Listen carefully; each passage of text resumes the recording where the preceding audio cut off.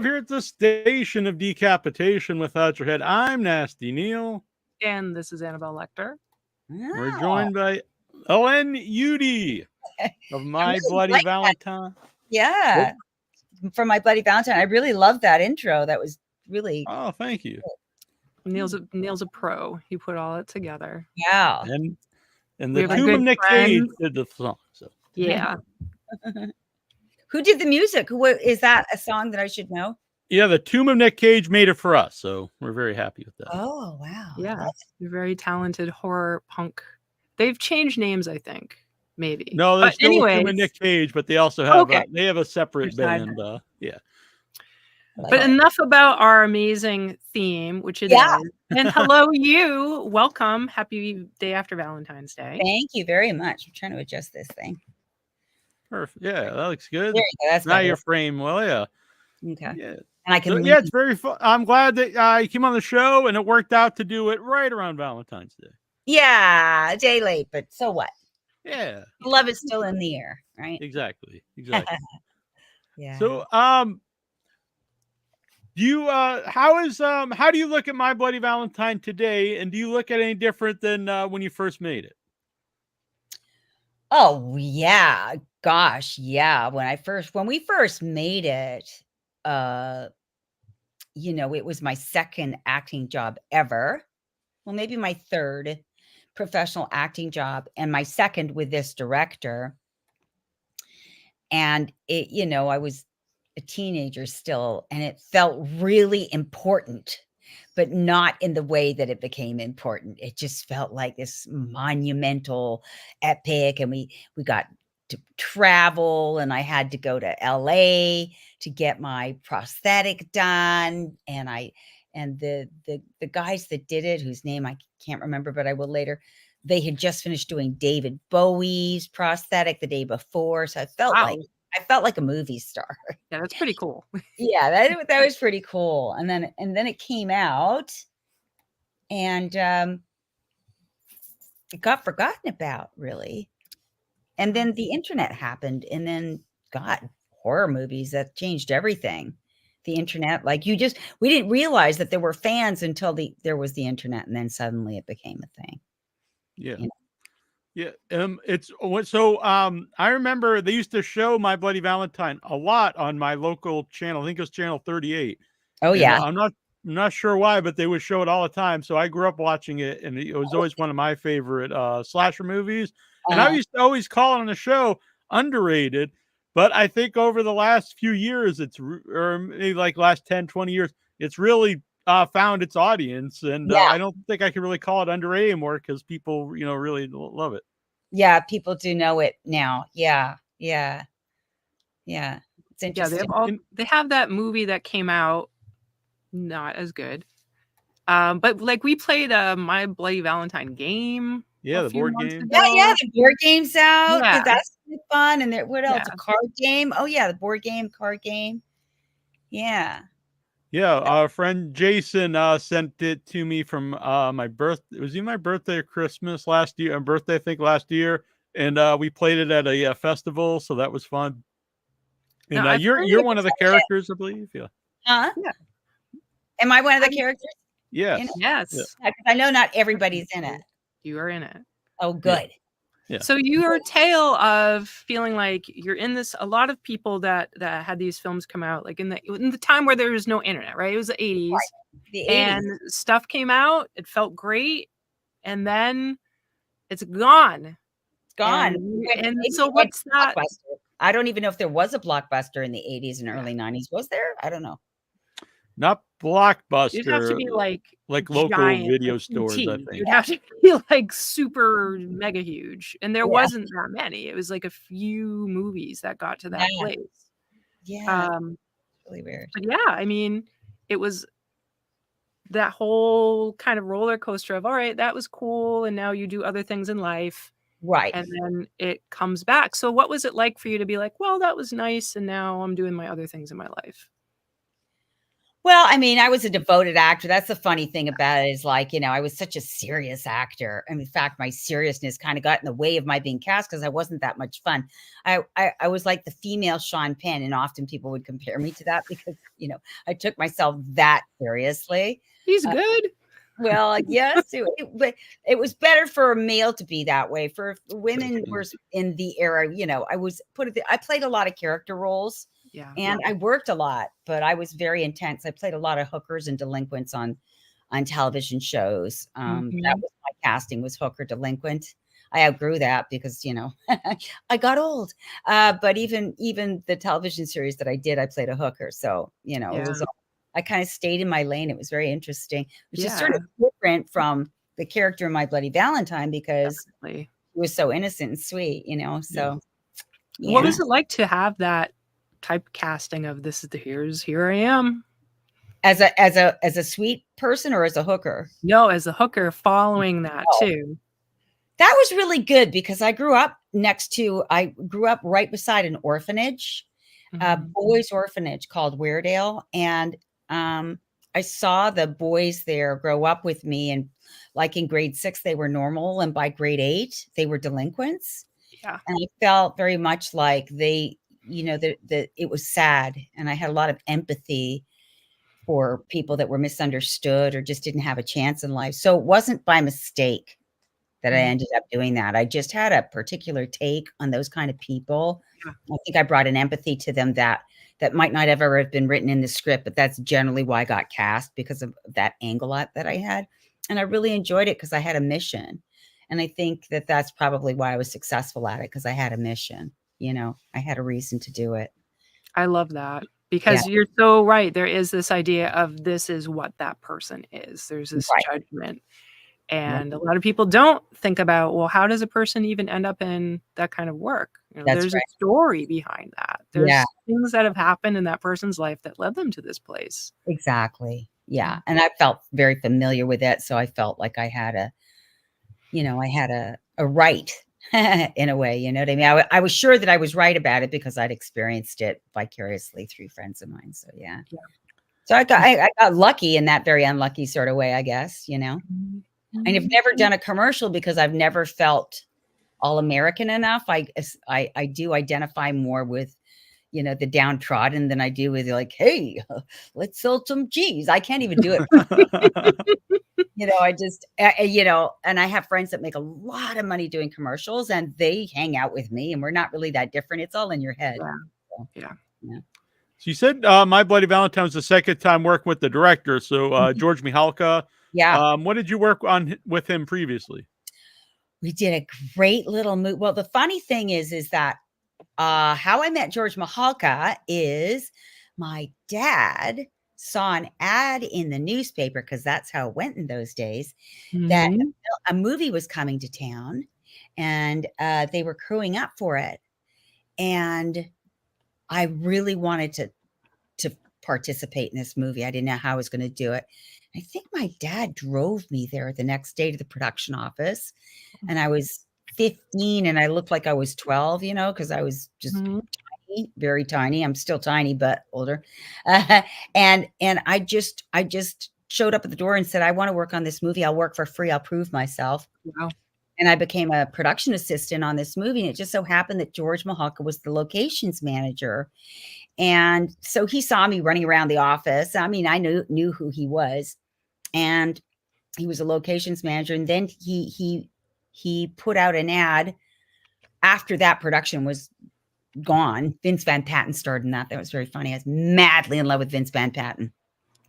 He ended up being the husband of a very good friend of mine, Betsy Russell. So it was very weird because I started in Canada and he was like this movie star that I was so lucky to see. And then I became friends with him. It was very weird how things work out. But he saw me and I answered another ad. It turns out, unbeknownst to me, he was a director. And I think the fact that he had seen me in my raw element, just being myself, I think that might have played a little into how I got cast, because I'd already impressed him in some way, luckily. So it was called Pinball Summer. Now they call it I know, right? Dating or what? Dating yourself or what? Now they call it, I don't know what they call it. They call it something else because, you know, I think it's now retro to say pinball summer. But if there was a time they were like, I liked it. They called it pickup summer in the end. Yeah. Yeah. Hello. Someone else is joining. Yeah, it's Terrible Troy is now with us as well. My brother here. Hello. Neal's brother. Yeah. Hey, Troy, what's up? How we Troy doing? has also got food lighting. I feel I'm like great. How I you should doing? have done the little mirror. Your place is cool. I like your place. Thanks. Yes, and we see the dogs in the background. I've seen them a couple You times. just, Like we're there's gonna probably summon rat, something, I think. there's a rat cage behind me as well. I'm like, oh my God, they can see Oh. everything. I didn't think that. I There's like it. rats in that cage. There's a couple of rats in there too. Really? I've heard they're awesome pets. They're awesome. They're so cute. They say they just like pee a little water, and that's all you got to worry about. Oh yeah, they're so easy maintenance, totally. And they're really like tiny little dogs. Unfortunately, these guys were rescues, and they're not. They don't like people that much, but you know. But you're giving them a place. Oh. You're looking out for the people in need, the rats in need. You're there for Exactly. it. There's no stress there. They got That the means they're cage. smart. They don't like people too much. They don't like. Yeah, exactly. They have stories. Yeah. So, did the previous work with George lead to My Bloody Valentine? Did he like tell you about the movie? Or? It did. And the interesting thing about it was that all I had to do for the audition for the next movie was scream, because apparently not everybody can scream. You can be a really good actor, but apparently not everybody has the capacity to scream. I was like, oh my God, we had a lot of screaming in my house. I know how to do that. I know how to do that. So that was no problem. Yeah. So was that like, did you have to like audition your scream? Like show Yes. them you could do? Yeah. Yes. I came and I met George and the producers, and I screamed. He said, give me your best scream. And I gave him my best scream, got the job. Very, very sweet. I mean, I was so lucky. I was so lucky that George was there for me because he started my career. And the only caveat was that I looked a teeny bit like Lori Hallier, and I were both blonde, had long blonde hair at the time. So so we had to change my look a little bit. And that was fun. It was fun. That look was fun. I made the mistake of like being a real method actor. I was totally into Sean Penn. Like anything he did, I wanted to do. So I only brought the clothes for the character to the shoot. So, hey, you're pushing me, boo boo. I'm sorry. I'm sorry, little one. He's itching himself on my knee. But so I had to be Sylvia the whole time because I had no other clothes. So it was fun. Yeah. I just looked it up because we've had George on a few times. He's a really great guest. And so the first time we had him on was 2008. And at the time we had him on, it was on Valentine's Day. Super and nice we guy. actually asked him about what he thought because the news had just come out about the remake. And he didn't know about it. So we actually broke the news to him that they were remaking his own movie on our interview. And we thought that was very weird that no one asked him for permission or even informed him that they were remaking it. Yeah. They didn't. No. Yeah. Weird. And it is strange that it's one of those movies that didn't go on. Like there was a, like all the other movies did. And I think the setup for this movie was so unusual because it was Canadian and there was just something sweet about it. And I don't know why it didn't go on, but it just and the killer is unique looking. Yes. Which I have him on my shirt here. Yes, I like your shirt. Thank you. And a great theme song. I'm always a big fan of the Ballad of Harry Warden. Harry Warden. Yeah. I think, did Tom Kovacs do that? I don't know. I think one of the actors did that. I think Tom wrote that song. I'm going to check it out. Yeah, I'll have to check it out. That sounded Canadian. Check it out. Yeah, I've got French Canadian family members. Oh, do you? Oh, interesting. Yeah. It's like half the people.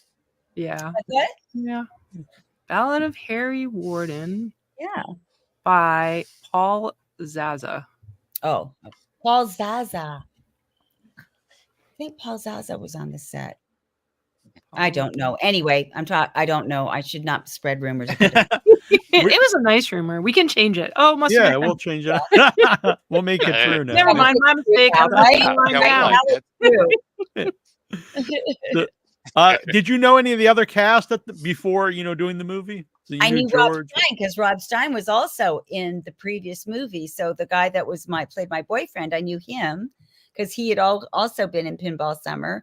And Carl Marat, who gets his face boiled, he was also he was the lead in Pinball Summer. So those two guys I knew, and Tom was in Pinball Summer too. Yeah, George really, he started all our careers. So Tom Kovacs was also in Pinball Summer. He was great. He was what do you call it? He was a Hell's Angel, chief on a motorcycle. Oh, wow. He was very good part. Yeah. So did you keep in touch with everyone after My Bloody Valentine, or did you kind of drift apart? No, we never drifted apart. That's the weird thing about it. Even though the movie to us had come and gone, but as friends, we remained friends because we loved each other. We had a great time, and we were all really young. So it was kind of like our college thing, or it was like our whatever you call it. It was a very bonding experience. We had a lot of fun. We wanted the movie to do well. Everybody was in on it. We loved George, and we all just got together as much as possible. We all grew up we were Canadian, so we all grew up as actors together. And then myself, Robbie, and Lori went to New York, and we hung out in New York for a while. And then Lori and I ended up in Los Angeles, and we stuck together there. You know how Canadians do. We stick together. And we've all been friends, very good friends ever since. Like, it's like family. Yeah. Yeah. We had Paul Kellman on the show a long time ago, and he was really nice on the show, and we kept in touch with him. He passed away not too long ago. Was he someone that you kept in touch with? I did keep in touch with Paul. Paul was ill, so he wasn't gallivanting around with us. He was ill for a very, very long time, which was such a surprise to me. Yeah. I would not have thought that he would get ill and that it would be so lasting. And my gosh, the Paul that we knew at the end was not the Paul that I knew. He was very handsome.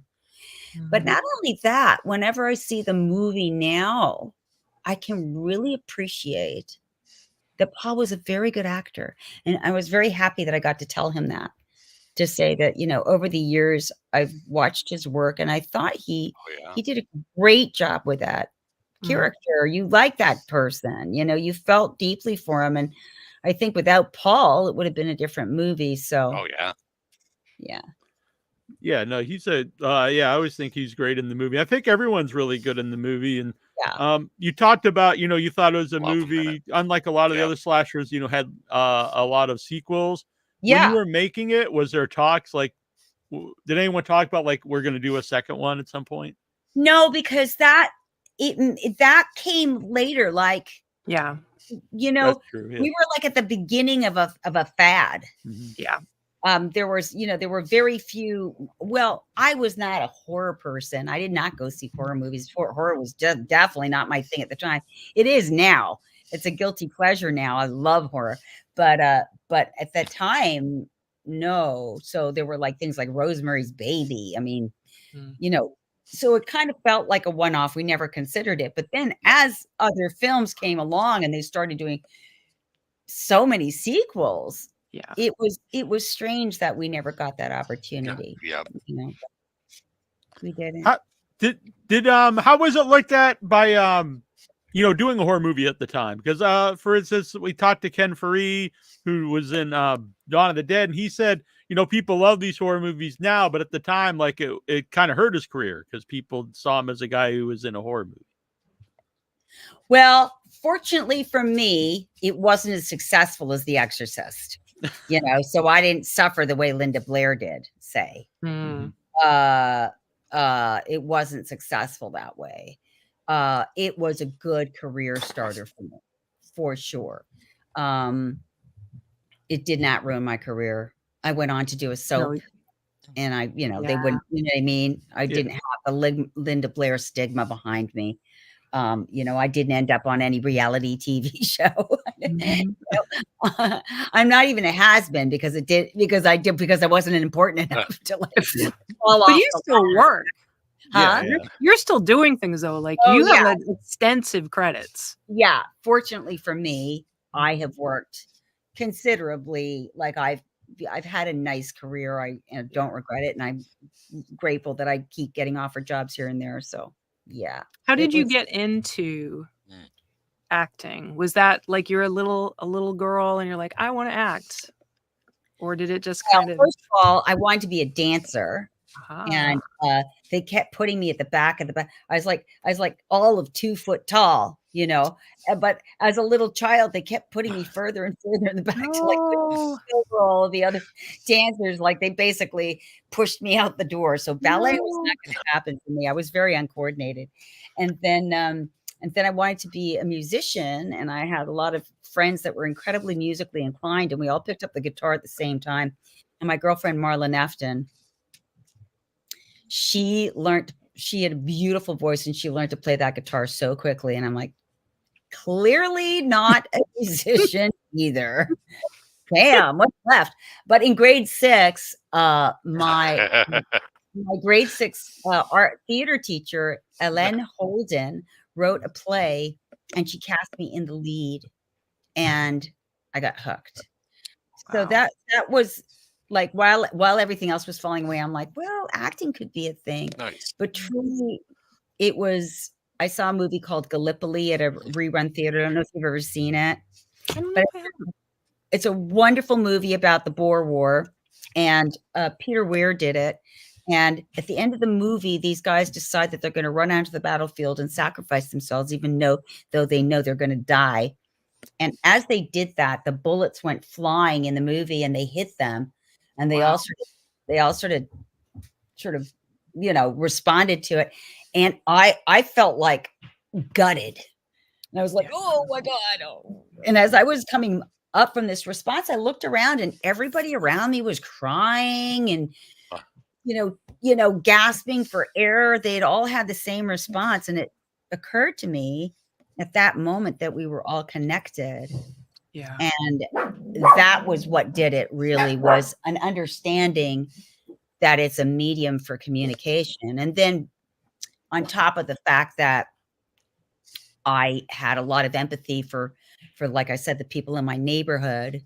Mhm. And so I had a reason. So all of those little things lined up really, really well. And my dad, my dad was funny. He must have seen something. Well, he got me into theater school. So I guess he saw something in me, because he would keep finding these things in the newspaper. In fact, one time he saw something in the newspaper. I went out and auditioned for it, and I cannot sing, as I told you. And they hired me right away. And it was to go do this kind of Andrew Sisters type thing in Singapore. One of 3 girls chosen to do. Yeah, this wonderful. Wow. I know. And I went home all excited, and we told our neighbor, Mrs. Prince, and Mrs. Prince said, "You are not going to do that." And she called the police. And she was right. It was a scam. No. The next day we drove to the office building, or maybe it was 2 days later, 3 days later, and it was gone. The building was empty, and they got the guy at the airport with 3 girls. Oh, and I was That's like terrifying. 14 at the time. And my dad was like, "Oh, I'm so proud of you." Wow. Just thinking he'd started my career. So he had a lot to do with it. Fortunately, it all worked out. We had a great neighbor, Mrs. Prince. Thank God for Mrs. Prince. Looking out. Looking out. Yeah. She's like, "You can't sing." No, she didn't say that. But there's no way that's happening. Yeah.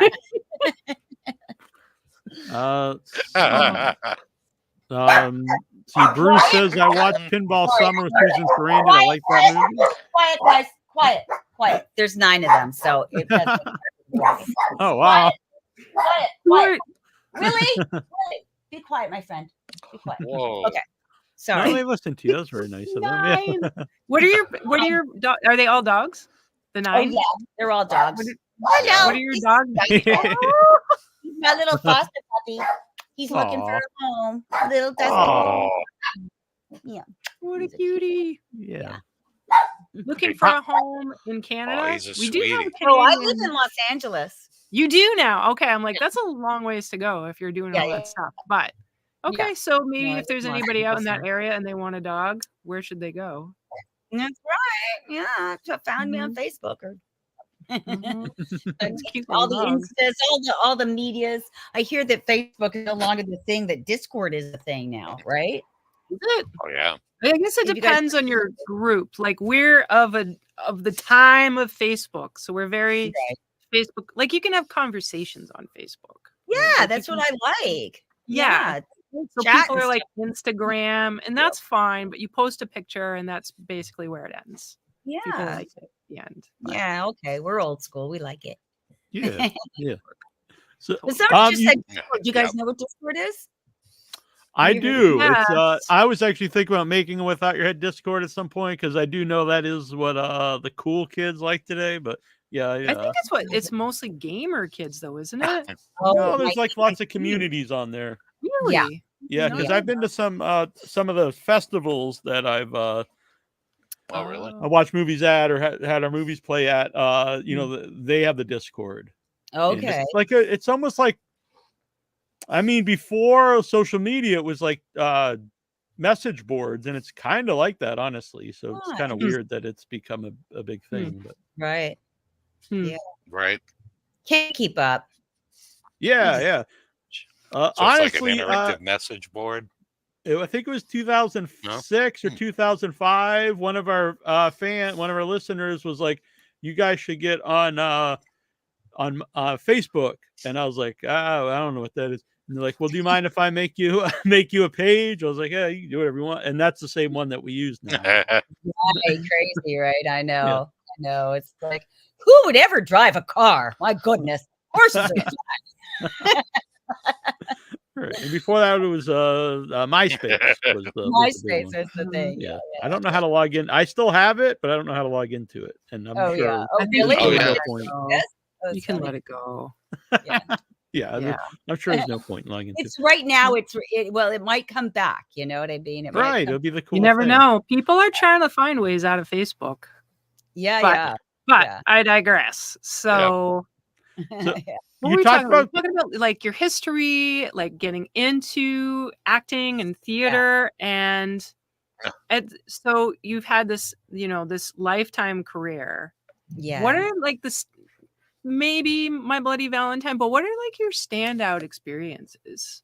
Oh, well, I mean, the other obvious standout is, is the television show that I was in called Dr. Quinn, Medicine Woman, where I played a hooker, the hooker with the heart of gold.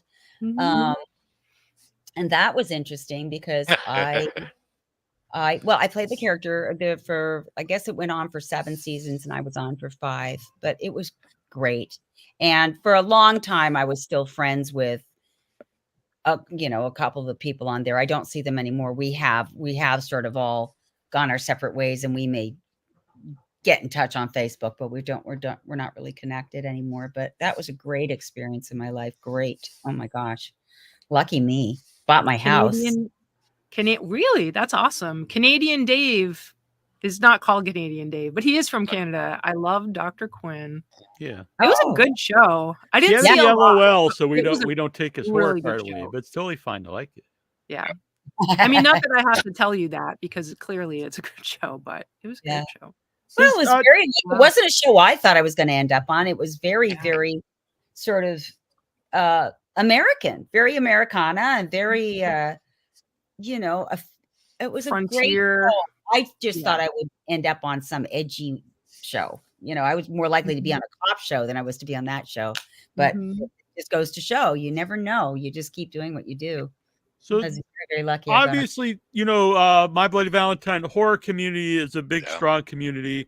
And then you're also on Deep Space Nine. Star Trek has a very rabid community. That was also a huge experience. Yeah. It was only one episode, but very memorable. We'll talk about that. But I was just wondering, does Dr. Quinn have like a fan base? I know it has fans, but does it have a fan base that follows it and follows, the actors? It has a lot of fans. It's amazing. But what is more amazing is that we did a Western show record autograph signing thing once, and barely anybody showed up. Wow. So really? horror fans are a specific breed Oh, of no. fan. Mhm. They will come out, they will travel, they'll take a plane.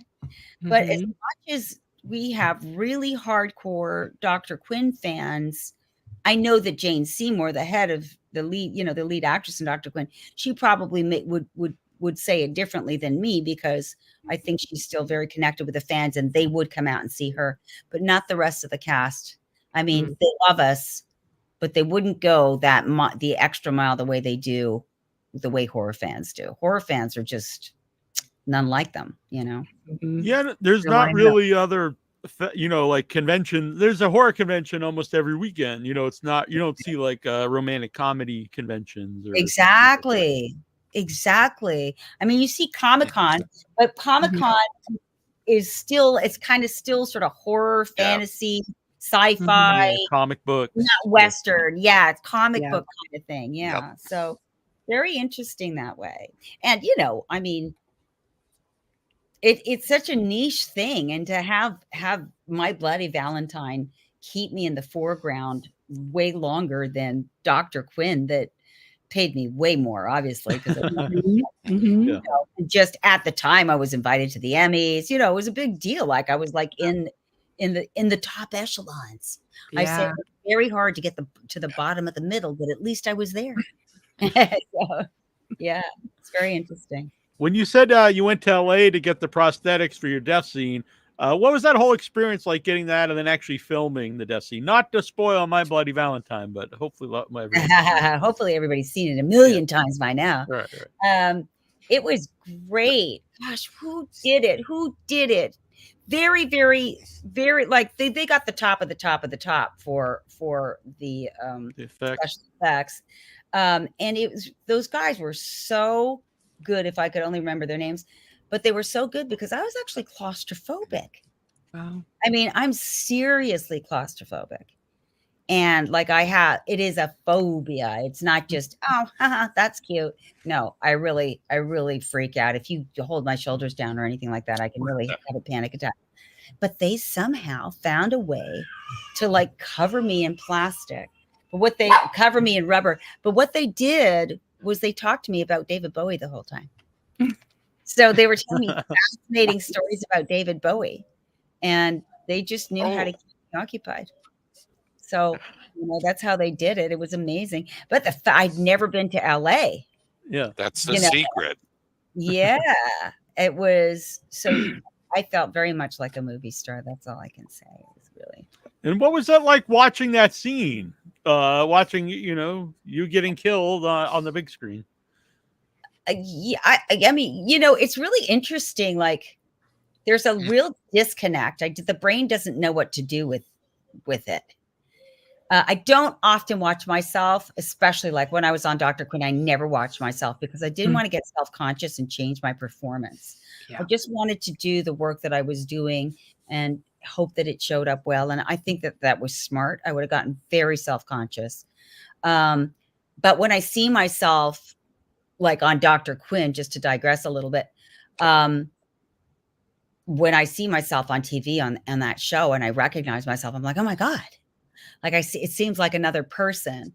When I saw myself on My Bloody Valentine, it was kind of exciting because it was in a big theater and it was packed full of people, and I was with the cast and we were all great friends and we were giggling. Right. And I was like 15. I don't even think I knew what was going on. I was like on cloud 9. Like, I don't think I had that experience of actually being in the room when I was in the room. But later on, it was really interesting to see my performance and to remember all the things that was happening at the time of the performance. But it's always a very weird thing to see yourself. It's very weird. There's some actors, but I'm not good. I don't like it. Did the father that was trying to get you to do this stuff, was he able to see this movie? Oh yeah, he saw My Bloody Valentine. Oh yeah, he did. What do you think? I think my dad was a bit of a snob, but he wanted me to go to Stratford and do Shakespeare. He would have been, he was British, and so he coached me through theater school. I would not have gotten into theater school if it hadn't been for my father. He was very, very well read and stuff. So he was a little snobby. But when he died, so I'd say, "Oh, Dad, I got a job," or "I'm working on this or that."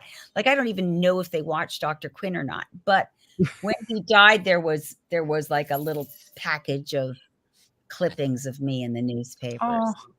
He secretly cared quite a bit. And that was very sweet. It was so nice to find that, but he didn't want to give me a swollen head. I think that's what just wanted to be normal. That is very sweet though, to find that out. Yeah. I also want to know, what was it like filming in the mines themselves? Well, here's the funny thing is that I remember going in the mine, but unlike the rest of everybody else, I actually didn't die in the mine. I died in the coat room. Okay. That's above the mine, or that is above the mine. The cloakroom is above the mine. Then you go down into the mine. And the mine was so dangerous even then, really, that they tried to have very few people down there, only the people that needed to be down there. But I'm sure George told you the story about how they were really excited. They found this mine in this little town and everything was great. And the people were excited. And then they got to the mine and they had cleaned it up. No, they cleaned the whole thing up and it didn't look, it just completely. So in a panic, I had to spend a couple of days redressing this mine and making it look dirty, and shabby and creepy and all of that. They had done their best to like make it look good, to make it shine it up. What do you think people were going to do filming in a mine? Yeah. Well, people are funny. They're, they want to be proud of it. Yeah. It was a funny error. But I was not really down in the mines proper because they really wanted to limit the amount of people that went down there. So I don't have any stories of that. No, I wouldn't think that would be a good time for someone who has claustrophobia. Probably not as well. Exactly. Yeah. It did look like tight space and stuff. It didn't look like a whole lot of fun, to be honest. No. But it looks good. It comes across like, this is actually mine. It's not. Yeah, it's not something that someone made. And no, it's the real deal. I mean, that's the cool thing about it. Really is the real deal. And I mean, I think that George needs to be given a lot of credit. I just think he was really talented. I don't think anything about that movie is incidental or it's just like, well, this is what we had, so we did it, and it fortunately it worked out okay. I think it was very well thought out, and I say that because I did his first movie, which I also think is a piece of brilliance. Like, if you look at it, it's intentional. It's kind of a send up of the Archies, the Archie comics. It's a send up of like cute little feel good teen comics. Now, when I was doing the movie, I had no idea.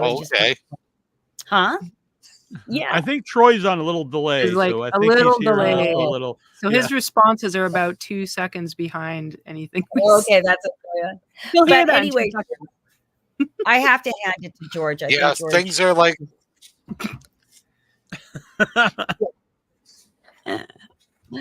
Yeah, I need to leave a space for you to have your comment. I'm just talking up no, it's good. It's good. Yeah. Yeah. You were saying. Yes. What was the question? Now I'm confused. Neal, what was your question? I think we were talking about the mines. Yeah. And then you were talking about how people should respect George because his things were intentional. Yes, very intentional. Yeah. So he's a visionary. So if it's on the screen, and you get a feeling, it's because he wanted you to have that. Yeah. And I don't think as an actor, I knew that. I was just there in the movie. So it was fun afterwards. I guess that was one of the big surprises, is to discover George in a different way, so yeah. This is probably more a question for him, but were you aware of how much they cut out of My Bloody Valentine? Because, they cut down the death scenes quite a bit. I was told that. So I didn't know because I was in the scene. So I didn't know what they shot really, because you're just doing the work and the cameras are doing what the cameras do. So I don't know. I did not see it before they cut stuff down because it was the Canadian. They didn't show the movie even once with that stuff in it. All of my work was in there. All of the scene is written was in there, but I think it was probably softened. I think, they probably, I don't know what they did, but obviously they had to pass it had to pass the censorship. Yeah. But as a kid, I was not aware. And I'm very sad because George says that one of the best,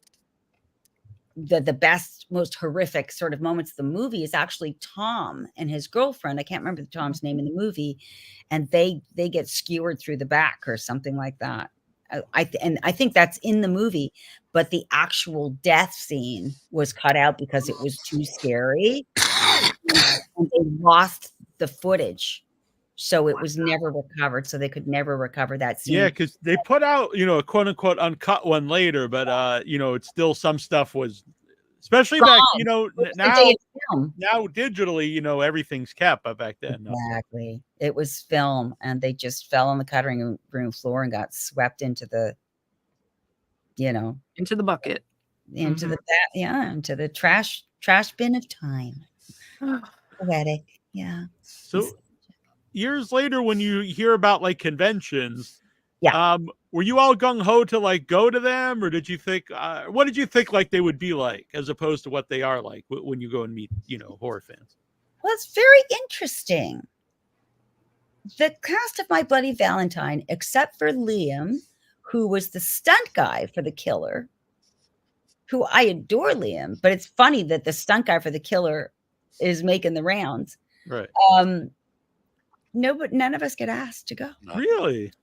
Very, very rarely. We're going to do a cast, except as a full cast.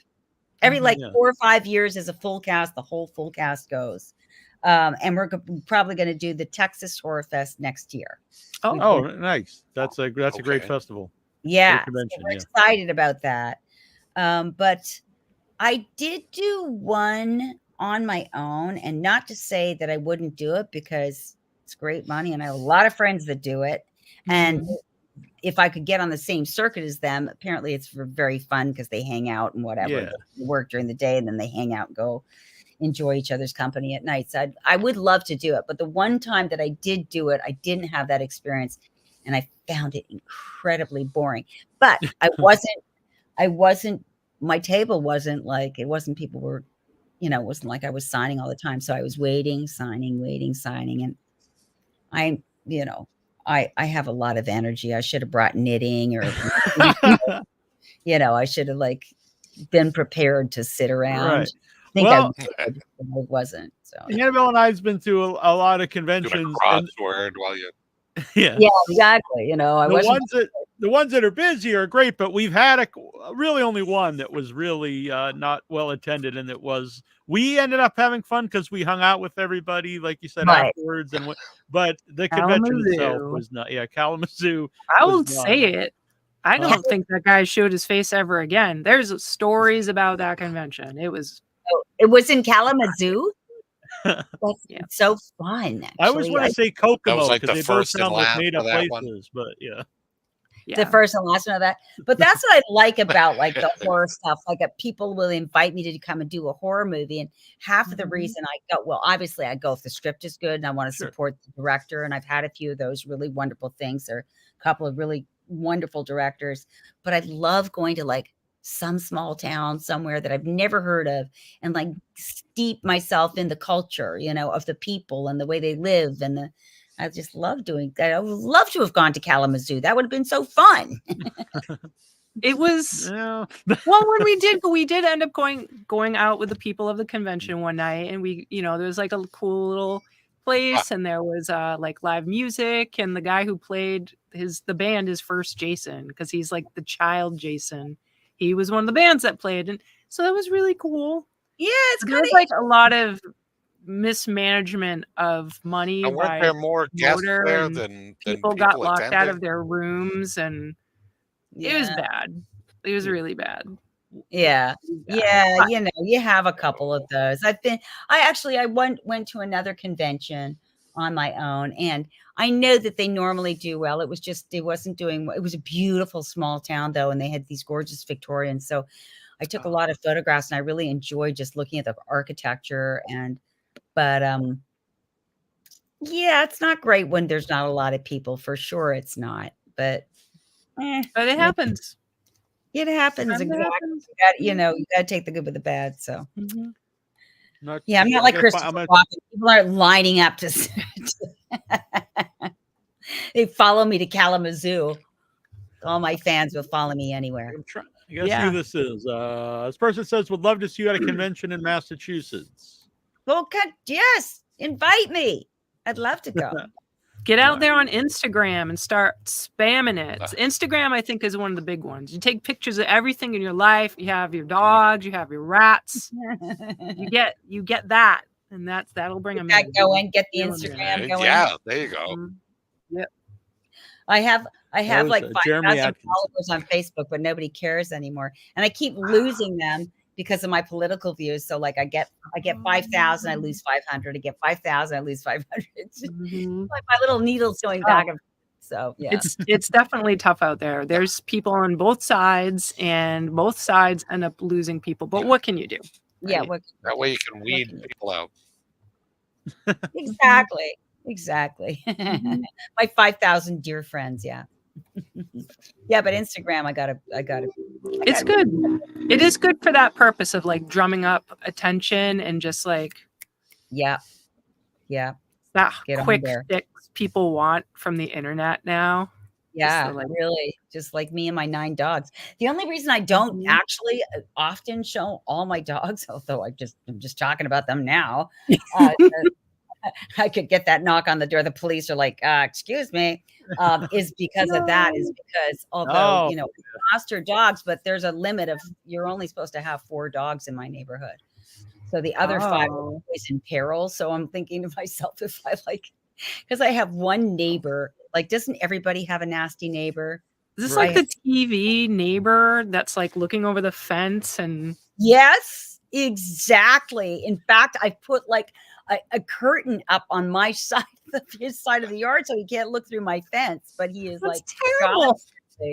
Oh my God, you have no idea how horrible it is. It truly is. It gives me a stomachache just thinking about it. This person has no life. What? This person has no life. No wonder what's going on with a person that's so fixated. They want to destroy me because it's very upsetting to him that I'm breaking the law, that I have 9 dogs when I should only have 4. Just whatever. Anyway, yeah. Shame. But you're making it work. I make it work. No, but I worry about like putting myself online. We have a rule in our town where if you have more than 3 dogs, you have to get a kennel license. And I think that's the only reason we don't have 12 Shebas running around our place. Well, you could get a kennel license here as well, but the fact is that while you're waiting for the kennel license, you're not they'll remove the dogs that you have. Wow. So it's a really weird sort of circle that you have to navigate. Yeah. You gotta get the license before you get the dogs, kind of thing. Oh, the rest of the dogs. Yeah. What do? Come and inspect, and that's right. Yeah. Right. You need a friend that can foster your foster. I know, right? Got to work on it. Hey, anybody that wants to foster my fosters while I do that, DM me on all the Instas and maybe even on the Discord. I don't know. I'm not there yet, but Yeah. We'll work on the Discord after the show. We do have a lot of dog loving friends. Try the Discord. So. Yeah. Sometime co-host here, Trista Robinson, who's an actress in LA, she's been doing that. Fostering dogs or saving them and then rehoming them. She actually drove one. I don't know if she wants me to tell all the stuff, but she drove one out to another state that she saved, that she found was, I think, on the street in the highway, actually. Wow. Yeah. Oh, yeah. I get those calls and texts every day. In fact, somebody wants me to go and get a dog before Saturday or the dog will be euthanized. And it's like, oh, it's like so hard to hear that because sometimes I just can't extricate myself. And I'm like, Yeah. oh my God, is a dog going to die because I can't run and get it right now? It's just like so nerve wracking. Yeah, it is. We have some of our dog lovers in the audience right now. Pepe has 5 dogs. Oh. And Michael J. Epstein is a filmmaker in many different hats in filmmaking. And yeah, he's a Horror rescuer movies as and well. dogs, yes. Hi, He has Michael. little chihuahuas in 5 their dogs. little place. So cute. I got to put my glasses on so I can see you guys. Yeah. Yeah, Michael's a good man. I don't know if you know Michael or not. Maybe you know him. The see, you mentioned Deep Space Nine. He played a Ferengi. What was it like to get all the prosthetics on? Well, I think that part was supposed to be a recurring role, but because of my claustrophobia, they didn't handle it as well as the guys did. They didn't tell you about David Bowie. David Bowie stories. No, they didn't tell you the David Bowie stories. Well, what happened was it took the makeup, I think, took 3 hours to put on. And then they worked so incredibly hard on Deep Space Nine, and it was not unusual to have a 12-hour day, sometimes a 14-hour day. So I was basically in that makeup for 14 hours, 15 hours, and I had a nervous breakdown. Oh, I mean, I don't know if it was a nervous breakdown, but it was an emotional break. They called my boyfriend because at hour 13, I think, I was losing my mind. And I must have been talking to myself. I don't remember it all very clearly, but I was like, I think I'm just going to go in there and tell them I'm done for the day. Yeah, that's what I'm going to do. Tell them I'm done for the day. I'm going to take this makeup off, and then I'm going to go home, and we'll do this tomorrow. I must have been talking to myself because before I knew it, my boyfriend was on set. Like how they found my boyfriend, got him on set, who knows? But he was like, listen, it's all going to be okay. Like I was in an episode of the Twilight Zone. Like they were just going to cart me off and throw me in the mental ward or something. No, but it sounds like a panic attack. You were in a situation dealing with a deep phobia. Yeah. So I think it's something of a miracle you made it that long. Exactly. Like it just engaged me at a certain point in time when I got tired and I just felt suffocated. But after that, obviously I could not do, which is so sad because it was such a great part, the first female Ferengi. And I really enjoyed the character. But after that, from then on up until, present day, they know that they have to make sure that your client doesn't have claustrophobia. And because it's could have cost them a lot of money. Yeah. But fortunately I got through it and I just love that episode. Again, I'm very lucky. Like I did one episode of that, but I feel like it was an iconic episode. A lot of people asked me about it. And it was really a great episode. Armin was fun. And I just remember really enjoying it before I got crazy. Yeah. People, Quark is Armin. I'm a big fan of all the Star Trek. So yes, Quark. Yeah. Very, very nice guy. Yeah. I also those are real piranha teeth. Really? Yes, they're real piranha teeth, and that's they're pretty wild. Pointy. And I caught one of them. Oh, very pointy. Yeah. Yeah. It was. They couldn't like dull them down. They didn't. They were buff sharp. them out. They were sharp teeth, and they warned me. They said these teeth are very sharp. Be careful. So you got this, and you got to worry about sharp things in your face. I'm telling you, and imagine like the guy that plays Quark, he did that every day. Did he give you any tips or anything, like pointers, like while you're wearing all this? No, he didn't. He didn't. I think that I was very normal until suddenly I wasn't, and by then they just got my boyfriend, but I wasn't confiding in anybody that I knew that I was obviously doing something that made them know that I was an emotional, it was an emotional emergency. But no, he didn't. No, he was just really fun to work with. No, they just accepted me as a pro. I wish that I had been as pro as I should have been. I obviously, But no, they were just lovely people. It was a lovely set, lovely people. I can't remember. I had a scene with, I can't remember that girl's name. She's a brunette. I really like her. Also a very nice person. And the other thing was I was not used to the amount of takes they took. Like on Dr. Quinn, or on any horror movie I've done, you're lucky if you get 4 takes. 2 takes is the average. You're lucky if you get 4. But on this particular scene, we were like at take 25. That sounds exhausting. And I did not know like what I could do better or different. And the problem is that you start sounding stale. So yeah, it was a very interesting experience working on that show. I would have liked to work on it longer and gotten into the groove of it, but there were a lot of unusual things about it because the director was also the producer and they had carte blanche. They were trying to make them. I mean, I think all of the Star Treks, they really, really, really wanted the shows to be brilliant, and they were willing to go overtime to get that done. So, yeah. You said earlier, you weren't a horror fan, and you are now. You said, right. But so what kind of TV shows or movies do you enjoy? Oh, I do all horror on Netflix. In fact, one of my favorite. I forget the name of it, but it's one of my favorite ones with the guy who ended up doing My Bloody Valentine, which is so exciting. He did the remake. Who's the guy in My Bloody Valentine? The remake. His television show is one of my favorite shows of all time. And then the FX show with I like spooky stuff. Yeah. So who is it? Dagnabbit, I have to tell you now. Let me see. That television series went on for years and years and years, and it's about ghosts, and they're 2 young guys, and they travel in the 70s, and they fight monsters. You know who I'm talking about. Sounds good. It's really good, and it's very famous. And what's the FX show with Scully? Oh, X-Files. X-Files is Supernatural. Supernatural is the show you're thinking of. Supernatural. One of my favorite.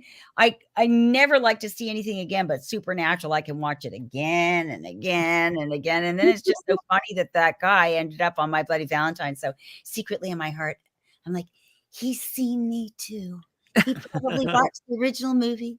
So I'm on his mind as much as he's on mine. Yeah, I love those guys. It's my 2 favorite shows for sure. I mean, there's probably more, but those 2 come to mind because they're 2 kinds of TV series where you could just revisit them. I don't know why. I never get tired of them, but because they're all different. That's what I like. Whereas you watch a CSI and it's just some guy murdering you know what I mean? It's basically the same, but there's way more variety in those 2 shows. You can watch an episode. And then there's I Love Lucy. I like that. Yeah, I'm a big fan myself. Nick at Night. They watch a lot of Nick at Night back when they would show all the classic. I Love Lucy, Dick Van Dyke Show. I like all. I'm not just a horror guy. I like a lot of that stuff. Yeah, the old kind. And I like Friends. I do. I like Friends and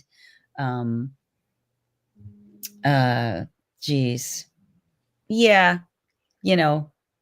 those are the ones that stick in my brain. I couldn't tell you what I've watched recently, but I have watched something. Oh, I'm watching The Circle right now. Circle? I don't know what that is.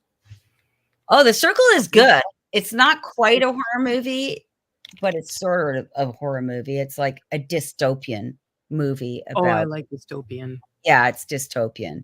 It's just about, the people behind the world that are masterminding the world. Who's the head of Facebook? Mark Zuckerberg. It's a little bit of a diss on Mark Zuckerberg and Facebook. When May is hired to work for the world's largest and most powerful tech and social media company, she sees it as an opportunity of a lifetime. Does it sound right? Yeah, that's the one. Yeah. Interesting. It's got Emma Watson in it. And Tom Hanks. Look at this many-peopled cast. Yeah. I'm surprised that people don't know more about it, but I'm enjoying that. What did I see recently? Beck is in it. Huh? Beck, the musician. Beck. Wow. Yeah, Beck's in it. But I'm a I loser, saw baby. recently, and it occurred to me like, wow, this is definitely old because it's so good. You know what I'm saying? Uh-huh. Well, Like, Dave Eggers is one of the writers. yeah. Yeah, Who's Dave I gotta Eggers? find this. The what? I've got to find this. Dave Eggers has done a bunch of like indie horror, weird things. Right. A lot of weird I things. like that sort of weird kind of, yeah, like Black Mirror type of thing. Like what we what world are we living? Like, Yes. the layer. And it's sort of, the world kind of feels like that right now anyway. Maybe it's because I'm exposing myself to this dystopian sort of media, but it feels like the world is going on. It's sort of peeling the onion, isn't it? It's weird. It's a crazy place. I saw that you have, some directing credits, a lot of producing credits. So, is directing something you like doing, and would you like to do more directing? I would. The thing that I thought about directing is, I thought I would quit acting for a while and get into directing because I wanted to be the storyteller, not the puppet. It's not easy to find a job as a director. It is so not easy. Like, if you want to pay for your play, you direct a movie, but no one's going to hand you a movie to direct. And so after about, I don't know, 5 years of trying, I thought, gee, I'm so lucky to be an actor. I just walk on the set. There's my chair. They pay me. They feed me. I go home. It's a good deal. So, but I would direct more if it was more available to me. And line producing is something that I do. I'm actually line producing a project right now, because I know how. I've been on sets my whole life. So I know the mechanics of a set and what you need and how to pare it down. And so I like, if I find an independent filmmaker that I think is really special, I will line produce for them, because it's a really thankless job. Like, you are busting your butt. And at the end, like, they don't have, like, they've pointed that out. They don't have producers awards. They should, though. Yeah, I'm aware of this. Yes. But so it's a thankless job, but I do line produce. Yeah, and I also don't think that everyone really knows what that means, producer. I think most people just think it's someone who puts some money into something. Right. And I get this on the independent level that a lot of this stuff is funded through crowdfunding, but a lot of the producer credits are people who donated to a crowdfunding, which is very helpful to the thing, but it's not really like a producer. Oh, that's true. Well, there's all sorts of things you could be a producer just because you paid, but if you're a line producer and you get a producer credit, it's because you're managing the money. You're making sure everybody shows up on time. You're breaking down the budget. You're making sure that the right amount of money gets spent, not too much, not too little. You're making sure that everybody makes their day. You're making sure that the actors show up, that the director's prepared. It's like the head of a company. It's like being the head of a company, a very small, burgeoning company where you're not sure that everybody knows what they're doing. So you're like, looking at every department. It's a really exciting job because it's so demanding. But it really doesn't pay very well. How did it come about for you to do that? Was it just, like you said, you have the experience, you've been on sets, but like, how did that start? Like, you starting to do this for other movies? Started because I had a movie that I wanted to produce that I wrote called The Last Blue Day is what it was called. And I had a bit of money because I was just off of Dr. Quinn, and I really was in that state of like, I want to be the storyteller. So it started with a movie that I produced, directed, and starred in. And I had to learn the ropes really quickly. I went to school actually just to make sure that I knew what was what. It was one of those 3-day schools called the Hollywood Film School. And it was so effective. This guy was such an effective teacher that within 3 days, every single one of us in the room understood how to put a project together. And, it was like how to bake a cake, but it's a movie. He gave us all the tools. And I started doing it then. And Hollywood Film School disbanded and became the Hollywood Film School that it is today. And my thinking is that now he's made a business of a school in which he teaches all of these things individually and gets paid a lot more money. So that 3-day school where you can learn how to make a movie doesn't exist anymore. But that's I how was thinking, that sounds really good. yeah. But now it doesn't sound as good. Right. Well, now he's smart. Now you pay thousands and thousands of dollars to get an education that he had pared down to a couple of days. Very smart man. But that's how I started doing it. And I love the intensity of multitasking. I like to multitask. I like to have my brain here and there. I like the challenge of it. I really enjoyed it. But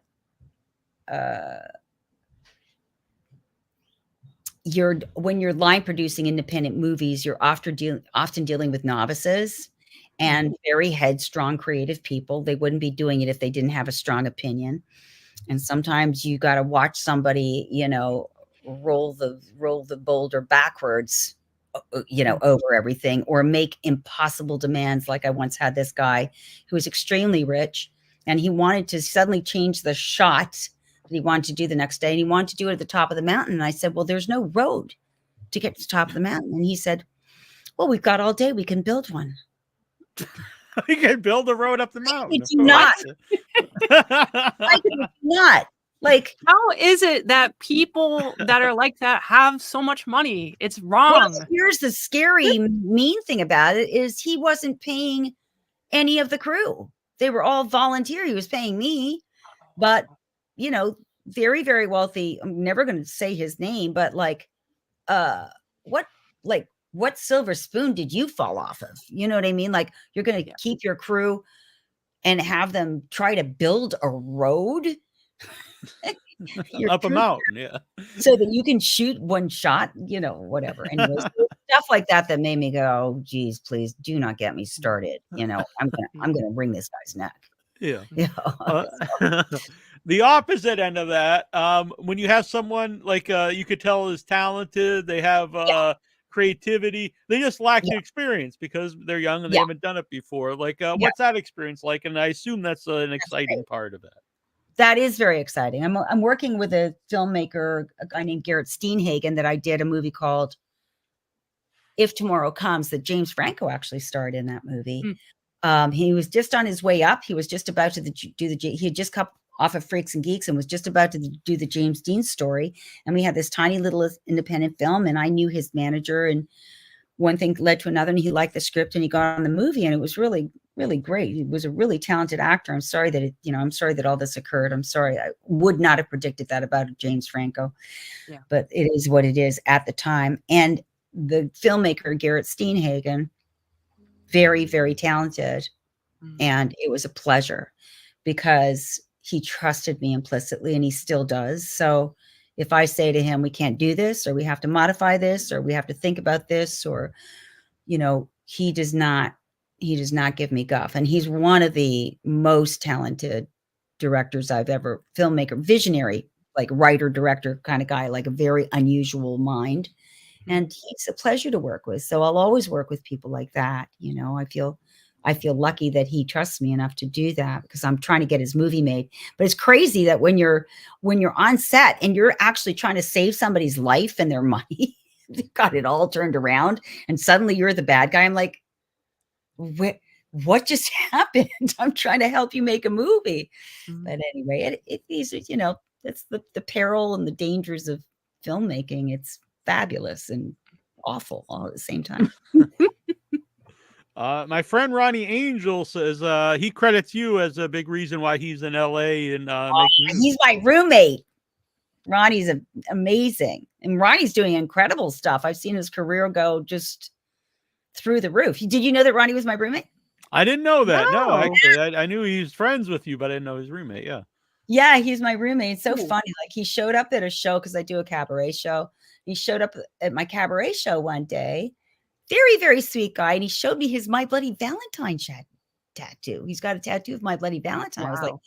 I was really impressed and also a little nervous. I'm like, what's wrong with this guy? That's a big investment. That is a big investment. Yes, exactly. But anyway, he ended up being my roommate. He's the nicest guy in the world. He's like family. He's so cool. That's great. Yeah. And he's he's just he's got books out about slasher films, and he's in all kinds of stuff. Killing it. That guy never stops. It's amazing. I'm like, what are you doing now? He's like flying in the door. I'm like, where are you going, Ronnie? He's like, I'm on my way. Where are you going? I'm going to do blah, blah, blah. He's also a wrestler and professional wrestler. He just went to Ireland, I think. Yeah. He just does not stop. It's crazy. Yeah. Yeah. He's a good guy. Very cool. Yeah. So I saw one of I know you have to go soon, but The Possession of Mia Cross, I saw you're producing and acting in this. So can you tell us anything about this? Yeah. The Possession of Mia Moss. Yes. Moss, I'm sorry. No, that's okay. Oh gosh. Remind me. I'm just having a brain fart right now. I know that filmmaker really well. Such a talented filmmaker. Oh, Possession of Mia Moss. Could it be possibly Jake Zelch? Yes, Jake Zelch. Oh my God. He's a good friend of mine now, which is so embarrassing. But I'm just, my brain does that. He is incredibly talented, and it's very kind of him to give me a producer's credit. I don't think that I did all that much except encourage him, seriously. Well, that's a lot. It means a lot. There's a lot of people out there who don't have that. Yeah. So. I think he's really, really talented, and I really hope he continues. I've been very lucky meeting Jake Zelch. Troy Escamilla is also incredibly talented. Love Troy. And Troy's prolific. He keeps doing stuff. There's a filmmaker named Jackson Ward, and I know it's been probably 8 years since we filmed his movie Vampire, and I'm so upset about it because, if you're a new filmmaker, it's exhausting. It's exhausting. Some people don't make it to the finish. They get self-critical. The project isn't looking the way they wanted it to. They lose their minds. They lose their sight. Whatever it is, that they talk themselves out of it. It costs a lot of money. They don't know if they should invest any further. And some of them stop in the middle. Jackson Ward is a person that did that, and very, very sad about it. I keep trying to encourage him. So Jackson, you got to do something with Vampire, because it's a brilliant movie, and I'm hoping that he revives it. I also work with another wonderful female director named Rebecca Reinhardt, and I know she's going through. I know that name. Yeah. Mm-hmm. Movie. I was in two movies of hers, but her second movie is called Tin Roof, and I'm in that. And I know that she's struggling right now, and everybody's trying to say, look, just put the movie out that you've got. Don't. Yeah. Not every movie's going to be brilliant, and it is a disappointment, but at some point you got to let the baby go. She's saying, when do you know to let the baby go? Well, you don't ever know, really. Mm-hmm. You suffer. That's what you do. But at some point you got to let the baby go. So yeah, filmmaking is not that easy. So it's fun if I can participate in some way. Yeah. Yeah. And help. Yeah. Yeah, there's a story for Tin Roof, actually. I don't know. I'm not going to tell it. But anyway, yes. You got to trudge along there in the trenches when it looks like the whole thing's blowing up. You're like, calamity. Oh, my God. So many things can happen. And it was one of those movies where we got to the end in the end. It was good. Mm-hmm. And where can people follow you to see what you're up to? On the old-fashioned Facebook. Because I'm an old-fashioned gal on the old-fashioned Facebook and on Instagram.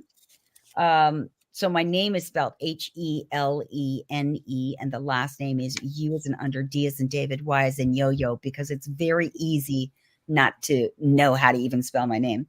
And on those are the two really that I work with. But I also have a cabaret show called Vasi Stas, which is really set in the 1920s. Ooh.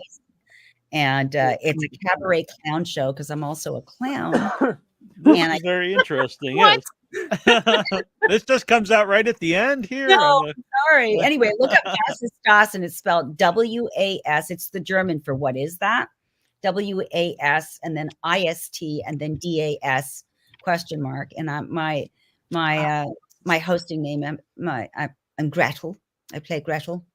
And it's really, really a fun show. We have opera singers and acrobats and puppeteers and clowns and stand-up comics. And it's just a real mix-up of all sorts of wonderful things. The clown community in Los Angeles is alive and well.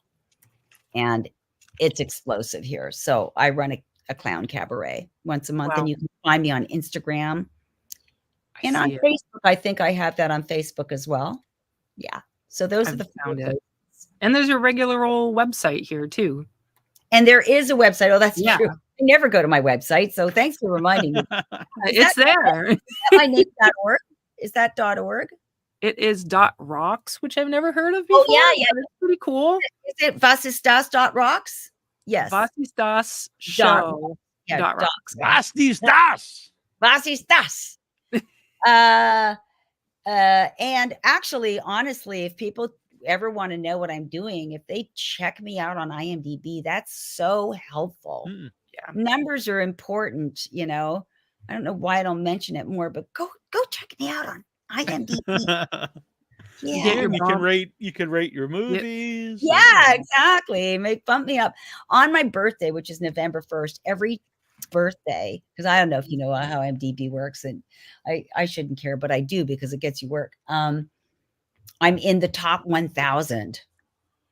That's not bad. Only for There's a lot of people out there. For some reason, on my birthday, people want to check in. It's so funny, and then I go back down to the like 12, 13,000, 14. Yeah, I think I'm 113,000. Oh, see, all right. Well, you know, and you're still ladder, Neal. walking it out. I've got a friend who, like, his name's Vince Duval, and he works all the time. And if you saw him, in fact, when we go out for dinner or lunch or anything, people are always staring at Vince, trying to figure out where they know him from, because he's on.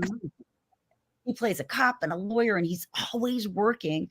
And he's like, his IMDb score is like, I don't know what it is, fluctuating, but in the 20s or 30s. Oh, and it's wow. like people recognize him more than they recognize me. So it's all bullshit, you know. This has been very fun. Yeah, it's been great. Thanks so much for having me, you guys. Thank you for doing it. Absolutely. I'm so curious I have about no this. idea what time it is because I don't have my glasses on. Okay, let me look. Yeah, I know you needed to, you're going somewhere, so I was trying to I didn't want you to be late, but yeah, you're so sweet. Yeah, we'll do this again sometime if you would like to talk to us again. Yeah, I had a really great time, you guys. Thank you so much. Excellent. And I'm gonna check out Vasistas. I need to know more. Yeah, that's like dog. Here. Bye. Bye, guys. Okay, see you later. Thanks so much. Thank you so much. Take care. Thank you. Bye. Bye. Bye. Well, I'll get you out of here. There we go. Oh, she knew how to get out of there. All right, we're gonna go to a break, and then we will be back with James Lamond talking about The Dead of Winter, which is a horror movie festival. We'll talk to him. What not it is a horror exactly. movie festival, Yes, Neal. Yes, I know. So glad.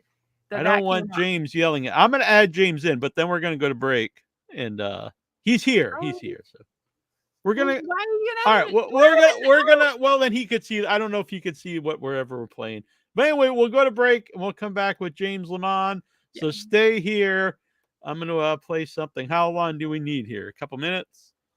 I don't know, like 5 minutes. All right, I didn't get to eat or anything. Okay, I'm going to play a clip of Clint Howard from Without Your Head. And then we'll be back with James Lamond. Cool. All right. See you soon. Mm-hmm. This is supposed to be playing. Hey, this is John Duggan, and you're watching WithoutYourHead.com. Listen, Rob is. I don't want to tout myself. He always hires me in a cool spot, and he appreciates my work. And in fact, it's been 4 or 5 years ago. He called me on the phone and he says, "Would you like to do a commercial?" And I said, "Who the fuck would let you do a commercial, Rob?" And he goes, "Oh, no. I did a Woolite commercial last year and they were very satisfied. And it's just, I'm at a production meeting and they were saying they were looking for a Clint Howard type." And I said, "Well, I have Clint's number in my phone. You want me to call him?" So he stepped away and called me, and I like gainful employment. And it turned out to be a great spot, funny spot. Yeah. And this one, Three from Hell, I play a clown that happens to knock on the wrong door. I think I'm going to a birthday party for 12-year-olds, and I end up somewhere completely different. because Mr. I got the address juxtaposed in my, I wrote down 367 and it was 763. Oh. And I get met by Bill, and we had a couple of fun days working together. I didn't keep working after I finished, but he did. That lets you know what the outcome of Mr. Baggy Britches is. Yeah, I got to see it. I loved your scene. It's very entertaining. Oh, good. Okay. I have not seen it. I'm going to. Rob says he's going to have a screening of it around here. Am I in it for more than 30 seconds? You're probably in it for, I'd say, about 2 minutes. Oh, really? Okay. So does he actually show me trying to be a clown? Yeah. It's a build up of you're trying to make Otis laugh because he says he'll let you go. I don't want to give too much away the movie. He'll let you go if you make him laugh, and so you're trying to. Yeah. No. Okay. Good. Then it's stuck. Hey, listen, that is a huge thing, and an actor. The only thing they want bigger than their bank account is their ego. And it really gets cut down a couple of sizes when you work, and you end up being kind of a highlight piece in a montage. Right. Yeah. I was to say, there's even a Mr. Baggy Britches patch out there that you can buy. Oh, yeah. Yeah, no, Mr. Baggy Britches, he's the real deal. The worst clown ever. It's hard to be funny when you got a guy pointing a sidearm at your head. I would imagine, yeah. Yeah, that's always been my mom. But I did get a laugh. You did indeed. Yeah. And you got many laughs. I'll tell you, Bill is a wonderful guy, and he seriously. I mean, I now during the build up to movies and everything, everybody hears how beautiful everybody is, but he really is a good dude. And, he's easygoing. He's fast. He knows that he's creative, but he also knows where he is in the scheme of things.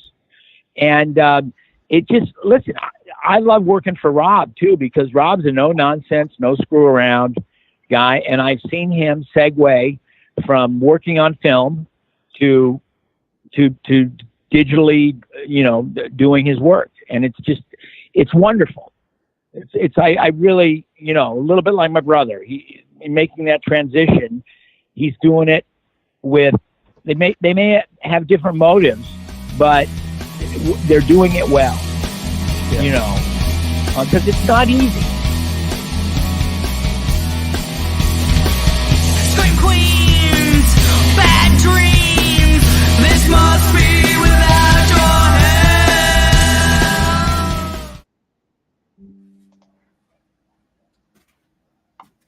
Hello. Hi. Where's Neal? I don't know. Hello. Welcome to Without Your Head. I am your host. Aha, sorry about this. I did not realize. I thought that was going to play longer. I thought I had more time. And I'm Nasty Neal. And I cannot hear anyone. I already did it. Uh-oh. And that's Nasty Neal. And we're joined by the amazingly super talented, does so many things, and is bringing to the New England area a new festival, a horror festival, not just a film festival. It is like, if you're a horror fan, be there, because that's the place for people to go. If you're a horror fan and you care about all of the things, all the art, the music, the costumes, everything, this is where it's at. That is accurate, Annabelle. That is incredibly accurate. Thank you. Yeah. So hopefully you guys weren't here very long waiting. No. I'm sorry about that. All right. Seconds. Literal seconds. All right. Cool. Yeah, so it's good to have you back, James, and let us know, what is the dead of winter? Because I said horror movie festival, but you are yelling at people on Facebook, not really, but that it's not a horror movie festival. It's a horror festival. No. It's people call it a horror movie festival. People call it a convention. People call it a horror festival. And all I say to all of that is yes. It's all of it. It's everything. And I don't even know where to begin. Thank you, Flexi Knife Blood Guy. Yeah, I can't see your name. It says Facebook user, but I appreciate the comment. That's a good call. I'm gonna go grab the name here. I've been lifting, so yeah, I do look a little strong. Thank you. Oh, very good. Yeah. You ready No, to kick some ass here? That's Jeremy Atkinson. Oh, that's one of our featured cosplayers. Speaking of Nice. Unexpected Dead of Winter, Jeremy Atkinson will be appearing in cosplay. Cool. Yeah. Yeah. But no, Dead of Winter. About 5 years ago, before the world got turned upside down by a certain virus, we took a smaller stab at this called Dead of Autumn Horror Festival. Oh. And it was set in an arcade, and we had a lot of the elements that we're bringing in, a convention element, film festival element, all happening at the same time. It was absolute chaos. We've kind of learned our lesson from that, and we've paired things off a bit. But then COVID happened, obviously, after Dead of Autumn, and the world kind of fell apart. And, Colleen. Hello, Colleen. Colleen will be there, of course, without question. But yeah, no, we took our time thinking about how to bring it back, and just waited for the right opportunity. And then we ended up, our partner company, Magenta Manor Productions, hooked me up with John Keogh and Manny J Media out in Worcester. And we just kind of looked at what made the most sense, how we could do this, when we could do this. And then, of course, we threw all that out of the window and decided to rush to the finish line. We started planning this like literally 8 weeks ago. So what? Yeah. Whoa. Wow. Yeah. 8 weeks ago. Well, you're making it happen. I mean, it's like the place you got. I'm going to find a picture of it so Neal can share it, because this place is like, and it's cool. For a lot of us in Massachusetts, remember Rock and Shock, and that was it was devastating when Rock and Shock ended, because that was everyone went out there, and we've never been the same since. No, as a community here, we've never been. I agree, and and that's in Worcester area, so it's cool to have something in the Worcester area. Oh, that was 100% intentional. Yeah, it's literally 2 blocks from the DCU Center on purpose. Yeah, I saw that. This isn't an accident right there. Yeah, it's not an accident. That's a deliberate move. It's horror. New England horror needs to go home, and Worcester is its home. Period. That's the reality. We haven't had Rock and Shock now in 5 years, and that obviously had nothing to do with COVID. It was just and it wasn't even announced till after the show. I remember being there, and then afterwards it was like, this is the last one. Yeah, that was a huge blow to everybody. And I mean, like, if you've been doing it, I've been to literally every Rock and Shock, either as a friendie or as a businessman doing my thing as a vendor or whatever. I've literally been to every Rock and Shock from the first Rock and Shock. So I took it extremely hard when it was over, because that was like a staple of a lot of our lives for like 15 years. You know what I mean?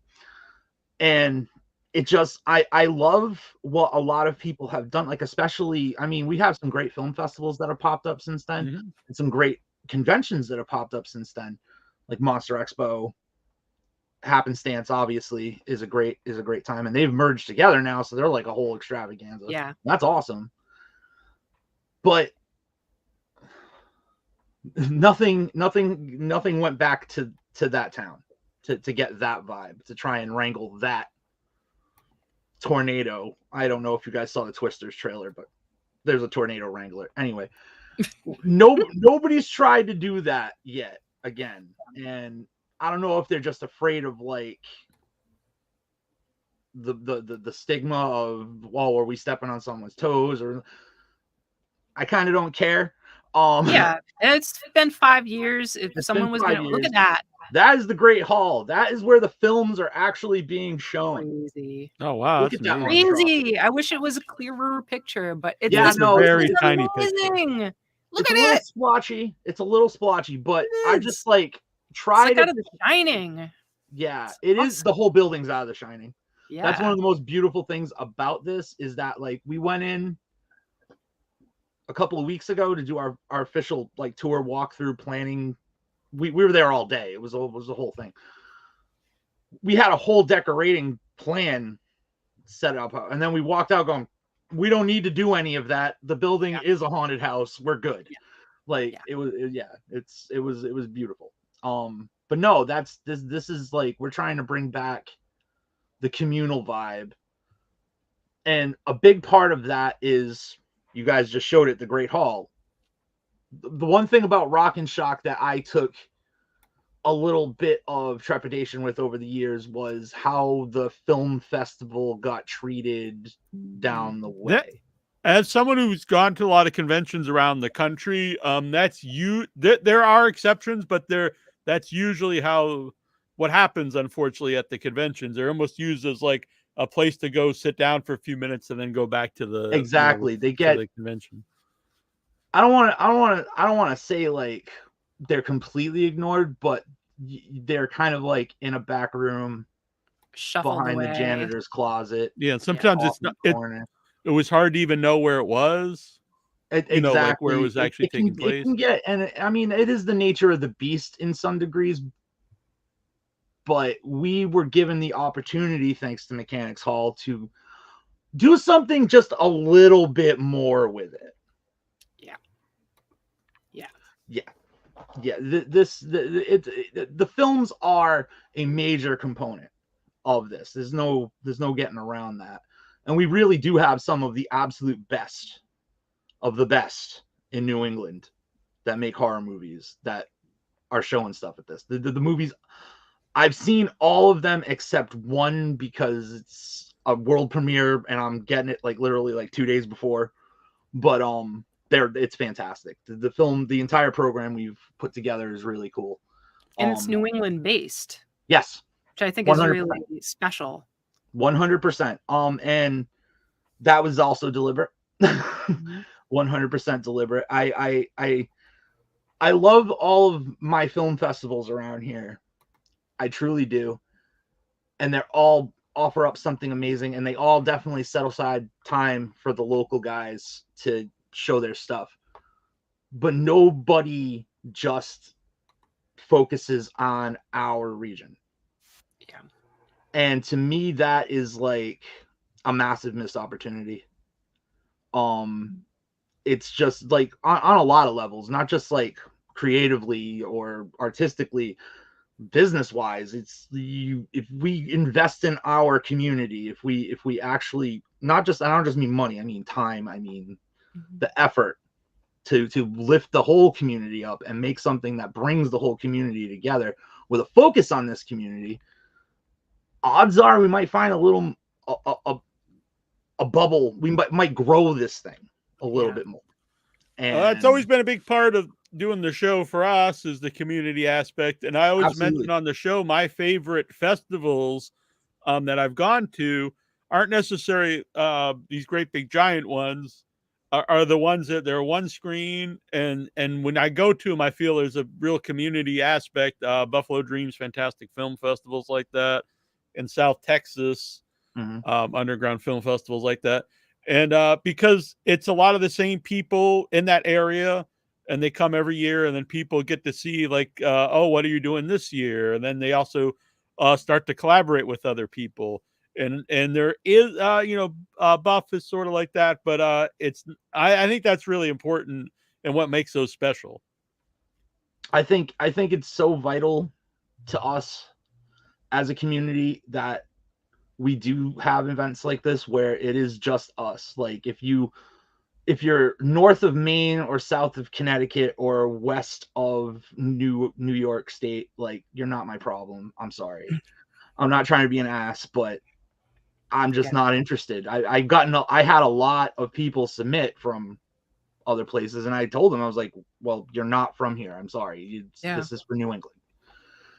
And there's a creative angle to this too, because we want to make sure, it's very, very important to me personally and my whole team, that this is like not only like curated in the sense of like what we've chosen the show and whatever, but curated as in like the entire show. Yeah. the time is curated, the plan is curated, the how we're approaching to do all of these things. It's all very thought out. It's more just it's not just throwing all the films on a screen and, you know, saying here's the movies. There's intermissions. So that's like, and to me that's like super important. Because there is so much more going on at this festival than Agreed. just we have, like, I think as of this morning there's 38 vendors. That's excellent. That's great. And that's going to be, and again, even the vendors are curated to a degree. There's a downstairs convention floor. Okay, let me kind of walk you guys through this so you can understand Yes, it, because it's going to be mind. okay. So it's I did this on Butt and Blood at the Boombastic the other day, so it's all about local love. Exactly, baby. Facebook user, don't know who you are. Awesome. Ashes Simone Rahal from Magenta Manor Productions, one nice. of my partners, person on my team, beautiful. Colleen acts absolutely building up the local film family is so important. It's not just about the film family though. It's about the whole shebang. It's about the vendors, it's the artists, it's everybody. But I'll walk you through it so you guys understand. So 11:30 a.m. on Sunday, February 25th. You're buying your ticket, or you already have your ticket. You're picking up your VIP package, whatever that might be. You walk up the first grand staircase. I stress the first grand staircase. And you come to the black carpet area. That's right. At Dead of Winter, we don't do a red carpet. Ooh. Fuck red carpets. We have a black carpet. Get your picture taken. There's going to be 3 different photographers, 2 videographers. There's going to be plenty of documentation. Wow. We have an absolutely amazing photo op area between 2 incredible classic ticket booths, these old Victorian monstrosities that just look amazing. Get that done. Don't get it done. Whatever you want to do. This is your day. You choose how to do it. Once you get done with the black carpet area, go behind the black carpet area and you go into the Galleria of Gore.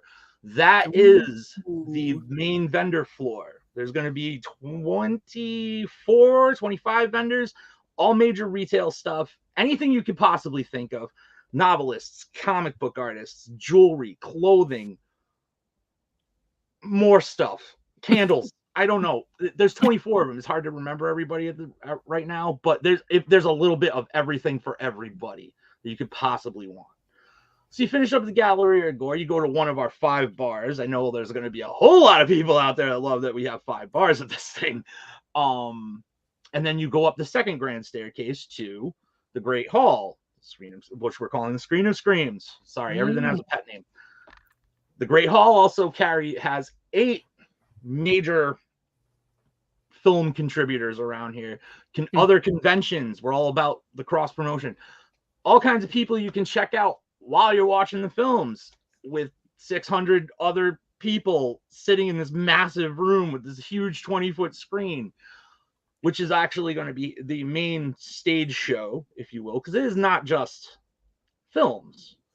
We're doing something totally different. You got our 2 hosts, PJ and Ashes Rahal from Throwdown Thursday and Magenta Manor Productions, will be emceeing the whole night. Every filmmaker will get a chance to step up there, get on that stage, and talk about their movie beforehand. Instead of your, let's call them what they can be, a little flaccid Q&A session where all of the filmmakers get lumped together into a ball and everybody just shouts questions if they feel like it. Nope, not here. Every filmmaker gets to say their piece before their movie comes on. And we stressed before, because if you didn't like it, I don't think anybody wants to hear what you got to say after that. That is brilliant. we tried. We tried to make this as awesome as possible. Then, if you're hungry, we have the Fantastic Food Megorium. I know. These names are amazing. I do what we can. We do what we can. It's awesome. And right now, we have 3 really incredible food vendors. Carts and Crafts, which is actually a craft service company that services a lot of film sets and stuff like that. They're gonna be doing like munchies, popcorn, the whole your movie food is handled. Then we have Mr. Munchies, which is a more of a recreational food company. Unfortunately, they won't be able to be doing what they normally do. Fantastic Fumigorium is going to be amazing because PJ Rahal, also from Magenta Manor Productions, he is not wrong. It's going to be a very popular room. I have no question about that. And then we have some amazing candy and just pre-prepared baked goods from Breeze Sweet Treats in there. I remember all those vendors off the top of my head because we only got 3 food vendors, so that's so far. But yeah, that's the experience. This is we're taking over the whole building. It's going to be amazing. That's cosplay. Lots of it.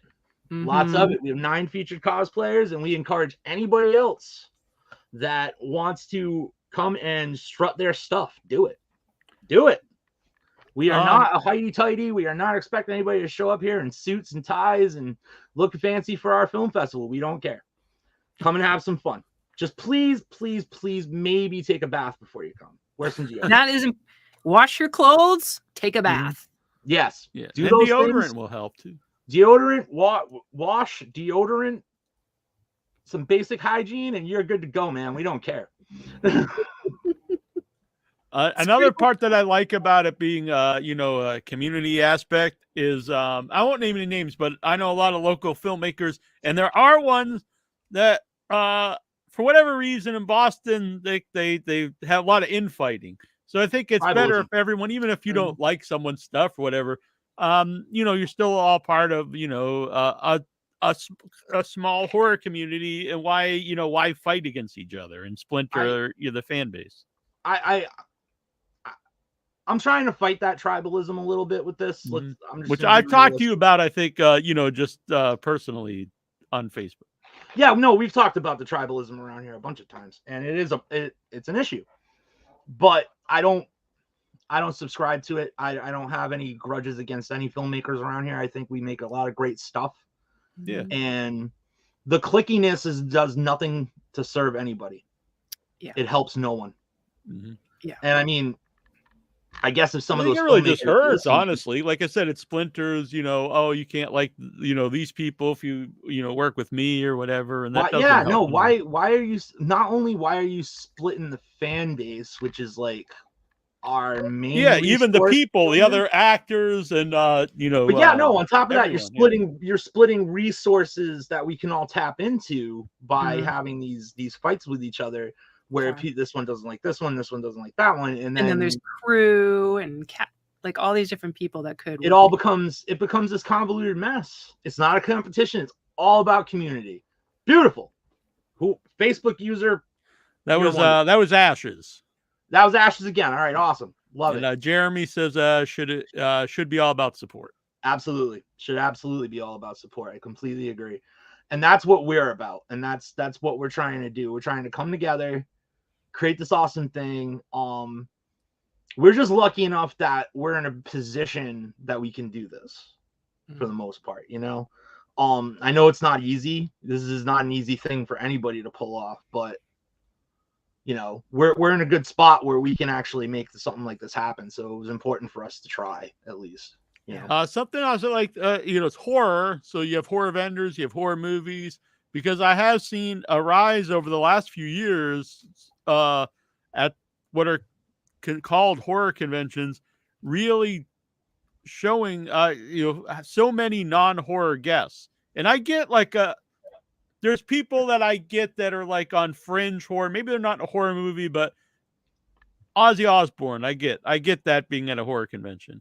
Yeah. Or even some wrestlers like Kane, who's also in a horror movie. But then there's people that have no ties whatsoever.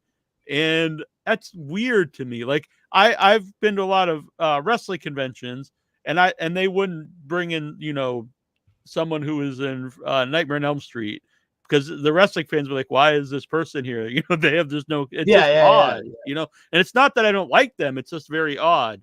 And I think that also, from what I understand from friends of mine who are horror actors, it hurts the vendors, because people come to see these other people who they might be cool people and they have their own fan base, but then they're not going to buy anything from people selling horror movie shirts or old horror films or anything. There's an ecosystem to the convention system. It is its own ecosystem, and every part needs to feed each other, right? Your main draw is always going to be your celebrities or your films or the meat of it, but your skeleton is always your vendors. They hold the whole thing together, period. They bought into your con, they paid for your con. I'm just going to lay it out, like some of the prices vendors have to pay. I know. I do this all the time. I vend conventions all the time with our company. They're paying those bills. They're the ones holding up the whole structure. So I take personal issue when I see convention promoters actively doing things they know are going to hurt the base of the people that they're buying into their convention. I'm not afraid to say that either. Like, there's conventions around here I won't vend. Yeah. Because of that. I'm a man that operates on personal conviction over potential profit. I'm not going to buy into anybody's thing that I feel is doing anything shady and things. I mean, I got to shout out Monster Expo for this. They're fantastic about this stuff. They keep it tight. They really plan their celebrities around being horror centric or at least horror adjacent. Yeah. You know, to make sure we're all keeping that ecosystem intact. And Joe's the head guy over at Monster Expo is fantastic for that. But there's other conventions around here that you can clearly tell are definitely more of a corporate minded, less pro community approach. And I'm not going to name names. I'm not going to be I just don't know, why not just call yourself something else? You're not a horror, you're but call it a pop culture convention. Whatever. Call it something else, because like honestly, like horror doesn't need your help. It doesn't need to pay $1,000 for a 6-foot table to be at your thing and then have Robert Englund's line block it all weekend. It's not fair. And I mean, I'm just dipping my toe into being the boss of a convention, but I would never, on any level, that would never happen at one of our shows. I can say that we're working with some incredible people that would never even suggest it. Everybody on the team, like between Manny J Media, Magenta Manor, everybody that came from the 508, we're all the same mind that we are making something for the fans and for the creatives. We're trying to make it a positive experience for everybody, no matter what end of the spectrum they're in. We tried to make the tables as cheap as we could. We tried to make the admission as cheap as we could. And I think we did a pretty good job. I mean, $20 ain't bad. Yeah. And the VIP is like 45, which wasn't easy, but we pulled that. What do you get for that, James? The VIP is actually pretty cool. I curated it myself. You get an exclusive Stakes poster of our new movie, of our first feature film, Stakes, the New England Vampire Story. You get an exclusive design poster of that from Chris Butler Designs, who's doing all of our art design for the movie. Incredible guy. He's going to be there vending. He's got awesome stuff. He just released a line of horror coloring books, which is just awesome. James Equal Boss Babe. Yes, PJ, thank you. The prices were amazing. Yes, thank you. Thank you, Colleen. I'm so glad. But yes, you get the exclusive poster, which is awesome. It shows the first still from the movie, which nobody's seen anything of yet. I might know where that's happening, but and then you get your VIP lanyard, which gives you seating access with the filmmakers, movers and shakers, the producers, all the input. You'll be sitting amongst the gilded, if you will, for what that's worth. And then you get a Dead Winter t-shirt. And then my favorite part of this whole thing, which I thought, being a convention attendee and convention vendor for the longest time, you get a tote bag. Ooh.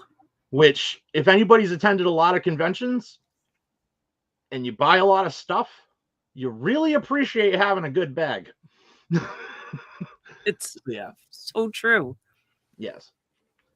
So that's the whole VIP package in a nutshell, and you get that for $45. So it's like the admission plus $25.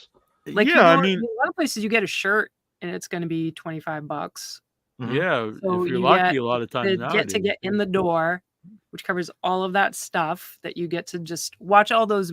Like, I know there's shorts in there, but that's a lot of freaking shorts. It's like hours and hours and hours of shorts. 4.5 hour program. Yeah. 4.5 hours of 18 movies. Yeah, that's amazing. So it's a lot of content and stuff. And the nice thing about it is because you're having it on a Sunday, nothing ends early on Sunday. Like so many other conventions, you're there on a Sunday and forget it. You're there at noon. Good luck to you. Sunday, I consider this year. I know it sounds like I know this is going to sound like a kind of a loaded statement, but I consider this the tester year. And I know that with everything I just laid out, that doesn't seem like it's like a tester, but yeah, this is the tester year. We have much bigger plans down the line and going into 2025 and beyond. I'm sure you put yourself there for a reason. It wasn't just nostalgia. It was, it's a good spot. It's a good spot. So anyways, you were saying? No, but yeah, I consider this the year where we prove out all of these crazy ideas that we had and say, yes, this does work. We can do this way. We can approach this from a completely different kind of aspect and be more interactive and more integrated, and not everything like has to be like in one room and all this is off in the other. And like, even if things are in the other rooms, that doesn't mean they're lesser. Yeah, no, like, okay, so like in the gallery of gore, in the main vendor floor, we're also going to be playing a trailer reel. Cool. On the big screen. They have a big projector screen in that room too. So you're going to see, like, it's also going to have all the important information you need, like what time the film blocks start, what films are showing in the blocks and stuff like that. So like, you'll know what's going on upstairs, even if you're not up there. Yeah, so you're integrating things. Yeah, so it gives you that time management thing, which I think is a big problem with most conventions too. And it's just the nature of the beast. Nobody can do everything at a convention generally. It's almost impossible. We're trying to fight the impossible. We're trying to make it so you can do everything and still enjoy things. That's why we have the long intermissions. That's why we're doing the extra reel in the vendor floor and just trying to integrate everything a little more. So it's not just, oh, the convention's over here and the film festival's over here. It's more symbiotic. Yeah. And I think that's important because conventions as a whole have just never evolved. They've never changed. They're like a great white shark. They've been like this since the 70s. It's a room full of people selling stuff, some celebrities signing autographs, and there's might be like panels in another room on the side or film festival. And that's great. I still love the traditional convention, but I didn't want to make the traditional convention. I wanted to do something new. I wanted to bring something new and kind of change the game up a little bit. And you know what? I hope ultimately if someone like rips off our ideas and like applies them to their convention, awesome. Yes, do it. Make your film festival bigger. Give it long intermissions so people can go and get a snack or go buy some stuff at the vendors. Do it, because you know what? It's probably in the long run going to be a better way to do this, and it's probably going to give us a little more longevity. Like 5-minute breaks between guests. Like 5-minute breaks between guests. But no, I feel like, especially in this area, like 5 years ago, we saw this massive convention bubble pop. Yeah. Where everything just kind of caved in on itself. And then we didn't have anything. And cannibalized itself too. Like there is a lot of darkness going on there. That there's a lot of bad mojo, some really bad juju behind the scenes, and just a flat out just greed and hubris. There's no other way to word it with some of it. But I mean, we can avoid that if we just kind of like change the way we approach these things and like think about new ways to do stuff. We've been able to pull this off and get the traction that we've gotten with no celebrities. There's not one celebrity at this convention. Yeah. At least this year. We'll see about next year. We'll see how this goes, but there's no celebrities. It's just a bunch of New England creatives coming together to throw a big party. That sounds about, yeah. It's a bunch of people hanging around having a good time for a day. It sounds good to me. Yeah. And it's the team thing too, you know, when you're talking about trying to do things differently. And I think there's a lot of people that develop like these plans of we're going to run this or run that. And it's very much, I don't know every single person that runs conventions. I don't. But I think there is a level of like, there's an ego sort of thing to it. And you're coming at this from like, here is my team. And you're literally naming all of the people who are on this team and talking about like, here we are a group of people who love horror that want to do this, not just to get the dollar coming in the door, but to like, here we are New England. And absolutely. My team, I would never ever try to slight them because they are just so incredible. And I could not do this without them. There's absolutely no way. I'm way too scatterbrained to I'm a writer. I'm a writer. I'm a director. I'm a musician. Come on. Like I have a laundry list of things that I am. I could not pull this off by myself. There's just absolutely no way in hell it would happen. I need them. I need them to keep my brain tunnel visioned. Or like if I wasn't getting constant updates from John every day about like where we're at on the business side of things, if I wasn't getting updates on the creative side from PJ Ashes, Erica, Alyssa, and Dan, and everybody else that's over on that side, I'd be lost. I'd be lost in the mix, man. Like I would. It's the absolute truth. I steer the ship, but no ship on the face of the earth has ever gone anywhere with one person. You know what I mean? So no, I love them to death, and I will always lift them up and call them out by name at any chance I can because they're amazing.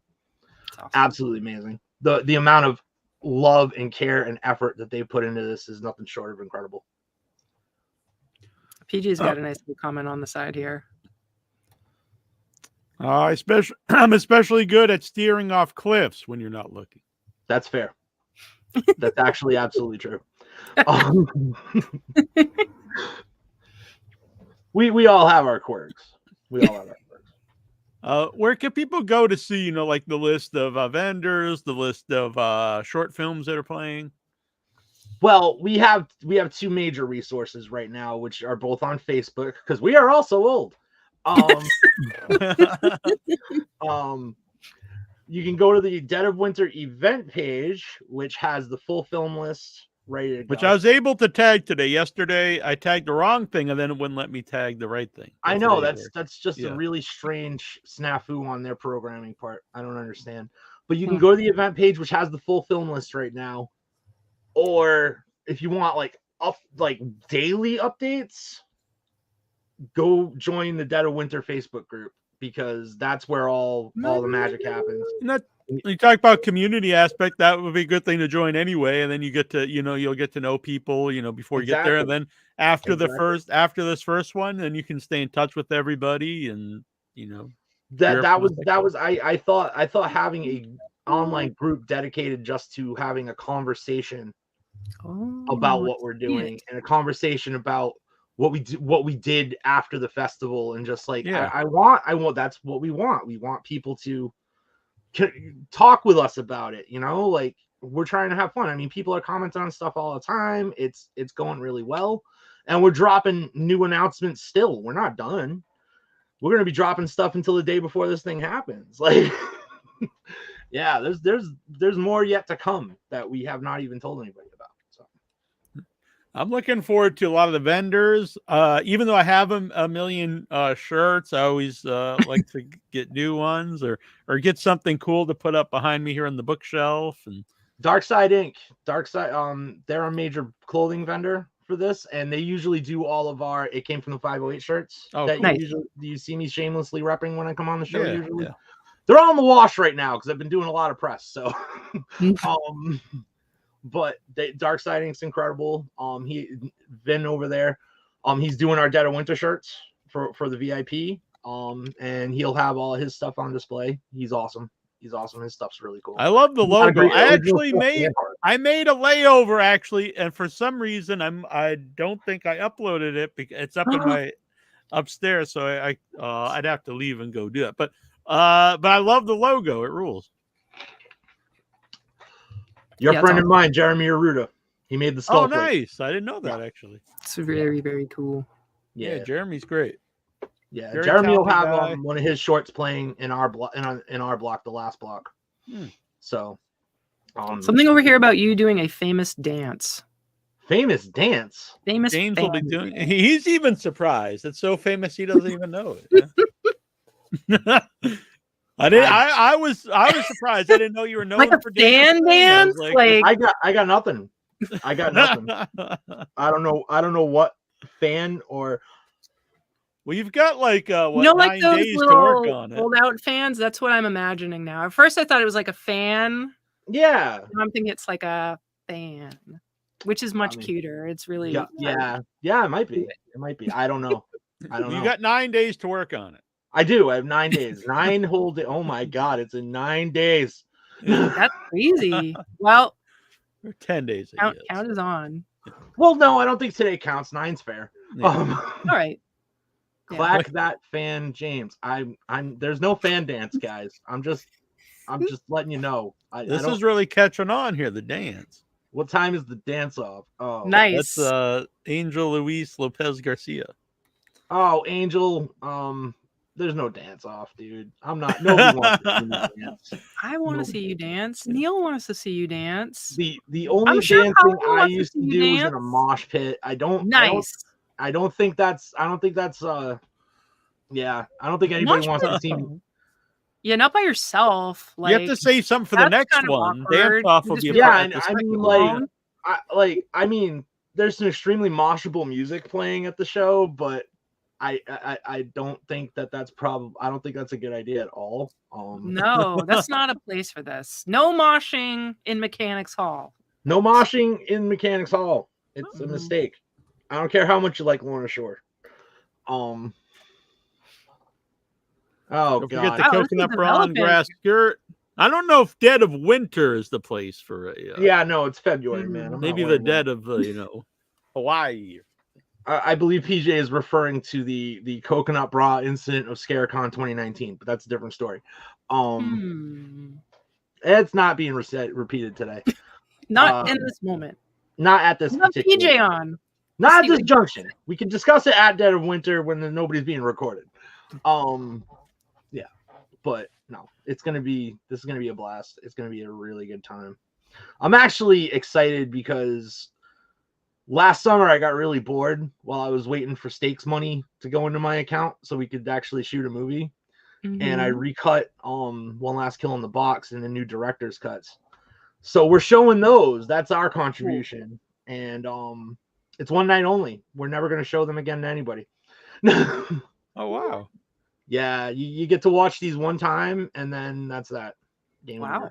If you don't see them that night, too bad. They're just gone. No buying them, no nothing? Nope. Wow. Nope. That's wild. I believe in the power of finality. Yeah. Wow. I believe that there's still a place in this world where we can just enjoy something and then have a memory. And then that's that.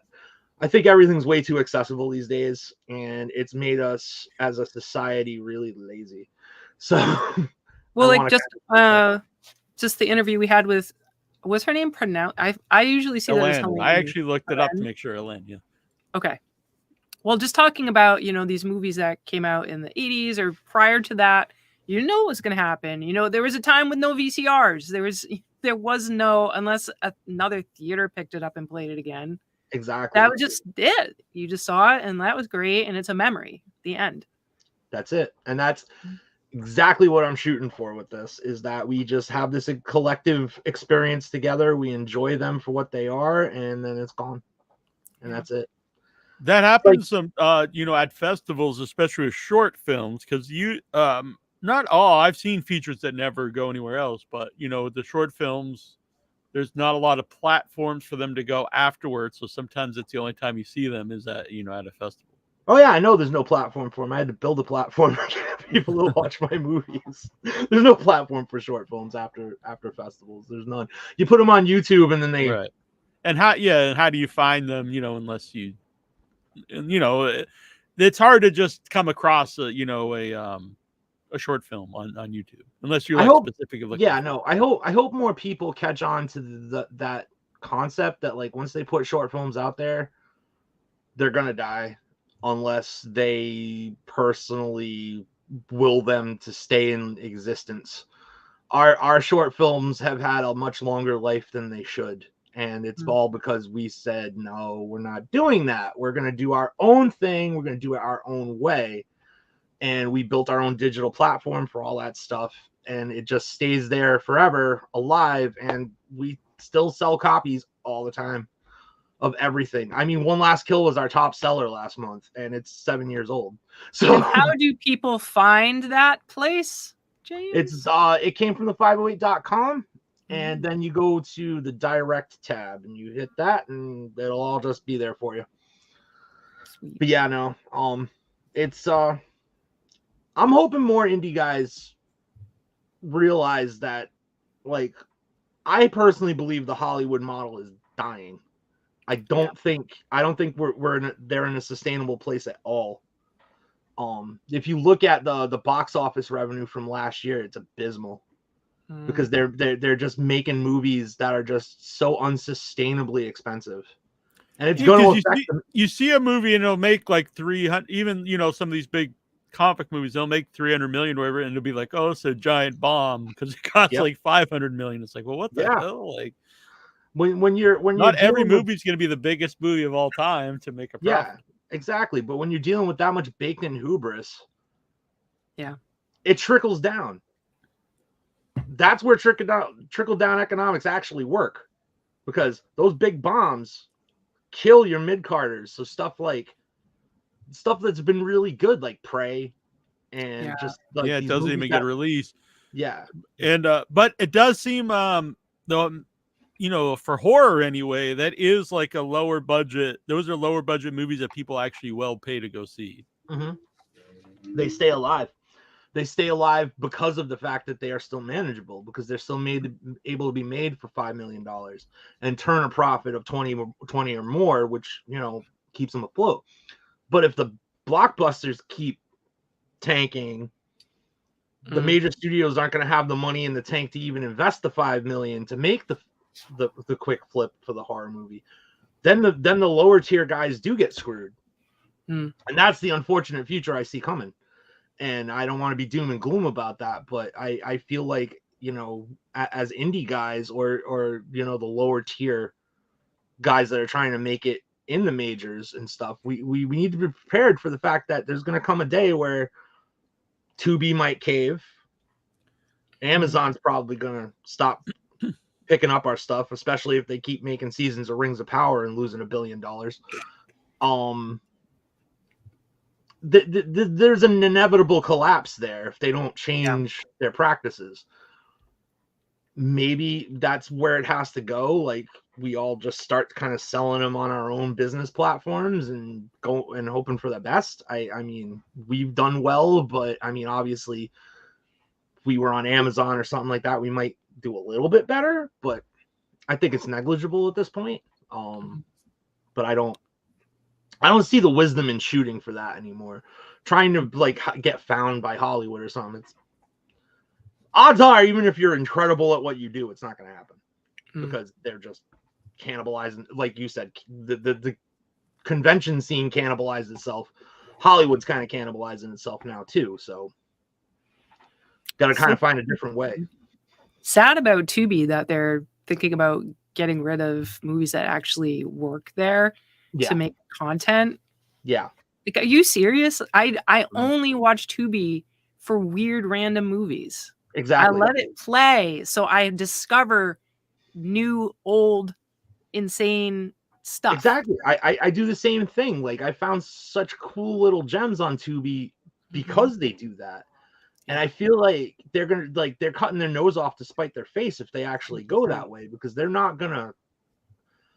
have the baked in audience they think they do. They have a bunch of horror nerds spamming their channel to find weird stuff. Yeah. That's their bread and butter.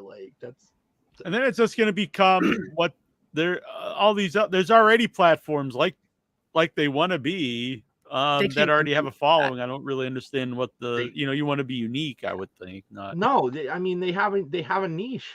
They found a niche. It's like Shudder suddenly saying, "Oh, well, we're not showing horror movies anymore." Yeah. Well, it was like sci-fi when it tried to get away from science fiction and called it SY-FY. Yeah.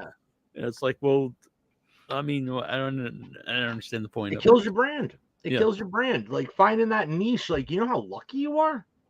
You know how lucky you are to find that one thing you're really good at?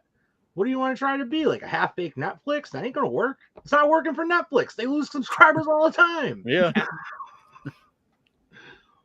All the streaming services are kind of killing themselves now. They're all rotten off the vine. Disney Plus, the whole nine. They're hemorrhaging viewers because they're just putting out mindless sludge, and people have finally caught on.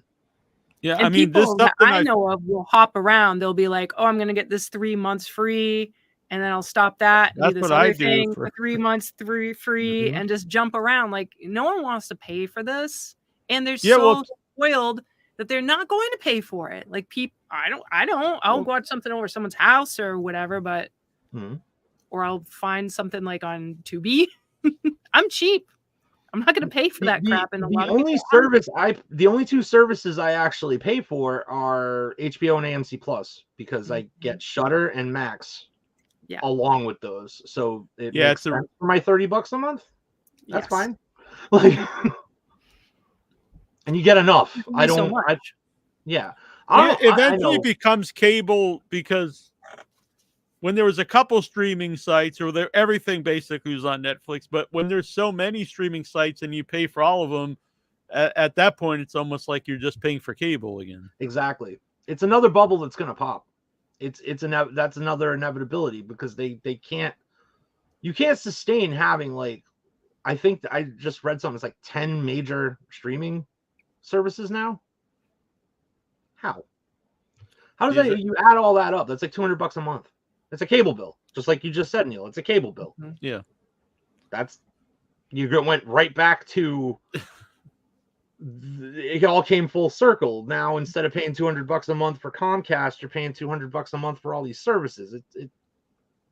That doesn't work. Yeah, and people are going to start making. People have obviously started making more frugal decisions about what content they feel is worth their dollar.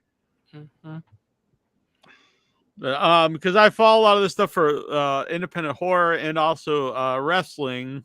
For like Peacock lost like a fortune every month, and that's what has the WWE network. And now Netflix just bought WWE Raw for like billions of dollars, and I think a lot of that is they're thinking that's gonna like be the savior for Netflix, because that's a really strange one, especially now with all the Vince McMahon scandal coming out. I mean, I think they're probably kicking themselves for doing that at the moment. You think about something like that, it might work short term, and they might see a big gain short term. But when you're spending something like $1.5 billion on that protracted season of Stranger Things, the 5th one, I think like when you add up all of it, it cost them like $1.5 billion. Like, I'm sorry, like one season of TV should not cost $1 billion, period. That's insane. Right. Yeah. Yeah. And and I know people who get it Netflix for a month or whatever just to watch Stranger Things, and then they get rid of it, or whatever new season of whatever they want to watch. Exactly. There's like, basically I have Netflix for like 1 month every 2 years, and that's whenever Mike Flanagan drops a new show, and then I watch it and then I cancel it again. Yeah. I do the same thing. Yeah, there's nothing really on there. I mean, it used to be like obviously the best one had everything, but their horror stuff is very lame and very limited. No, and almost all the stuff made for Netflix. I mean, there's exceptions, but a lot of it is not good. Their series they cancel without ending. I think that's really what has killed the brand loyalty with Netflix, is that they'll start a show, get people wicked invested into it, and maybe get 1 or 2 seasons in, and then all of a sudden, we decided, yep, bye. And that kills anyone going to rewatch it, because if if I was gonna watch a show, if I know it has no ending, I'm not gonna even start watching it. Exactly. I got really into they had one show on there and it's non-horror. It was Manifest. It was a crazy premise. It's about this plane that kind of got Bermuda Triangle, just disappeared out of the sky, and then reappears like 7 years later, and everybody on the plane is completely unchanged. Like they haven't aged, nothing. And it's like everybody's 7 years in the future thinking they're dead. So like it like drops them all back. Integrate, right? Yeah, they kind of had to. Yeah, they had to figure out that. I mean, it went in weird tangents after that. It was like kind of religious. I don't know. It was a little weird, but it was a really interesting premise, and it gripped me. And it went through 3 seasons, and it was like about to all the answers were about to get figured out, and then it got canceled. And then, but thankfully, like Paramount Plus picked it up, and there was a season 4 and kind of tied it all up. So, but that's not always the case. Ever. I mean, like I'm also addicted to Cobra Kai. And it was the exact backwards. It was the backwards thing. Like YouTube dropped Cobra Kai, and Netflix picked it back up. So it's like, okay, well, I guess I still get Cobra Kai, but you know. Yeah, I'm not sure what this show is. BoJack Horseman. What? BoJack Horseman. It was the greatest, and then they cut off. He's absolutely right. The ending was just kind of hackneyed, like, oh, let's just get it over with, like that kind of thing. It wasn't a very good ending at all. But the meat of the show was fantastic. BoJack was really good. But another victim of Netflix's cancellation rampage. Unfortunately, it's a horseman, Neal. A horseman? A man with a horse. A centaur? No. Actually, the exact opposite of a centaur. Yes. He had human legs and a horse. Human body, horse's head. All right. Like, all right. Good stuff. That's like the Jim McDonough movie. Manicorn. It's a lot like Manicorn. Yeah. Which I'm in Manicorn, the feature. Feature, yes. Yeah. Awesome. I am so excited for that. I am so excited for that. That short, man, what was that? Severed Limbs 1? Yeah. Dude, oh my god. I loved that. I loved that short so much. It was absolutely it's insane. It's awesome. Jim makes amazing stuff. Yeah, he really does. Really good stuff. Again, New England. Yeah. We make nutty things. It's great. Yeah, and a lot of different stuff. And I mean that Jim's stuff is different than anybody's, but no, there's a lot of some people have their own versions of what they think is horror or whatever, and a lot of different. It's not all the same stuff, The variety. You just looking at the list of Dead of Winter movies. There's all kinds of stuff in there. We got a cannibal movie. We've got a home invasion movie. We've got like really tense like crime drama kind of. Rats. Yeah. There's an absurdist comedy that kind of has a horror spin. There's you've got all of our filth and terror that we do. We definitely lean more harder into like the horror, but we've got all kinds of stuff in there. It's a really wide reaching variety of stuff, and it's done by some really great people, like a top show. We've got the most off the walls movie I've ever seen from Matt Fisher, period, in there. Oh, really? From Fantastic Films. Ooh. It's insane. It stars everybody's favorite darling Alexander Hawk. It's called Special Treatment. Oh.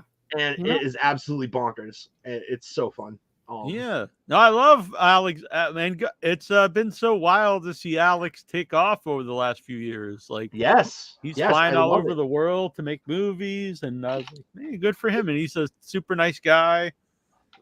Best dude. My favorite co-host on Dead Kids Dairy. He is my favorite co-host by far. Don't tell the rest of them, but he's my favorite. All right. He also did a fantastic job with me in Beneath the Red Umbrella. In the first episode. He was in the first episode? Who is he? He was one of the cops. Get out. Yeah. Cool. He played it's been a year almost. He was in like 6 shorts in the first Severed Limbs. That's why I named an award after him, because I was like, man, he's in everything, but it was awesome. Yeah. He's an animal. He's always working. I love him. I love Alex to death. He'll And for be. people he'll who be don't Devin know, I was just going to say, for people who might not know about Beneath the Red Umbrella, would you care to share some information about that, James? Yes. Thank you, Facebook user. That is Ashes. Oh, another actress from Beneath the Red Umbrella. She was in Love Agoraphobic. Nice. She was the lead in Love Agoraphobic, actually. Cool. Beneath the Red Umbrella is our storytelling podcast. It's a wild stage play, audio books with sound effects. It is truly its own animal.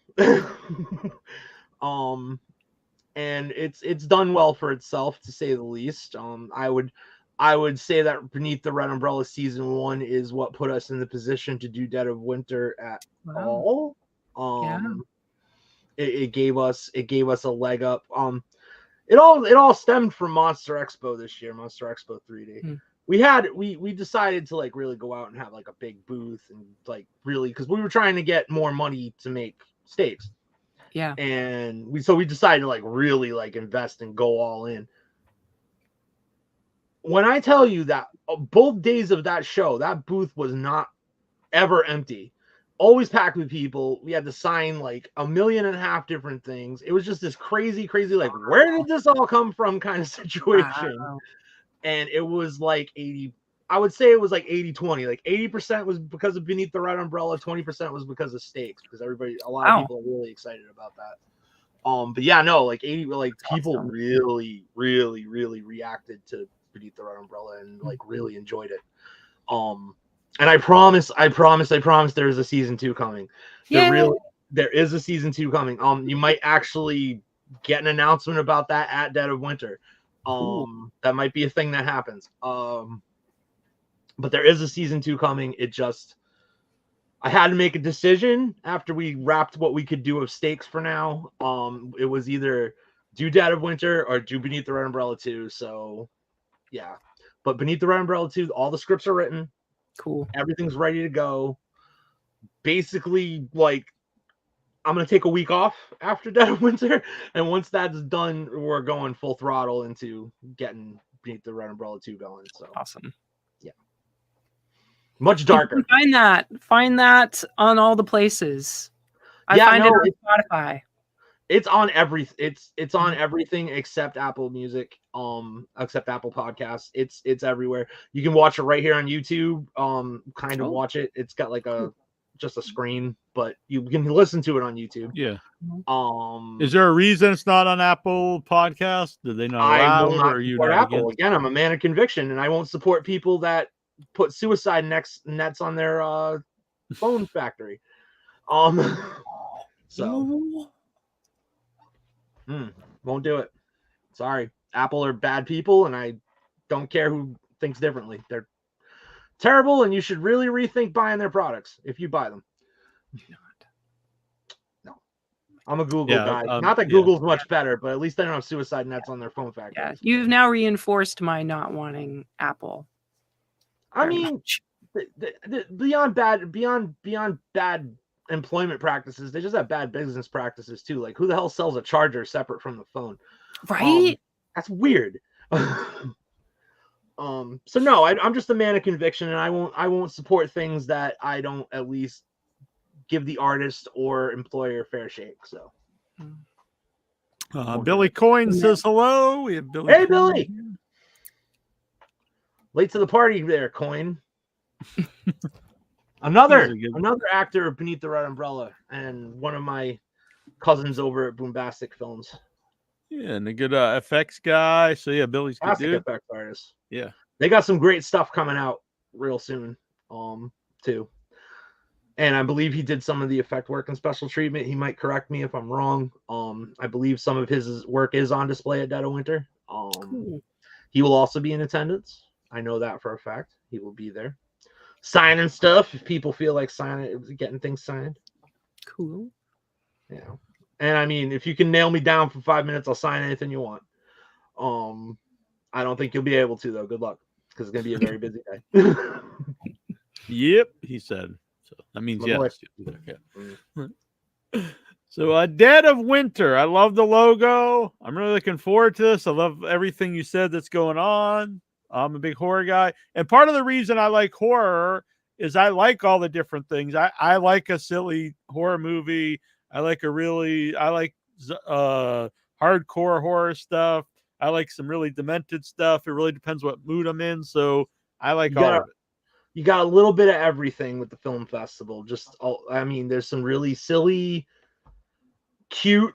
There's one really like silly, cute kind of horror movie that's just kind of like this short little fun thing from Erica Stockwell. It's awesome. And then you got all the way up to like the pure hardcore filth of something like One Last Kill, which is just really hard to watch and grimy and nasty. And it's even we literally called this cut of One Last Kill the Grindhouse cut because I retooled the whole look. It looks like it belongs in a shitty movie theater in 1974. It's just like brown, Travis Bickle's watching it, sepia, and just gross to look at. It like the visuals match the vibe. Like it just looks grimy. Like people are gonna feel dirty when they're done watching it. Bring wipes. PJ will sign things for a small, large fee. I'll bring a big pen. Yeah, Angel's gonna bring a big pen. There you go, Angel. But yeah, no, it's the film festival runs the gamut of all subgenres of horror. And then the whole experience just celebrates everything else. The music celebrates horror's love affair with like 80s synthesizers and heavy metal. Like it goes all over the place. It's very danceable. More about the music part, actually, if you do not mind. It's not okay. So like we're not having live bands or anything, at least not yet. Not this year. But it's basically, I thought one of the major components of what made older conventions so much fun was that there was something always going on in the air. There was always music playing. There was always like something you could hear and go, oh, I know that song, or just had a good time. And I felt like that was just like, it's a little touch, and it's something that probably most people don't think matters when they're in the moment, but then they hear it happen in the moment. Then they hear it happen, and they're like, "Oh, well, I'm glad that's there." So I wanted to do that, but I wanted to do it to like a horror fan's tastes, which usually lean toward darker music, heavy metal, some more danceable things. There's a lot of tributes to the 80s. There's a lot of incidental music that was used in horror movies that you might not expect. I don't want to spoil. Curation. We curated the heck out of this playlist. It's like 7 hours long, and everything has been carefully curated. I already know that's Ashes. You don't even have to tell me, because she's helped me, especially with the music department. She's helped me broaden my scope beyond what I enjoy. Because if it was me, it would just be like blast beats the whole time. So, so she's helped me open my eyes. Erica too. Like they're both been super essential to be like, okay, James, I know you really, really, really, really, really like Cannibal Corpse, but maybe not 5 albums of Cannibal Corpse. I'm like, okay, yeah, that's fair. But no, they've added a ton of flavor to that just makes it like super fun. And again, I don't want to spoil any of that because I want people to like hear it when they're in the thing. But you probably end up hearing a song that seems like it doesn't fit in there at all. But then you'll like think of the horror movie it's from and go, oh, okay, that kind of thing. I love it. So, and where can people get their tickets? People can get their tickets directly at mjmllc.com, which is Manny J Media's website. They're handling all the ticketing. Tickets are freaking flying. So, I highly suggest getting an advance ticket because everything's pointing to this having a line and a half for people to pay at the door. Getting advance tickets helps you kind of skirt some of that. So it helps. VIPs, if you guys wanted to do if anybody wants to do VIPs out there, do it soon. There's not a lot left at all. And the last thing I would say is that if you're thinking about vending, we are going to be shutting vendor applications off very soon, and there's literally single digits left for any kind of vendor space at all. So if you were unsure and you were waiting for some kind of like walkthrough of how the day was going to go or something before you wanted to buy a vendor table, this might be the time to do it. I mean, like, don't wait. They could already be sold out as we speak. I don't know, because I haven't talked to John, because I told everybody to leave me alone while I did this. So they could be gone now. I don't know, but I wouldn't wait. I would not wait, especially via VIPs and vendors. I especially would not wait, and I would absolutely buy advance tickets because it's going to be nuts. The other thing I would point out too is a lot of people have asked me personally, and on the page I had questions about parking. There are a ton of parking lots in that area. It is literally downtown Metro Worcester. There's plenty of areas to park. You guys are covered. It's 2 blocks from DCU. So if you're an old head and you've been doing this for a while, just think of it like Rock and Shock, how you would handle your parking situation for that. It's basically the same gig. There's tons of that. You don't have to worry about there not being a space or anything like that. There's just lots on lots on lots, and a lot of them are free on Sundays. So DJ brings that up, so that's good. That's pretty sweet. Yeah, parking is free on Sundays in Worcester.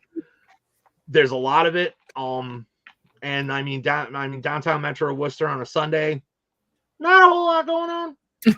So there's probably some really good street spaces, but if there isn't, there's also a ton of parking lots. Very cool. I can't wait. We're looking forward to being there. I'm so stoked. It's gonna be awesome. This is We're gonna even be there the day before, just so we can be up bright and fresh, and not just driving in. I'm gonna be there the day before. We'll be there the day before. Yeah, no, we'll all be up there getting everything ready. So yeah, I'll be there from Saturday to Monday, pretty much.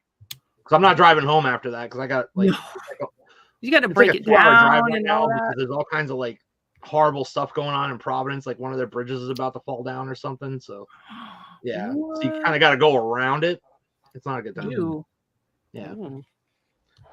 But yeah, no, we'll be up there all weekend if anybody wants to come hang out. And I'm sure, I don't know for certain yet, but I guarantee you there's probably going to be an after party somewhere.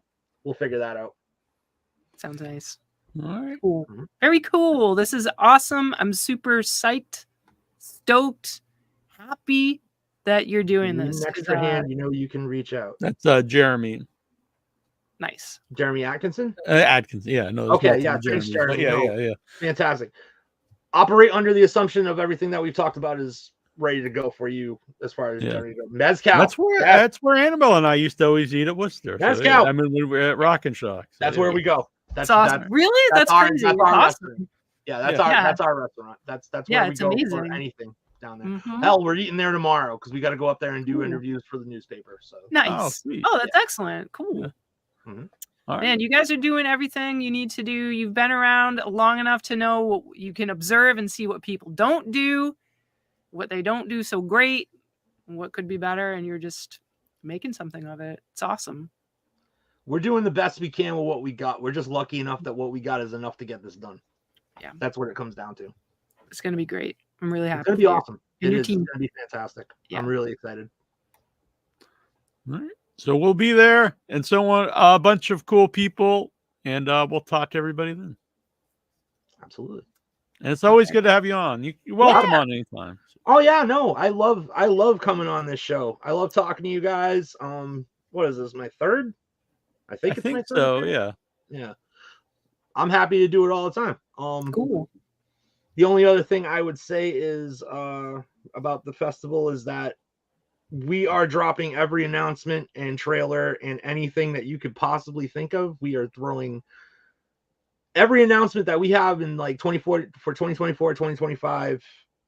It's all happening at this festival too. So if you're expecting to see the trailer for a certain feature film that we've been working on for the last 2 years, it's probably going to happen. If you're waiting for when we're going to be doing Beneath the Red Umbrella 2, it's probably going to be announced at this thing. We want this to succeed, and we're putting every card we have on the table to make sure it does. So if you're into It Came from the 508 stuff, we've got a whole bunch of It Came from the 508 stuff happening at our festival, which seems pretty obvious now that I think about it. But yeah, no, all the things are happening. We're announcing all the stuff. You're going to see new things. And I can tell you, because I've seen them, they're awesome. So you should check them out. All right, very cool. That's all right. No, I think PJ, it will be awesome to meet you too. I'm really looking forward to meeting people. I think that's something too. It's going to be cool to just meet people. We got a great community, a genuinely great community. I mean, aside for some like bad eggs here and there, like the smattering of poop in what is usually a very sweet and sugary mix, everybody's wonderful. Everybody's wonderful. They're all fantastic people. I don't work with people that are crap. I refuse to. I wouldn't show people's movies that I think are crappy people. And I don't. So everybody here is going to be a genuinely great person. They're all wonderful to talk to. I consider most of them to be friends, if not close friends. And they're all great time. They're all a great time. You cannot go wrong for $20 coming out to Dead of Winter. I promise you. It's awesome. Yeah. And any filmmakers that are in attendance, if you want to do an interview while we're there or whatever, let us know, and we'll probably be doing live streams at some point, probably after. But anyway, if you, I can facilitate some of that for you at the show too, if you want. Okay, we can work something out for you. Yeah, that would be great. All right, cool, awesome, excellent. Yes. So we will be in touch about that. Yeah, for sure. And yeah, we'll see you soon. Absolutely. Let us know if you need anything. Thank you, Colleen. Colleen is such a blessing to this community. She worked on this first leg of the stake shootings with me. I just want to throw this out there. Yeah. Her daughter and her friend Eric came in and did PA work for us. They were amazing. Honestly, if you're a filmmaker and you're watching, get Colleen on your set. She's incredible. She's absolutely incredible as a PA. Do it. That's okay, awesome. we're done now. Talk about the community thing, though. I believe Colleen found Without Your Head and Severed Limbs through a post of yours when I don't remember which Severed Limbs it was, but and then she became part of our community. So it's cool that people find each other through. That's what it's all about, man. That's what it's all about. And I mean, I love Without Your Head. I've backed you guys forever, and I always will back you guys because you're good people and you do awesome content, and I watch as much as I can. Thank you. I mean, obviously doing what I do, I get busy, and that, I try to at least have it on in the background, like, so I'm listening to you guys while I'm doing stuff. But no, I love the show. I love Severed Limbs. I always will. You guys have always been really good to me as far as like screening our stuff, and I'm just glad that I was able to reciprocate that in some small way and help facilitate Colleen finding you guys too. Yeah, no, that's sweet. Yeah, it's amazing. And a weird connection to Rock and Shock, the first year of Without Your Head. I think it was either the first year of Rock and Shock or the second year of Rock and Shock. And I think it might have been the second year of Rock and Shock. Maybe it was first year. Anyway, our very first guest, Sid Haig, was set up through Rock and Shock to plug, the Rock and Shock. And so Without Your Head's start had a lot to do with Rock and Shock because they set up Sid Haig and Betsy Palmer, which are, two huge guests. And it was two of our first guests one was the very first guest and one was like the third guest. Yeah. And now we're all coming full circle. We're all going back to Worcester and we're all going to have a good time. Yeah. And hopefully we're going to do it for another 15 years would be awesome. So building something new. Let's hope. Yeah. Next year is the 20th year of Without Your Head. So that's awesome. Ooh, that's insane. 10th anniversary of It Came from the 508. So, nice. Really? Oh, nice. Yeah. Cool. I actually came from the 508 as well. So I also came from the 508. We were all from the 508. All right. And I'm still in the 508. Yeah. All right. We'll let you go, James, and we'll talk to you very soon. Absolutely. It's a pleasure being on. Thanks, guys. Thanks for being here. Bye for now. Bye for now. We'll take you out here. I know it's awkward sometimes. All right. You just do it. Just when we say goodbye, you I just feel go. bad. What? I'm just too nice. That's not nice. That's passive. It's not the same thing. See, this is like glass half empty, half full. I say I'm too nice. He's like, you're an asshole. No, but no, I'm kidding. I'm kidding. Well, that's awesome. I really am very excited about this. Totally going to be an amazing time. Yes. I'm so pumped because I really haven't been around other than through the interwebs. I haven't been around a lot of these people. Like I remember being a presence at Rock and Shock, but we didn't really know each other. So we weren't like super chatty, but now it's like all these wonderful people that I've been getting to know over the years, and to be in the same place, it's going to be amazing. Yeah, very few of the people I met. Matt Fisher, Rick Chandler, Alexander Hawk. I'm not sure if I met many of the other people, so this will be cool. It's very cool. Good night to Facebook user. That's Angel Luis Lopez Garcia. So good night, Angel. Have an awesome night. Thanks for being here, supporting Jim's. He's clearly a popular man. He's got a lot of people showing up for him. Yeah, very good. Very good. Yeah. And big thanks to James. Big thanks to Helene. So it's been a good show. Yeah, it's been super. So you know what? Earlier in the day, we because it was just the time difference. She's like, oh no. Anyway, she thought she wouldn't be able to do the show, but then we realized that I was talking about Eastern and she was talking about Pacific because she had to leave at a certain time to. So anyway, it worked out. Good. I'm glad it did. Yes.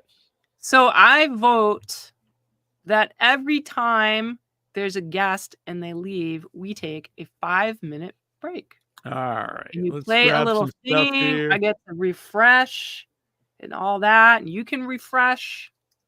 It's good. I know Jason's watching. I have when we come back, I have a giant box that Jason sent me that he wants me to open here on the show. Who sent it? Jason Mitten. Jason Mitten. Awesome. It's huge for my birthday. Jason. Yeah, this will be an early birthday present. Wow. We'll open that up.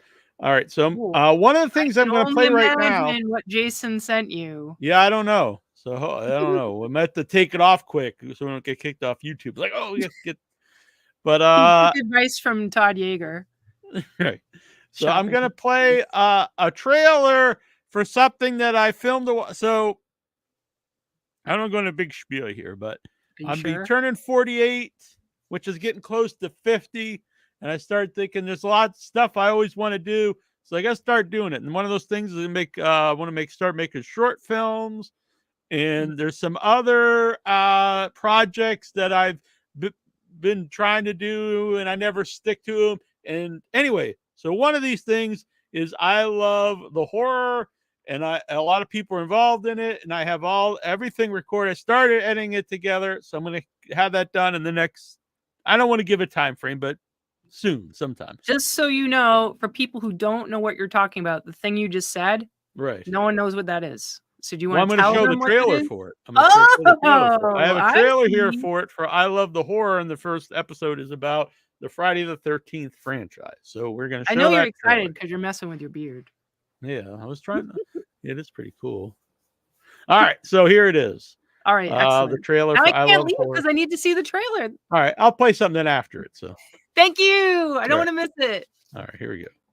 This is Nasty Neal, and I love the horror. Do you? Ask me when I saw my first Friday the 13th movies, like ask me the first time I had cereal. The essential watching. He was a little boy, and then he was wearing the mask, and he went 3D, then he died, and then he wasn't, and then he died, and then he came back. But whenever somebody's like, well, what's your favorite kill? I never have to think about it. Sliding down his eye and his brain as his jaw starts wiggling. Yeah, he like dips someone's face in like this, liquid nitrogen tank. I was a farm guy, so shit, this is brilliant. Yeah. Bag kill in part 7. Face is frozen, and he just boosh smashes it on the counter.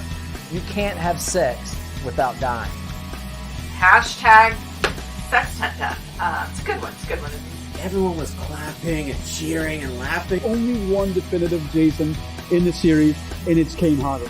I'm not saying that because he's going to kill me if I don't. Kane Hodder didn't play the best Jason. Ted White, the way he moved. Oh, I mean, it's got to be Ari Lamond. He's the original and the best. That shot where he jumps out of the water scared the shit out of me when I saw it for the first time. I love Mama Voorhees, and I love the meta ending that opens the door for all the sequels. The original, even before Jason showed up. When did Jason become undead officially? It's the whole Frankenstein setup at the beginning. Tommy Jarvis with the impalement and the lightning bolt, and the first one at some point comes back undead at the end, right? So if he drowned and died as a kid, how is he a grown man as a zombie? Then he was a psychic. And then he went to New York, and then he came back as some weird little worm creature. And then he went to space as Joel Cronenberg. Favorites, they're like comfort watches for me. I can have them on in the background and not have to really focus on anything that's going on. I love Jason X. Hands down, Part 3. The remake that was done in the early 2010s. Tommy Jarvis should have been the killer after the final chapter. And then he fought Freddy. Why would you not think that's one of the greatest cinematic journeys ever? Spoiler alert.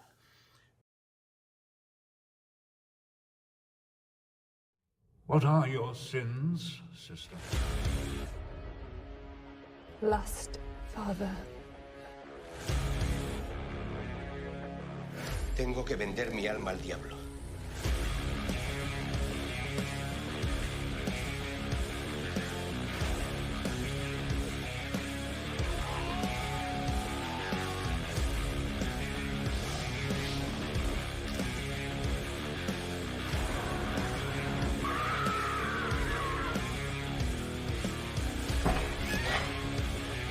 Viver para morrer o morrer para viver. No bod chdi'n gwybod beth sy'n digwydd nesaf.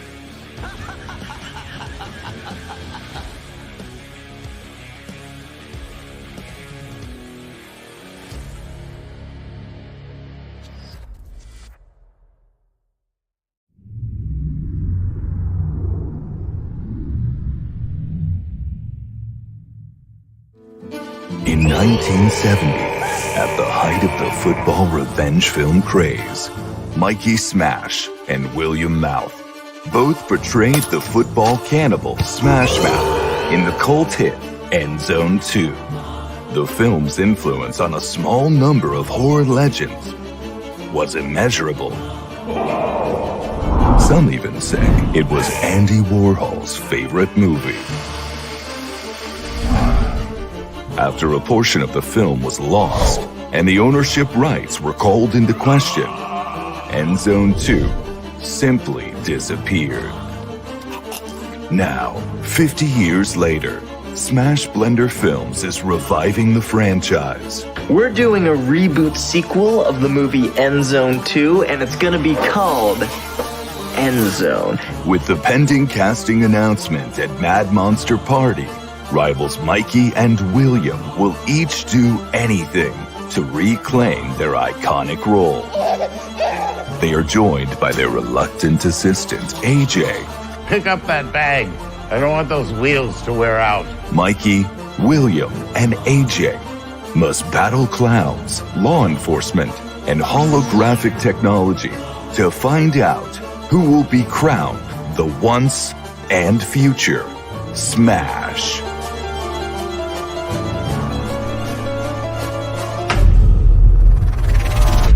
The once and future Smash.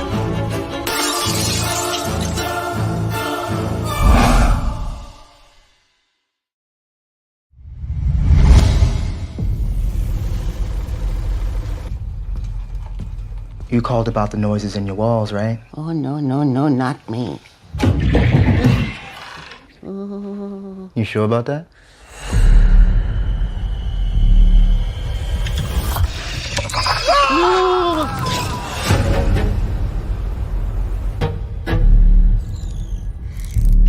Hey there, little guy. Charlotte! I need you to watch Liam. Why? Because he's 6 months old and he eats paper. Every time I try and connect, she takes 2 steps back. Night, Ethan. You hungry?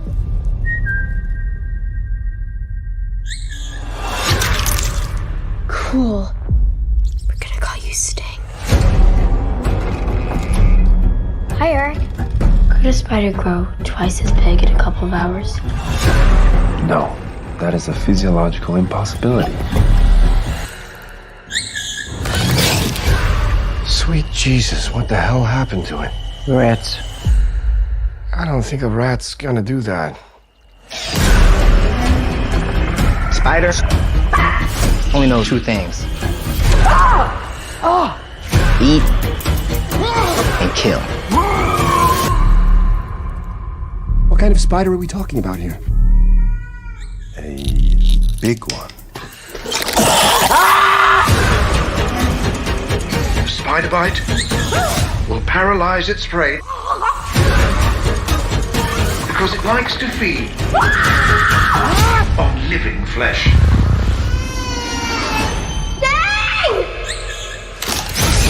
It's all my fault. We have to deal with this together. What the? Sting.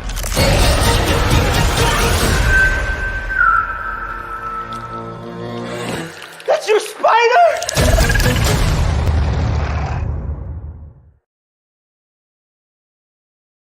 Damn, that looks great. Yes. And so they sent us that trailer to upload to the our YouTube Without Your Head YouTube. Is very cool.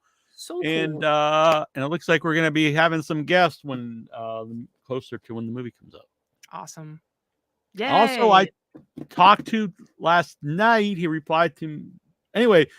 Douglas, who made Thorns that we talked about last week with Doug Bradley, is going to be coming on the show. Awesome. Yay. It's very exciting. I know we have a bazillion guests, but we do. We'll work it out. We do. Yeah. But we will work it out. We've got some wonderful people that come on the show, and it's tough because there are so many wonderful guests out there. Yeah. So exactly. It's a lot to figure out. But. Yeah. We got it working. And next week is Naomi Grossman, American Horror Story, and American Horror Story. Did we already buy our tickets? Yes. We bought them when we were in last week. When we were. Yes. So we bought our tickets, and if you are local, you should as well. Exactly. What is that? Knife. Is that a pen I got you? Oh, it's a knife. No, this is Ooh. Use the hatchets. To open. I don't know if that will open. No, I don't think it'll work, but yeah, just fake it. This is not I have a regular Swiss Army knife, but this is not it. But this is cool though. It's got a lot of different knives on it. And anyway, sometimes I usually carry this on my walks in case I need. Anybody comes up to you. No, it's got like all the different. They're gonna kill you because you're a Satanist. It's got scissors and stuff. All right.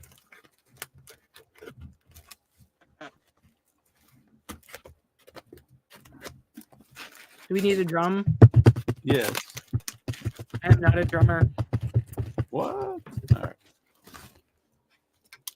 We could do.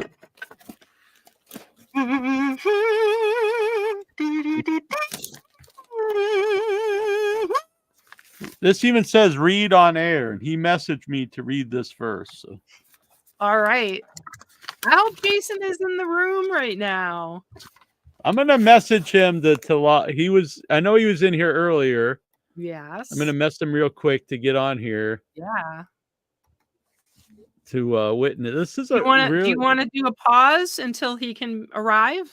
Well, I don't know, like if he's gonna reply right away or anything. That's what I'm saying. Do you want to like pause the opening process to give him the chance to witness things? You can give him a little bit. Yeah. All right, we're gonna message him. Cool gift from me too. Yeah, Wednesday. It's coming Wednesday. I don't know what's going on. I don't even know what time. You just said at night. And don't dress up.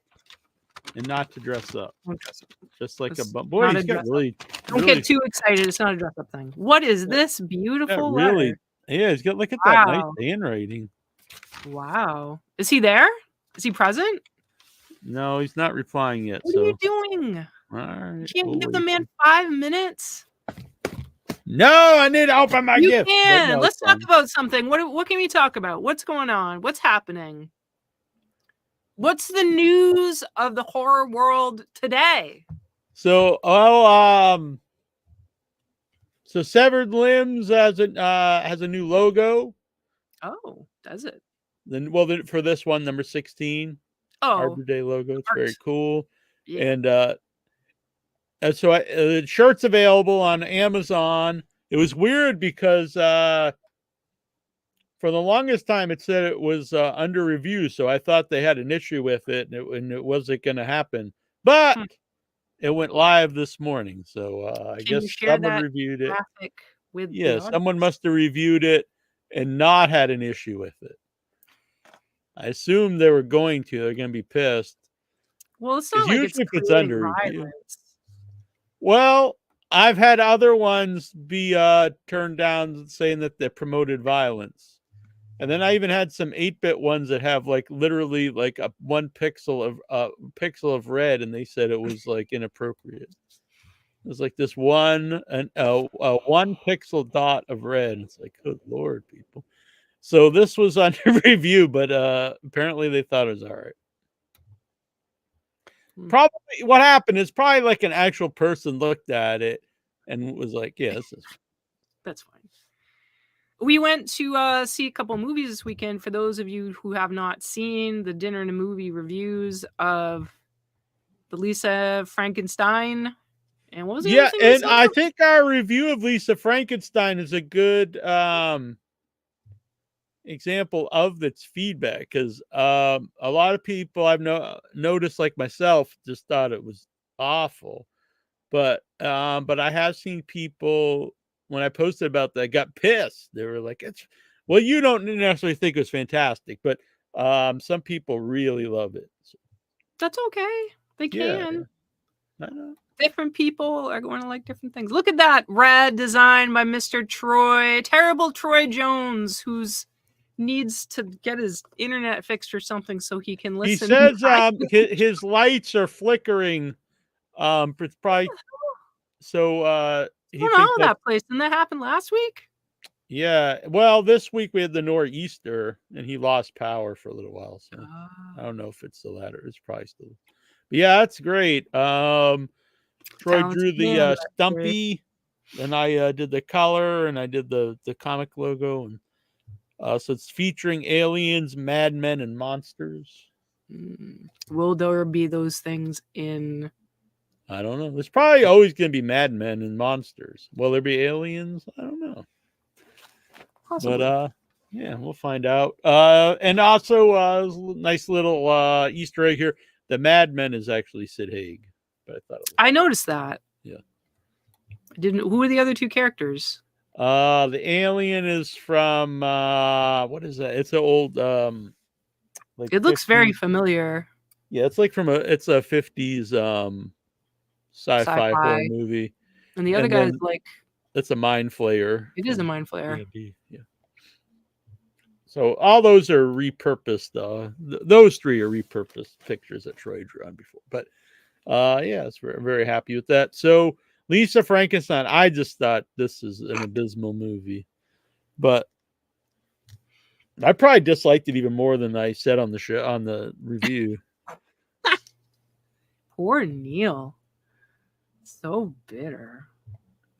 I don't think I would have just laughed if we weren't there together and going to review it. Why do you think it's so? Of all the movies, we've seen so many worse movies. There's worse made movies, but this movie is so unfunny. Every joke I thought was just like painfully bad. And like there's money behind it. Like I'm not saying it's a bazillion-dollar movie, but it's like, and I could tell like they they thought this was like hilarious, and to me everything was just rotten. Well, maybe someday in the future you'll go back in time like you've done with other movies and No, I don't think so. develop taste. So what did your mom think? I remember you saying that your mom felt the same way that I do. She thought it was really stupid, but she enjoyed it. And her friend Linda was like me. She thought it was awful. So. Yeah, well, I don't agree with many of her opinions. Yeah. She's a good friend for your mom, though.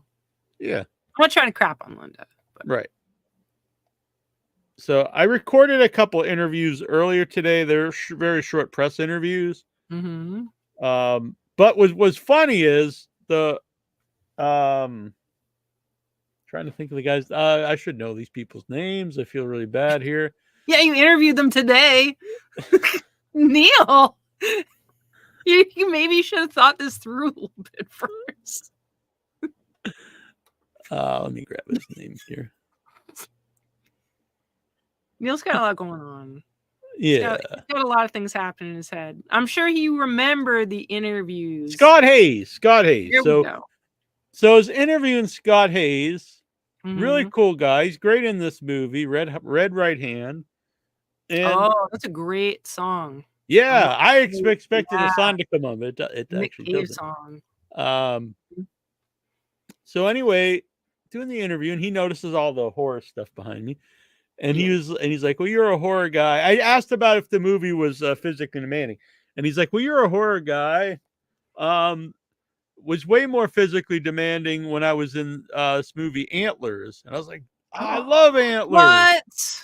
And he plays the dad in Antlers. Get and out. And he lost 87 pounds. Oh my God. And I looked at him, I was like, I don't know how you could, like, there seems like there'd be nothing left to him if he lost 80. But he said, well, I gained a little weight for a movie before that. So he was up to 220 and he got down to 130 something pounds for that movie to play I was like, geez. That's wild. And so, yeah, great actor. And I told him, like, I actually didn't even realize that was you. And that's a compliment because, it's like so different, changed his appearance. So anyways, they're cool. I said it's a short interview, but it was cool. Also, Andie MacDowell, I didn't interview her, but she's in the movie in a completely different role. She's the villain. She's the head of like the drug king. She's like a drug kingpin in the movie. Wild. And she's awesome in it. Like I never really saw her as a villain, and she's so good. Yeah. Anyway, that's coming out theatrically. It's not necessarily a horror movie, but it was cool. I really liked it. Orlando Bloom is also in it. Who also I don't know if I would have known it was him. All right. So I just what are all sent you these a ton of pictures. I don't know if you want to start at the top because I was thinking I want to give after a while Jason's just gonna have to get over it, but I want to give him a little bit. So I found an article on bloodydisgusting.com titled Tuesday, February 13th, these 6 horror movies released at home today. Obviously, that was 2 days ago. I don't think it's that big of a stretch, right? So this is from John Squires, who won't add me as a friend on Facebook. Anyways, so here we go. The classic story of Alice in Wonderland can easily be tweaked into a horror tale, and that's probably why it's been done several times over the years. Cool video game too. Up next is the indie horror movie Alice in Terrorland, which High Flyers Films just released on VOD and DVD today.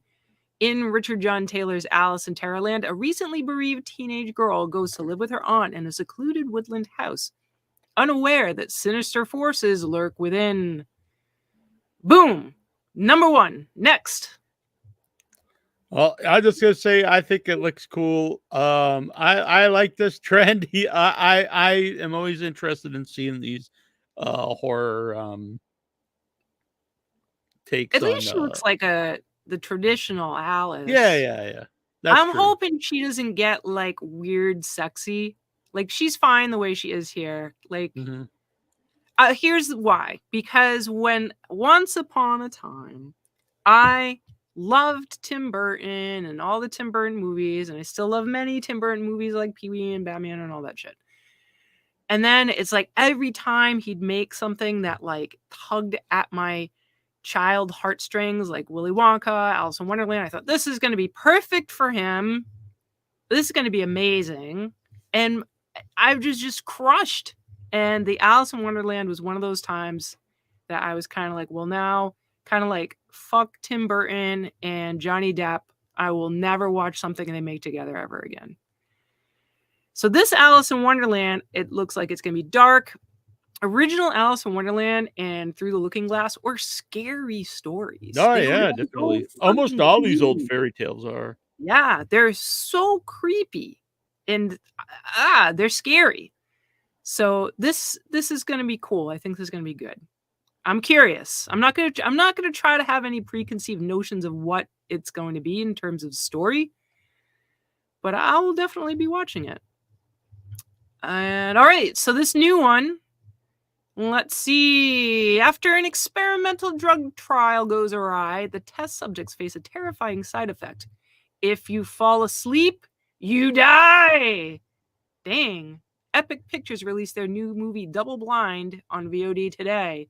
Trapped in an isolated facility, panic ensues as the test subjects try to stay awake.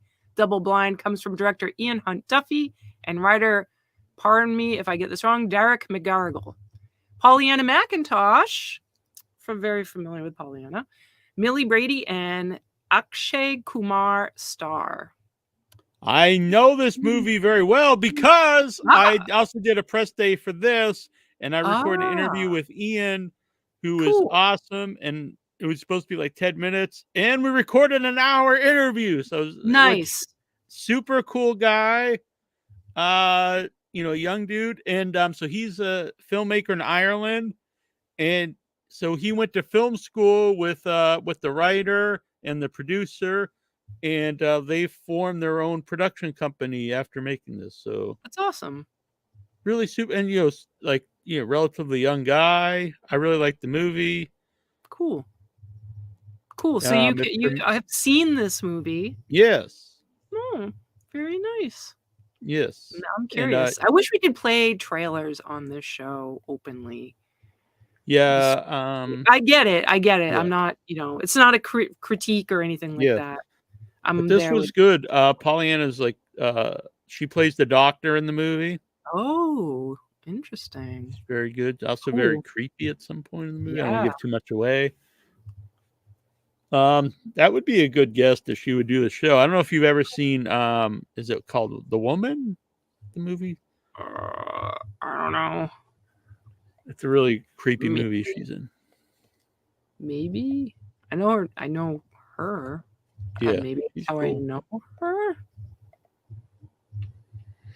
Well, I know it. Now I have to see. Yeah. Now I need to know. Now I gotta look this up. Some people probably know her from The Walking Dead. But I know her from I know her from something else. She's very unique actress. Where do I know you from? And if people haven't seen The Woman, I would suggest checking it out. Oh, she was in Tales of Halloween. Yeah, I remember her specifically. She was like this giant demon woman. Mm-hmm. She was great. Yeah, if you haven't seen The Woman, I think you'd like it. Filth. She has too many credits. Yeah, she's in lots of credits. So I will look into this, and that's pretty rad. Okay, where was I at? Oh, not Alf. I'm not looking at Alf now. I love Alf. I'm revisiting Alf. It's fucking hilarious. Okay, so next. Now that is not Larry David. Okay? It's not Bernie Sanders. It is some other dude. It was very confusing at first. Like, why is this man in this? But anyway, so Gravitas Ventures' latest cell phone highlights the perils and horror of technology surrounding the piece of tech we rely on most, our phones. It's on VOD and digital now. In cell phone, quote, Wynn, who is grieving the death of her fiancé, starts seeing disturbing images on her cell phone about her future. If she doesn't figure them out in time, She will die. Man. A lot of like very serious stuff going on where Yeah. people are going to die. Let's So do a thing. Jason is here, Jason. So after we finish these coming up movies, we'll open this box. But thank you. Yeah, Curb Your Enthusiasm. I just started the final season. I almost got tickets, not for us, for me and my mom, to see him live, but they're insane. Oh, wow. They're crazy. So, all right. I did not finish Cell Phone.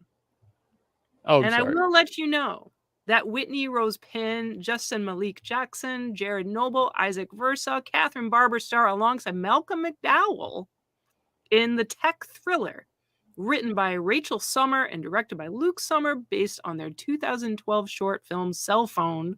Cell Phone marks the feature debut for both. Next, from Gravitas Ventures, director Kyle Klieg's Earworm also hit VOD today. That name alone bothers me. Ugh. Ugh. So I don't even know what she's doing with that piece of meat, but it freaks me out. I don't know. Right? I'm like, It brings now that I know it's earworm, I know. Now I'm thinking about like worms and meat. Yeah, I thought it was like steak tartare or something. In the film, quote, Henry Adams, a socially awkward man seeking help for his condition, accepts an invitation to a self-help group that is more than it seems.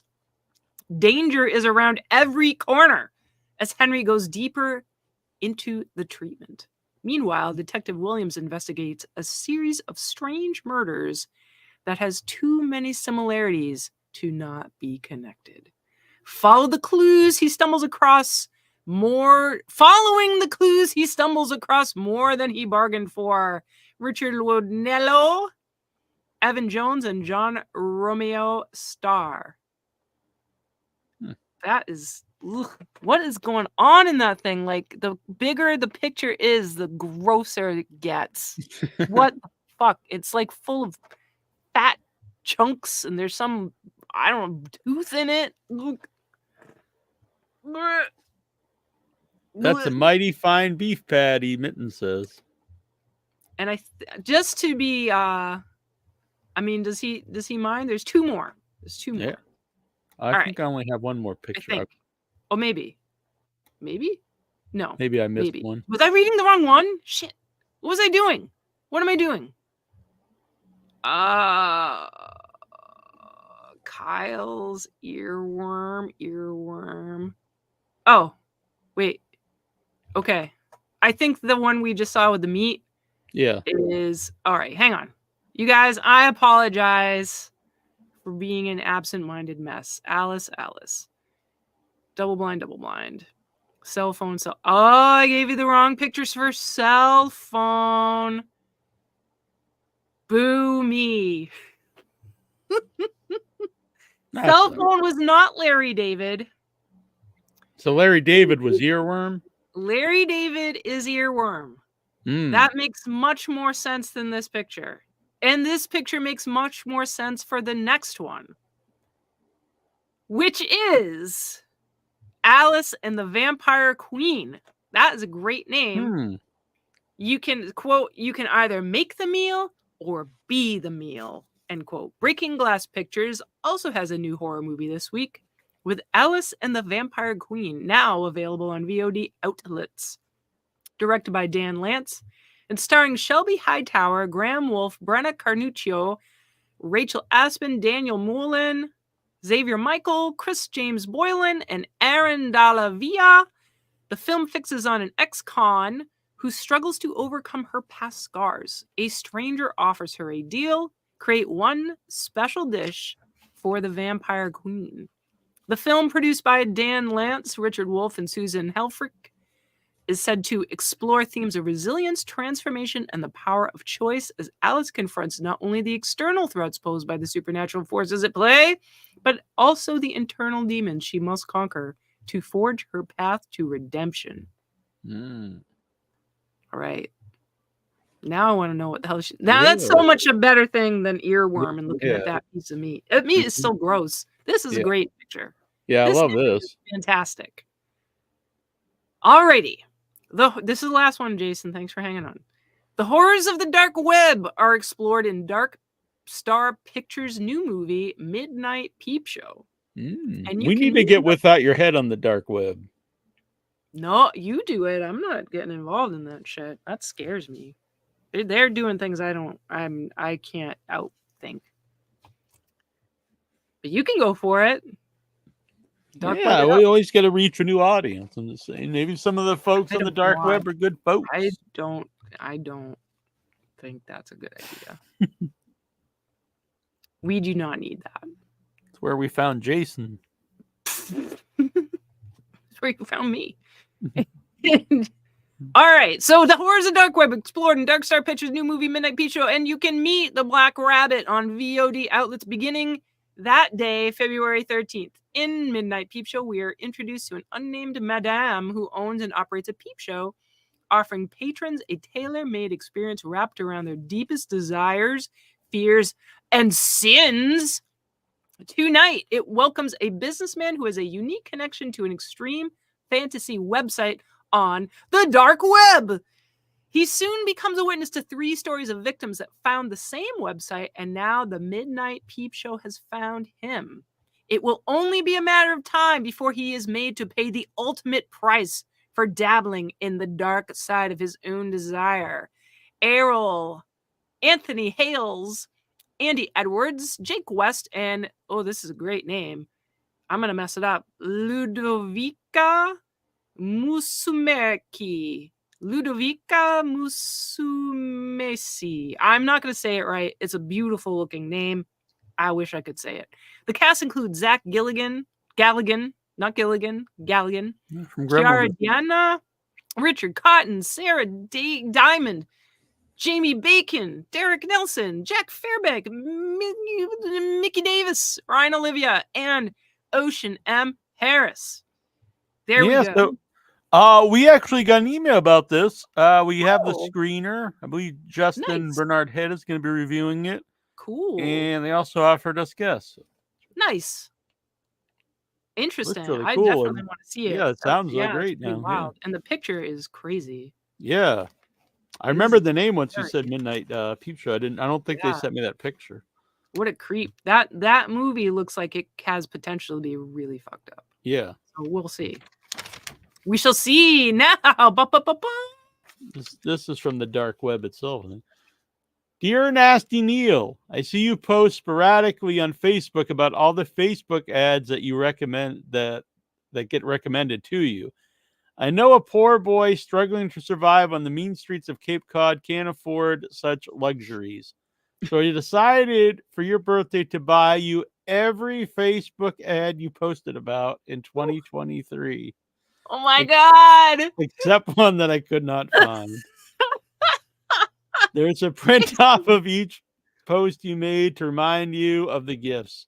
It's wrapped inside each present. Happiest birthdays to you, XOXOXO Jason Min. Oh my God. Jason, you amazing. are a champion. This is an amazing idea. I'm gonna put this down. Wow. This is exciting. Yeah, I know. Thanks, Jason. I'm just happy just to be a witness to this. This is great. Man, next year I'm going to put ads for I got this ad for this new computer. Should I open the picture or what it is first? Open what it is and see if you remember it. Okay. Because I bet you'll laugh. What the fuck is this? I see the back. It says Jock Mail. Oh my God. What is this?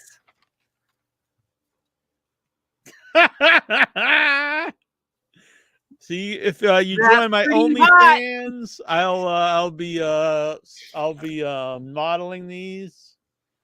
Use promo code Nasty Neal to save 6.6% or something. Damn, so there's 2 of these. Oh, Jason's all about it. Be right back. What are you talking about? He's got a burb over there. He said, hell yeah. And then he said, he got all excited thinking about seeing me in there. He's going to go take care of business. Yeah. What? Oh, my Lord. These are cages. These are like male. No, I'm gonna open it. Male What? chastity. These are male chastity cages. Oh my, that's a very Yeah, this. I'm not being cage. braggadocious, but this would not fit. Not to, and I don't want to be rude to people who might require a small cage. It just is very small. No offense, I don't want to pick on people's bodies. Right. That's not cool, and it's not. So that was just a piece. The first part was just a piece of it. This is you assemble this. That's what I'm thinking. It must be, It's not like a multiple. Oh yeah, because I think there's 3 different assembly. sizes, and then I guess. Oh, or maybe this. I'm not sure. I've never used one, so I'm not exactly sure how this works. It looks like Hold it up for the audience to help you. So it looks like this part should snap out, the cage part, and then you can put it in a bigger ring. But I'm not sure how that works. Oh, I see. It's got a lock. Yeah, I think that's it's how got a supposed to keyhole. go. Yeah, that's the whole point. Oh, I see. That's I the whole don't know. chastity part, is that you can't do anything about it. So yeah, you need the key. See, Dave knows. Well, Dave's locked up right now. We're doing the show. Oh, look at that. That's pretty well. Yeah. What did it do? And then you pop it out. Yeah.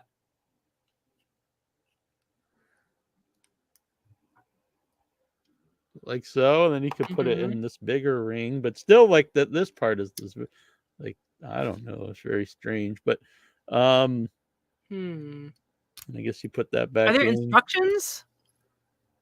No.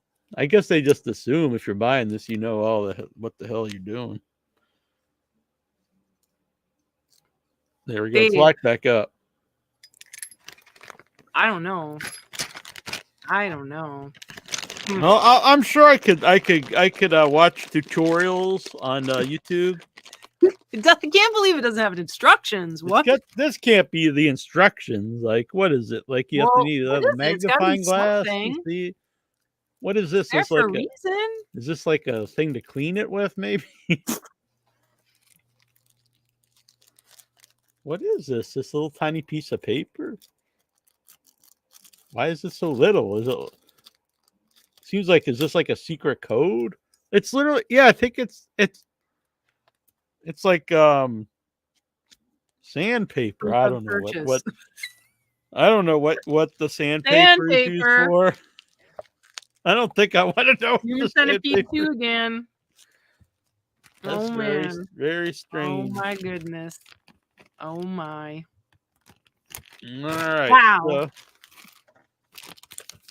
I can't believe Jason walked away for this. So here was the Facebook post that I made. Blow yourself up. Like with the dynamite? Like put me off to the little side. Can you make me like a I know what you meant. Side nugget? Man. Well, I'm not a side nugget. I'm just not Hold there. on, I think. There we go. Yay! That's how we should always do this. God. Let's see here. Don't miss out on this special sale up to 90% off. New Year's users only.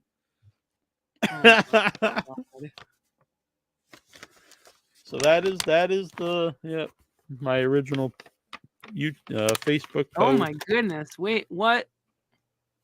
Whoa, there's a whole so they go together. I think I just posted. I see. I just they posted were side them by together. Side. Now we know what Neal is doing on the internet. All right. So, all right. Again, this is gonna go well with the launch of my OnlyFans.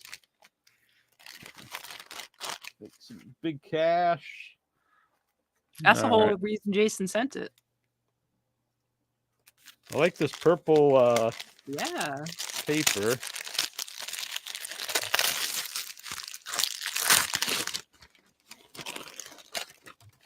Oh, this has writing. Sorry, I couldn't find the item you desired. They are now rare, selling on eBay for $80. Whoa. I did find this replacement. I feel is much more your style. Hmm. I know exactly. Now I can see this. I know what the original post was. Hmm.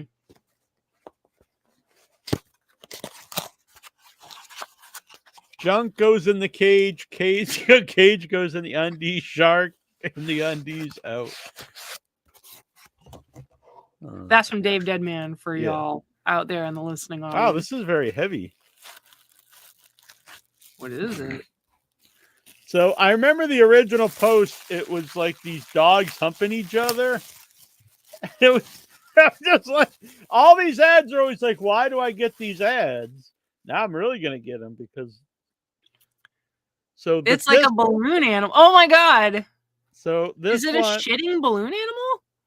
It's a shitting dog with the shit with the turd. That's pretty great. To be honest, that's very clever. Yeah. That's great. That's gotta go on the shelf. Yeah, this will go on the shelf. It's gotta be there. Look, that is pretty cute. I like that one. It's I actually funny. like that. I think it's clever. I like this. All right. Well, we'll figure out a space for them. This is the last day that the. Well, yeah, I've got the stuff up for Valentine's Day, which I'll be taking down. I'm gonna remove some stuff around anyway because I have some. I also would like to put up this Eileen Dietz autograph that. Yeah, you gotta do some kind of rotation up there, man. Yeah. A quarterly rotation. Right, because I also have this that Militia sent me. Ooh, that's nice. Yeah, it's got like a case for it. So this is the balloon dog. Yeah, this will be good to have the original one. Yeah. Apparently, I should have bought some because he's saying they're going for $80 now on eBay. I should have bought the humping dog, I guess. Yeah, this is the original. Oh my god! I think it's. I even have a my Facebook ad of the night. Oh man! Shop now at Temu, where the highest quality items. Most poisonous items made by children. Damn. It's a white one. It's a white dog and a black dog. What's that supposed to mean? I don't know. That's what it says in the ad, though. White dog. Oh. White dog and a black dog. That was a joke when I used to be in chess club. Yes. So the horses are black and white, and I would put them together and say, "This is how you make zebras." Oh, nerd humor. This is orange. It's a different color. Wow. Orange paper. I wonder if the purple ones are like kind of the more risque items. Maybe they're the least risque items. Maybe. Who fell asleep? Who's this over here falling asleep? I don't know. So rude. Fell asleep during the show? You don't have to hit tell the bricks. That. You could say like something else. Yeah. I guess I didn't have to say it out loud either. Oh, something else about Lisa Frankenstein? Right. Oh, the it's Jason. Dude that I don't even remember the name of, the monster dude, for a long portion of time was wearing a Peter Murphy t-shirt. That was pretty awesome. What? I love Peter Murphy. What is this? This has a weird odor to it, I'll say that.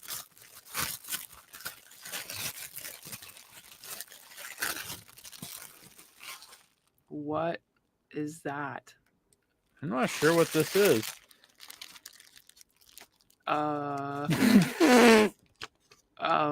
What is it? I don't know what this is. Is it like a silicone glove to go into the oven? Yeah, but it's like to pick up fish. Oh, dude, I remember I got that one too. I don't remember who I shared it with. I might have shared it with you. It's not as insane if you just see it without the fish inside. So fucking weird. It's still weird. So far, I I really like the dog. I like this is amazing though, Jason. These are Jason. If you weren't here, I opened so far. If you missed any of them, I opened the underwear, which I'll be wearing at Dead of Winter film. But no, it's too cold. It's too cold for that. Too cold for that yet. Maybe an event in the summer. And these cages for my. I honestly don't think they'll fit. I'll let you know after the show. All right. There's a lot here. Cool. Should have got a bag to throw. You can do it later. I'll just see if I had a bag laying around. I see one over here.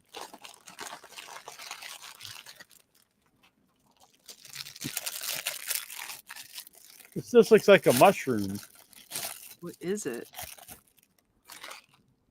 What is it just nothing? Sure is it nothing? It looks like it's got dots on the top. Oh yeah, it looks like a smiley face. Oh. A happy mushroom? Creepy. I'm sorry I could not find any one of these. Oh, this. So, I'm not going to use this, but this is, you're supposed to stick this in your mouth and suck on it. I remember seeing those in Japan. It will, I believe it tightens your face or something. It makes your wrinkles bigger. There's all kinds of weird shit like that. Yeah, it's weird. Yep. So yeah, you got to go the other way, right? No, so this goes on the outside. Yes, but it's like a butt plug, and it stops it from going in too far. Exactly. So you don't choke. Yeah. I would want to wash that before I put it in. But thank you, Jason. Thank you. This is a really amazing.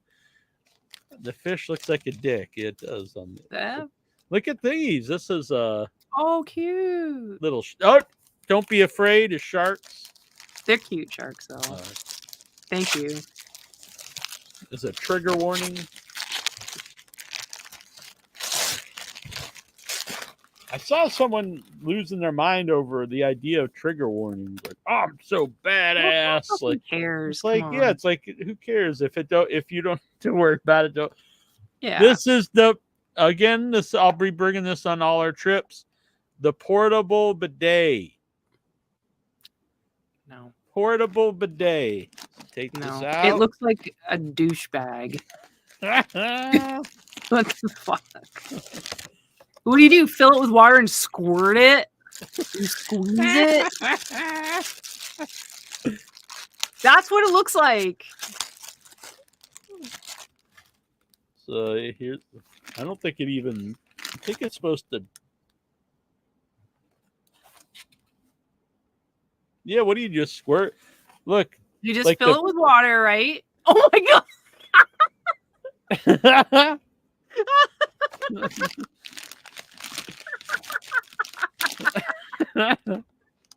Okay, show that picture again, please. That person is clearly not doing that to themselves. That's what I'm thinking. That is not how that works. So I'm gonna have to ask. Douche. I'm gonna have to ask someone to help. Well, you're not gonna be bringing it out on every trip and having me happy with this douche experience.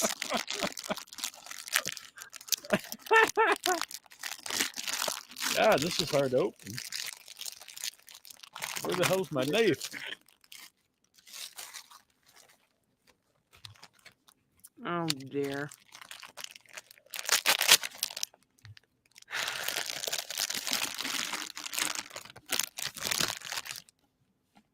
Okay, so this one, so you could do yourself. It is a fucking douchebag. So this one you could do yourself. See, it's got the bend. There's a beautiful comment in the chat.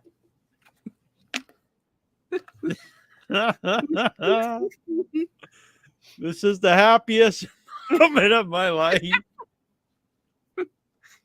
And then we got Jonathan Jackson. What the hell?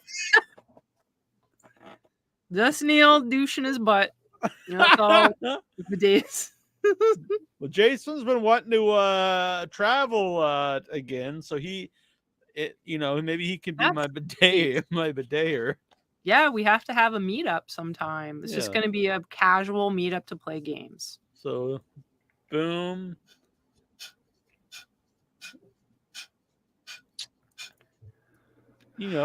What if I'm at the public toilet and they're out of toilet paper? I'm like, well, I've got my bidet here. That's so fucking weird. Very useful item to put in my backpack. Start carrying around. God. Sometime I'll be somewhere and they're doing like a drug search. What was that piece you just put back in there? There's a piece you put in there. That's the one if you're with a friend. Right. This is when I'm with Jason. London and August. London calling from the faraway town. Listen, brother. So yeah. Wow. All right. I'm just grabbing hold on a sec. I gotta throw some of this paper in this bag. I'm getting too much stuff here. Getting overwhelmed. Yeah. You can get buried underneath. I don't want you to fall in. That was my post. Lord. What did I write? Facebook ad for the day. Hell yeah. I'm going to start bringing my portable bidet around town with me.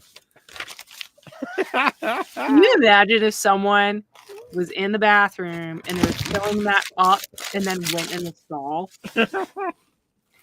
Oh my God. Well, you're going to imagine it and then you're going to make it a reality for other people. Exactly. It's going to be good times. Don't fret, people. We still got a lot of stuff to go through. This feels like a book. We're back to the purple. Do the colors mean anything, Jason? Are these color coded? That's what I'm asking. Are you finding a theme? No. What? Oh my God. This what? What even is this? This will go well. See, I read this, and then I use this for training, and then eventually I'll start using the cage. They're all go together. The sissy spell, a tale of mistaken sissification. Mistaken. Dang. That's unfortunate for that person. Yes. Let's see. Prom is approaching, and Jeremy has his eye on Amanda. Well, every guy has his eye on Amanda, and a few of the girls too. She's the hottest girl in school, so Jeremy doesn't actually think he has a shot until he meets Lily in the back stairwell during his spare. This is hard to see here. During his spare one afternoon, she's drawn a pentagram on the floor with lipstick. In the hallway? I guess. And she's reading from some heavy Latin tome. Like, that's heavy, man. Or a heavy. Yeah, it's very heavy. Hey, man, some heavy shit. She seems to think that she's a witch, which is fitting since we are in the winter of the witch. And Jeremy would normally burst into a fit of laughter, but he saw something that he couldn't quite explain. A glowing light that grew brighter and brighter in the middle of the pentagram, but there was no light source. He's open-minded, and Lily has a spell in her book that can supposedly make any girl fall in love with the caster. The spell only requires some personal belonging from the female target. Jeremy manages to snag a pair of Amanda's undies from girls' changing room. Manages to do it because that's the easy thing to take. It's I know exactly. Thing to get. Like he could have got her bookmark or something. And it says from girls' changing room, not the girls' changing room, from girls' changing room. This is like an AI written story. And then Lily carries out the enchantment. The spell seems to be working, but there's a catch. For the magic to keep working, Jeremy has to keep in direct contact with the enchanted undies. Dave's got a great little comment over here. Not gonna lie. The writing so far is absolute dog shit. I have to agree. I don't want to be mean to Nikki Crescent. There's only one easy way to make sure he's always touching them. There's just one little problem. Lily's no expert in Latin, and she may have accidentally read out 2 spells instead. Does this have Is this a chapter book? Yeah, yeah. Is this something you could read from on the regular? Yeah, there's only 100 and story time. Do like a couple minutes of story time every week. Yeah, the sissy spell, a tale of mistaken sissification. So what? I wonder what happens. That was just the back of the book. Yeah, that's what I'm saying, Dave. Right? Yeah. Find me on Patreon. I don't know about a whole chapter. I guess it depends on how long the chapters are. My God, I feel bad. I'm not going to name names, but do you remember the one time I was reading out of a book that someone gave? Yeah, you know exactly what I'm talking about. You want to read? You want to hear the names of her other books? Yes, absolutely. The Punishment Forced. Twins. That one's kind of a letdown. Twin. Lori's Last Fuck. Wow. The Girl Twin. Trans Cam Whore. Dang. Getting Ready for Prom. Dubious Consent. That might be my favorite.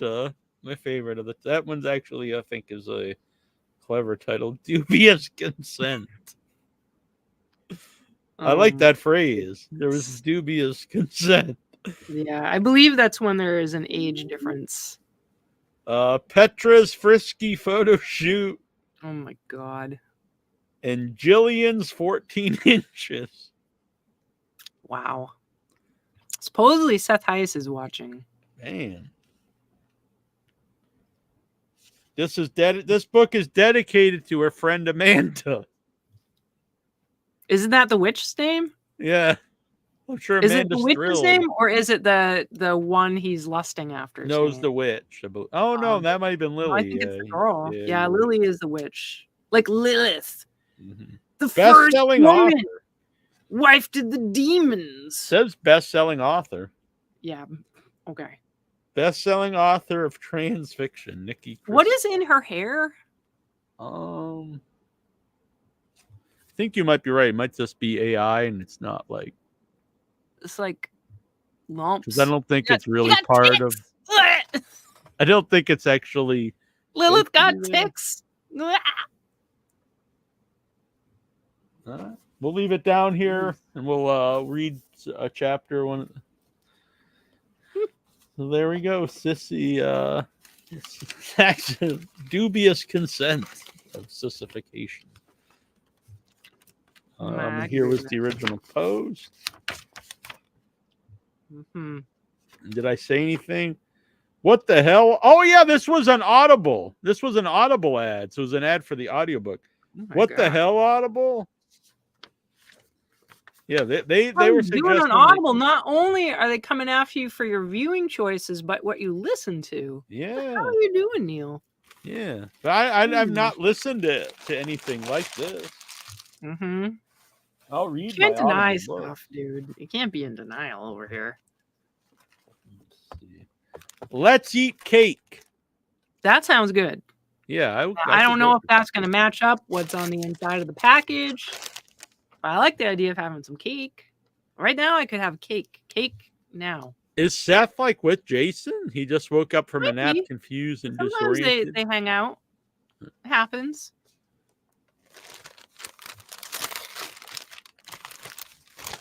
Dave, he likes the idea about you should end the show with a chapter at a time. Yeah, we were like mind on the same track. It wasn't even like we were both there at the same time. Hello, Seth, by the way. This is a You should jump in the t-shirt. chat. Oh, all right. Hello, Seth. We got a t-shirt. What?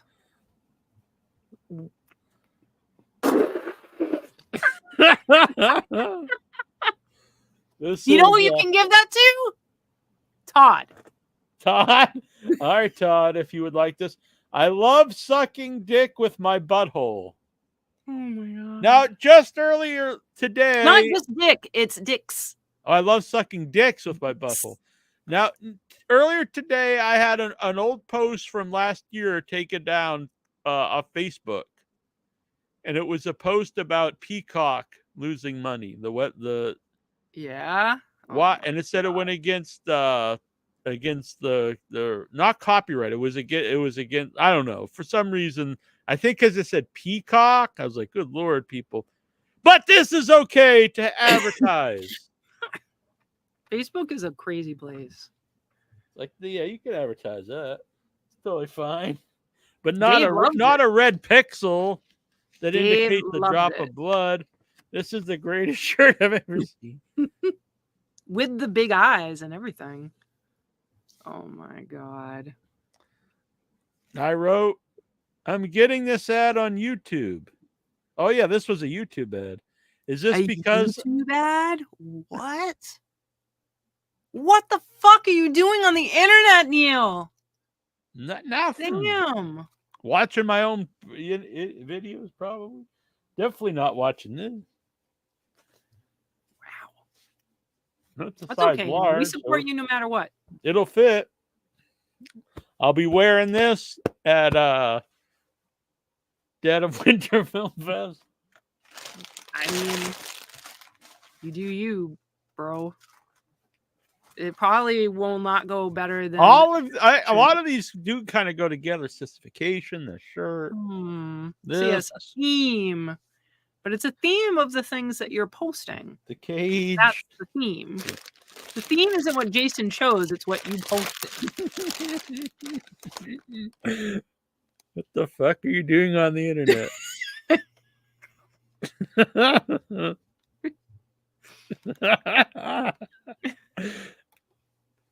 The greatest shirt I've ever seen. Dave, if it's yours, I can't send Jason's gift to you, but maybe we can get one for you. That's true. We can have matching shirts. All right. What's your mom gonna think about that shirt? Is she gonna crack up? Yeah, she'll die of laughter. Yeah, my mom's not gonna. No, she'll laugh. What? I thought this was a shirt, but I don't know what is this. It's like a dress or something. Is it like cult wear? I don't know what this is. Stand up and take a look at it. I don't have a lot of room here. Space.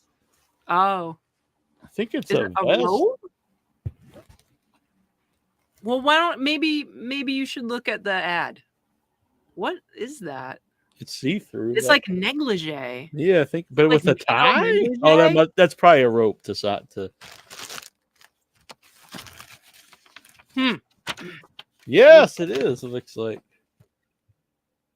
Yeah, is, there's someone out there saying to put it on. You can put it on over your t-shirt, dude. All right. Could be very comfortable.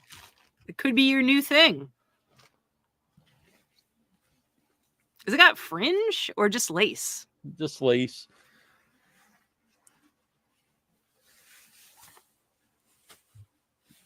Probably fit better without the. I've got layers here. Got the t-shirt, and then I've also got a thermal undershirt on because it's cold down here. I like this fabric on you. This shiny red fabric. That's cool. Yeah.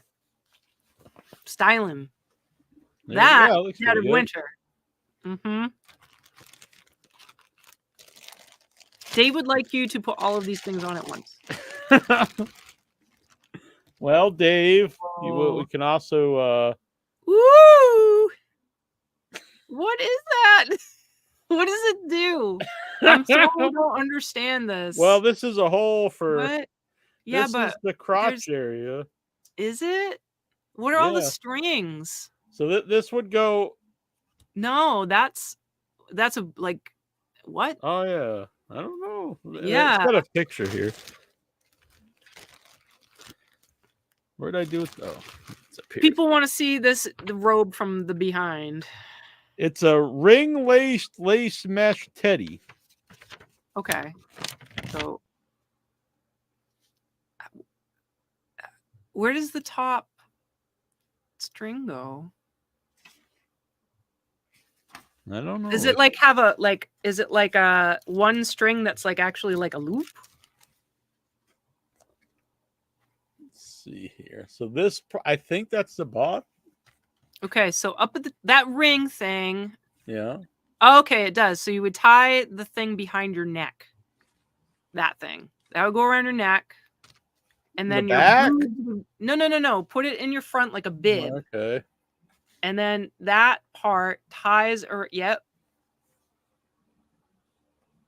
Hat does match, Dave. It's actually a very appropriate hat. Oh my goodness.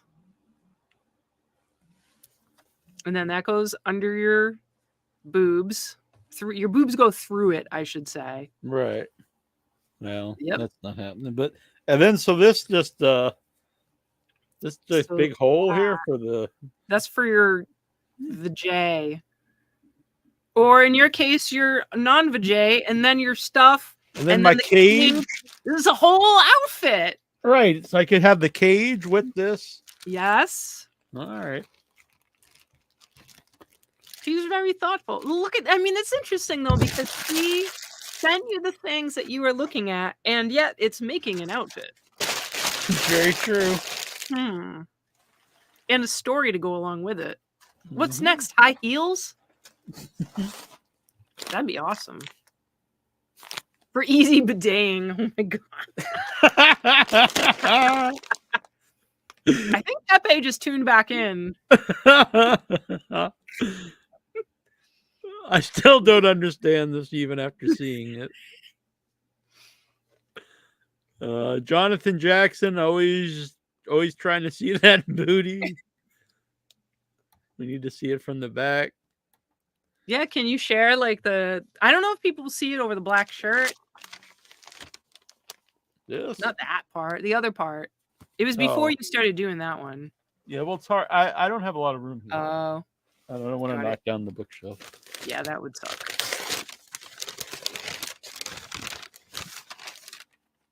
All right. Oh, and you could put the dick thing either under or over this outfit. Right. Yeah. I think we have another T-shirt.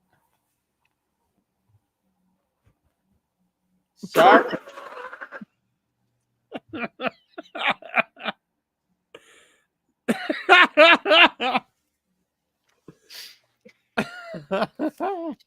These are all my right size too.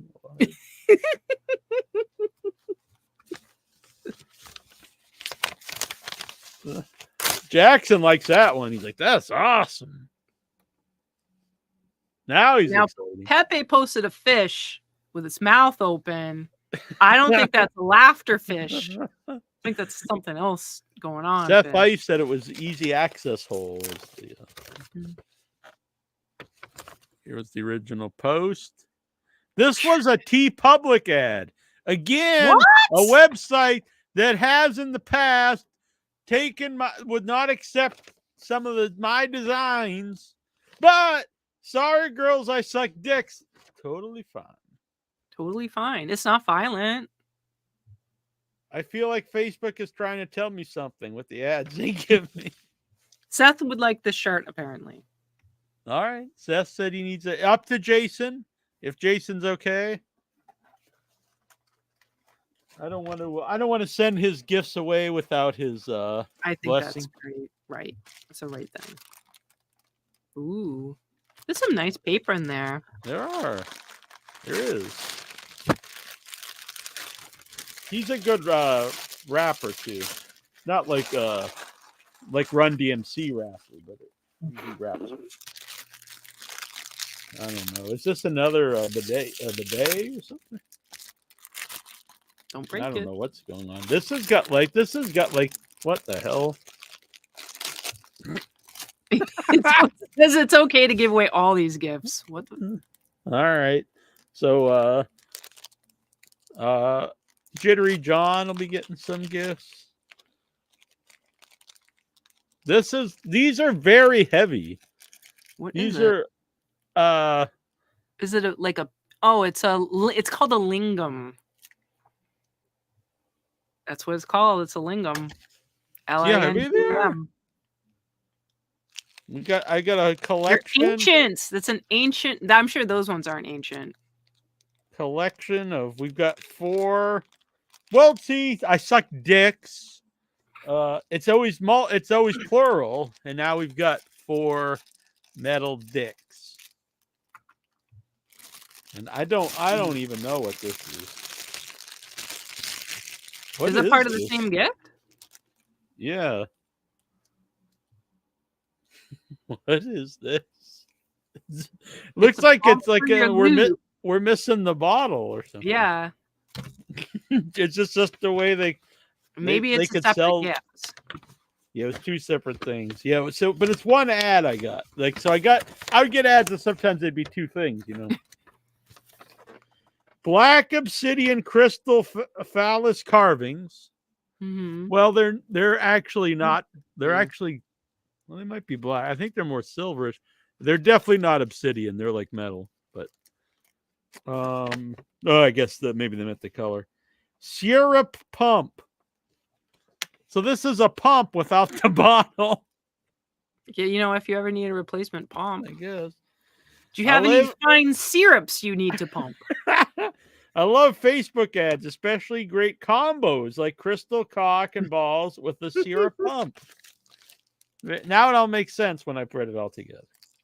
A lingam, sometimes referred to as linga or Shiva linga, is an abstract or aniconic representation of the Hindu god Shiva in Shaivism. It is typically the primary murti or devotional image in Hindu temples dedicated to Shiva, also found in smaller shrines, or as a self-manifested natural object. He does say, so this is in defense of the ad. It wasn't, they were out of the black dicks. Makes sense. All right. We still have several things here. This looks like some kind of candy. Is there anything edible in here? I mean, you could, if you really wanted to, you could eat any of them. That's true, I guess.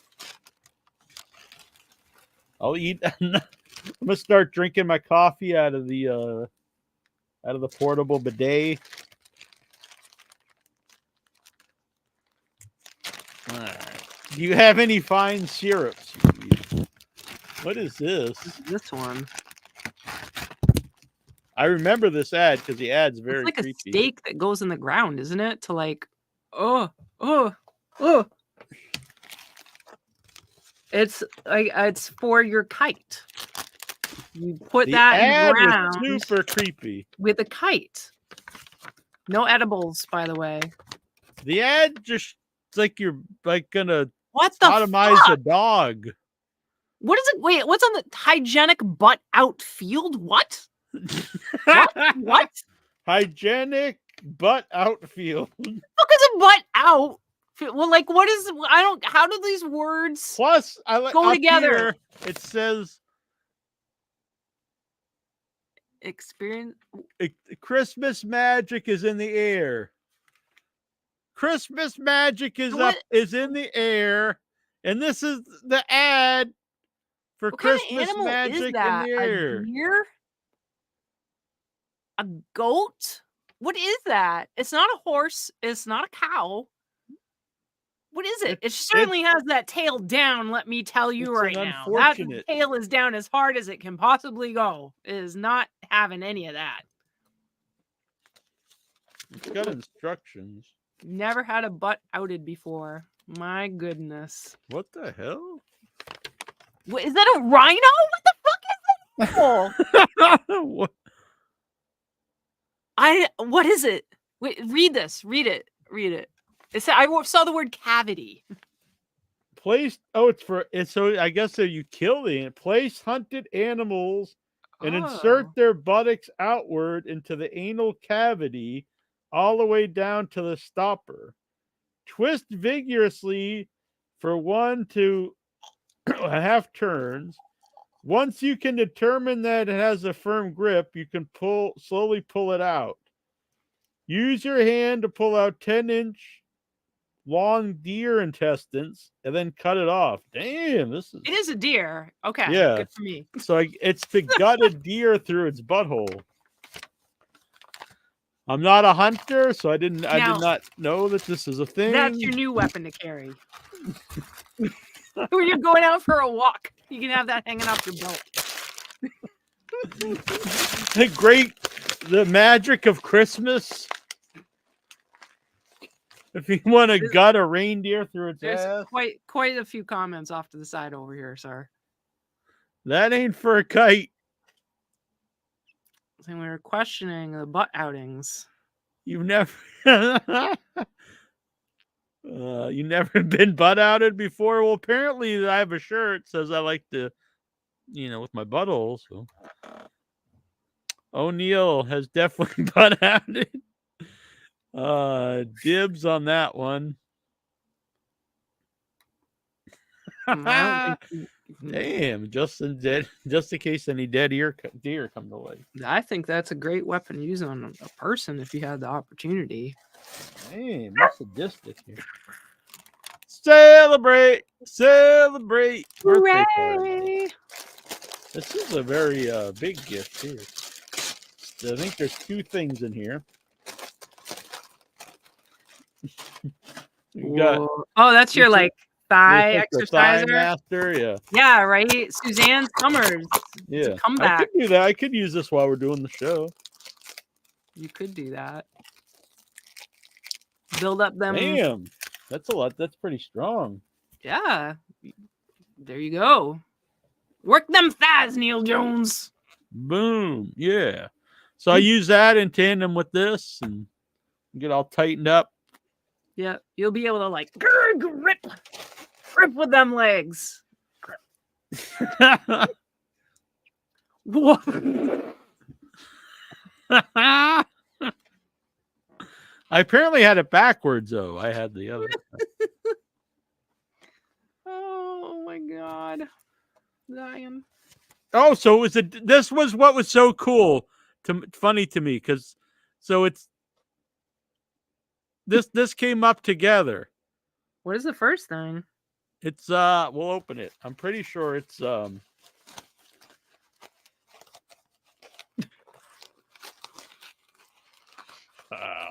his name? Wile E. Coyote. Oh. But I thought this was a funny placement of the ads because it has the woman bent over doing this, and then it had. This is actually very nice. The Wile E. Coyote riding a rocket. He's like, this is actually nice. This one. Is that thing there to stick it in? I hope it comes with something to put it on. I mean, just like some. There's got to be more than that. What? No, I think you're supposed to put it on your car. Podium? On your car? What is a hood ornament? Yeah. I don't think that people make hood ornaments for cars anymore. I think that's you have a Mercedes Benz from the 80s. Yeah, I mean, but they don't have it. There's nothing to actually put it onto. Well, you'll figure it out. It is car enthusiast surprise decorative. Nice. So yeah. So you can stick that on your car. Just drill a hole right in it.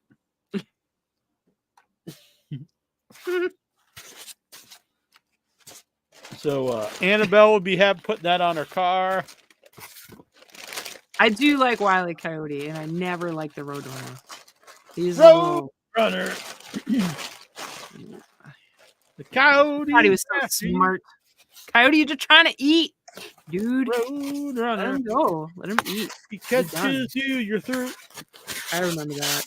And I hated it because it put the Roadrunner at the top of the heap. Who's doing all the hard work? Wile E. Coyote. Beep, beep. All right. You probably like Woody Woodpecker, too. I didn't say I liked. I was just singing the song. I don't like Roadrunner. Good. I have a shirt this color. Yeah, that's cool. This color, there's like 50 colors on it. This design. Jeez. Yeah, the Roadrunner is a murderer. Indeed. Not for survival of starvation. He could just run away. You just leave. But no. Attach it to the deer cleaner. There you go. Add like insult to injury. Nice. All right. I think we've got some type of clothing. Oh. Some more undies. No, these ones aren't. Is it like Super Friends underwear? Yeah, no. Say on it. Super Friends underwear. It was awesome. LVS number N. I don't know what that means. What does that mean? But it was on the other side. The same thing or something different? Got a pouch for your, These aren't too bad. The other band. Same thing. No, it's not. K-Tor LV. If someone who doesn't speak English just put some letters on here, thinking it said something, but it doesn't say anything. Does it say it says anything on the packaging? That's very weird. Or ORLVS. ORLVS, the Chinese brand, which is famous and specialized in men's underwear, founded in 2010. The products are Haute Couture's Soft. Specialized Designs, which is all one word, Specialized Designs. And have been well received both. Then another word, domestic-Cali.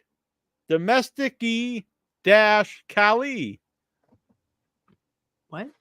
Domestic. Hey, you know what? English isn't their first language, Neil. They're doing their best. Cali. They're just trying their best. And internationally.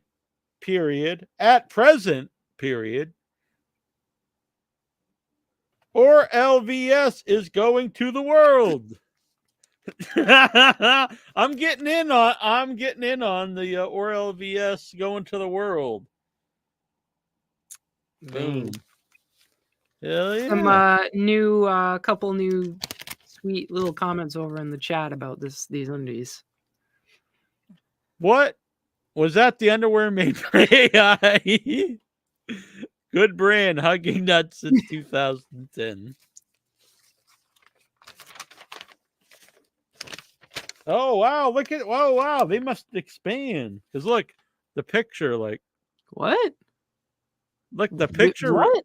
Like I think if you put yourself in there, like it's like a pouch.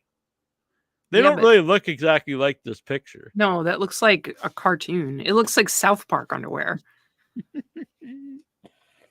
Facebook is really pushing the undies on me today.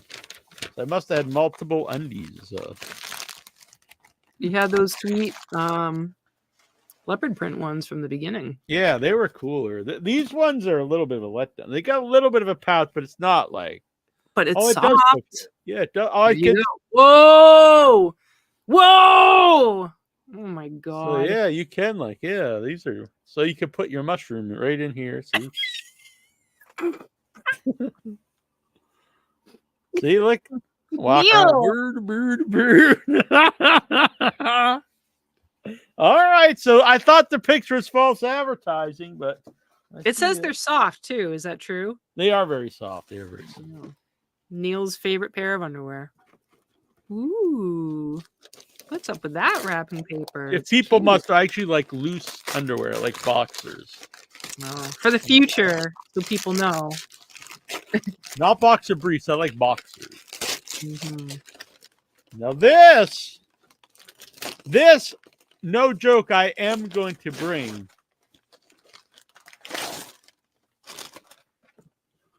Boom. Poop shoot.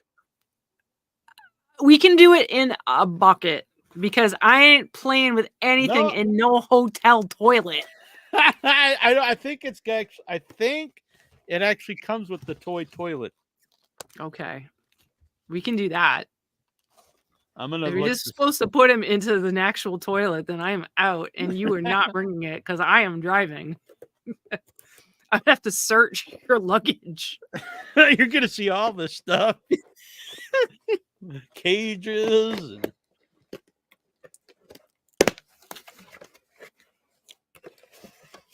Oh my God, this one! I'm glad I saved this. It's not last. There's still, but yes, this looks awesome. This genuinely looks fun.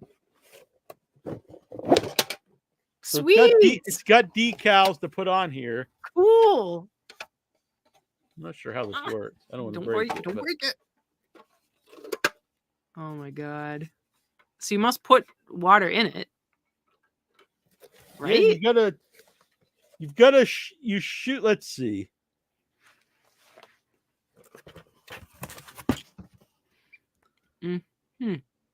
I can't read that. What are you doing? You're trying to get water in it? No, I think you shoot turds into it. Like on a flipper? Yeah, this is the launching pad. And these are the little turds. And look, they're even different colors. Must be whatever you choose as your color. Oh man. Do you want the light brown kind of diarrhea poo or the darker, more they're all rubbery. Poo? Ew. They got smiley faces though. Well, that's cute. Does he have a tear? Is he crying? What that is. A piece of corn, maybe? Oh my God. This is the greatest game ever. I think it's got, I think this is the decal sheet. Look.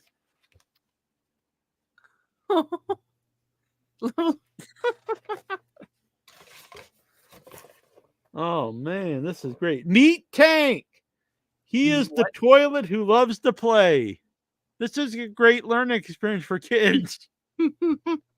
Ready, aim, shoot. Shoot your poops into the toilet bowl. This is not a good game for children. You're gonna be flinging shit at the toilet from this day forth. Mom be coming in like, not again, not again. Be the first to shoot all your poops into the bowl and shut tank's lid. You gotta shut the lid too. Ooh. Yeah. Damn, this sounds like rules. A fight's gonna break out. It says it has 2 launchers, 1 for each player, 2 sets of poops. It's just gonna be like that's gonna be a recording. We are recording. Hell yeah! I love this live stream. This is the greatest gift ever, Jason.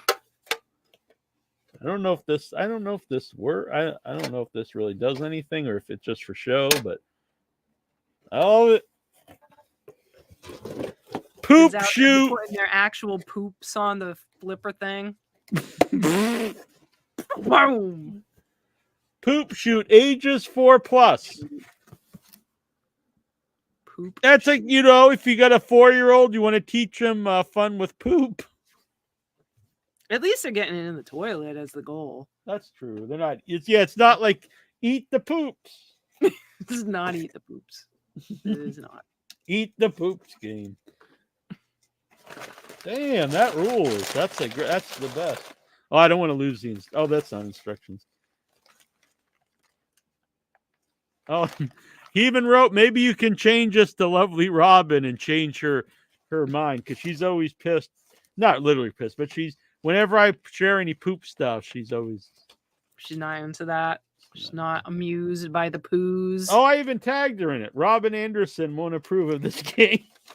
Oh, Robin. He didn't include her. I'm going to try to see if I can find it. I don't know if I'd be able to find that. If I could find it, I'd be interested in what she replied. That is going to take a long time. Not if I put in what I wrote. Robin Anderson won't approve of this game. That might come up.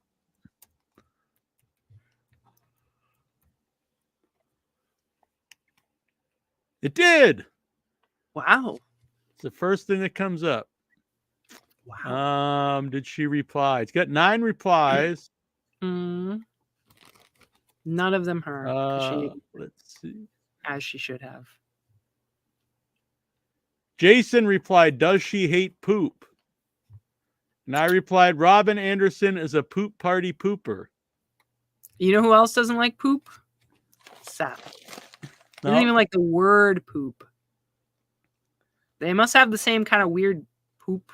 Like, not like poop is, I'm going to hang out and just play with poop, but it's a natural function and it's funny to talk about. Robert Budzinski said this is how Neal makes his coffee. Louis Cross says, "I have this game. It's really good fun." Oh. Robin then replied, "Jason, I don't think children should be encouraged to play with poop. They'll grow up to be weird." And I replied, "What if I want to play?" And she replied, "You already grew up to be weird, so it's too late."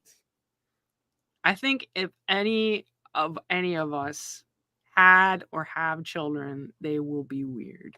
It doesn't matter if they play with a poop game or not. Right. They're in trouble. And then I replied, "I'm going to challenge you to poop shoot." And she replied with an angry face.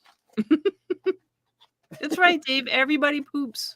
That book was That's right. Transformational to our culture.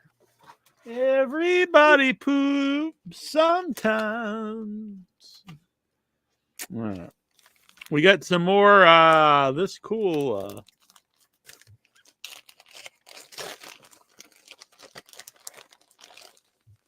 man, this has been the greatest segment in the history of there's been some good stuff. This is really good. This is one of the funniest ideas I've ever seen for gifts, so I have to admit. Very clever. There's a few great comments over here. Ready, aim, shoot. Educational. And if you ever want to feel like a giant, everybody poops. Oh, what if people poop in it? There's a reason none of us have children here. Indeed, because we are them, and we don't want to share that. Those underwear will hold all the mushrooms. This whole thing was worth it just for the noise Annabelle made when saying those poos were different colors. A ball pouch, exactly. What are these underwear going to look like? Is there new underwear? Oh, pump. Oh my God. What is the point of that?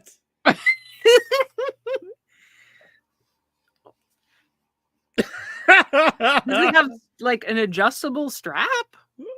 Yeah, I believe that's adjustable because it's got like something in it. No, I don't know if that's adjustable. Because I don't understand it. It's got this in it, so I assume. Oh, it's like okay, it's like it'd be like on overalls. You'd unbutton it and it would open.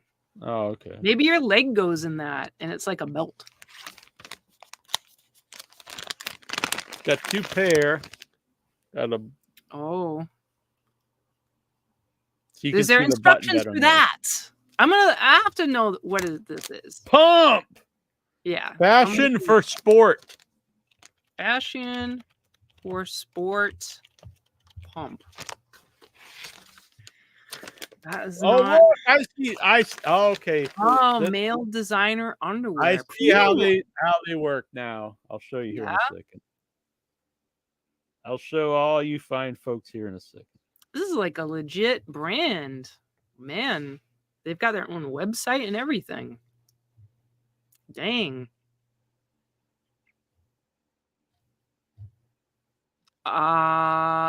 Okay. I see how they fit. Just give me 1 second. I'll show you guys. Pretty rocking. Okay. I know. If I could stand up and wear these for you, but I'm very limited in room here. I don't want to knock over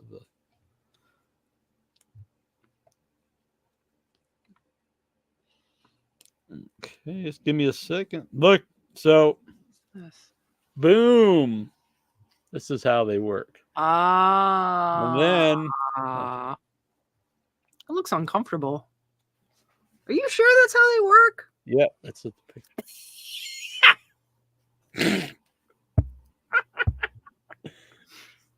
So everyone gets the idea. Are you sure? That's what it shows. It does. This Yeah. isn't comfortable at all.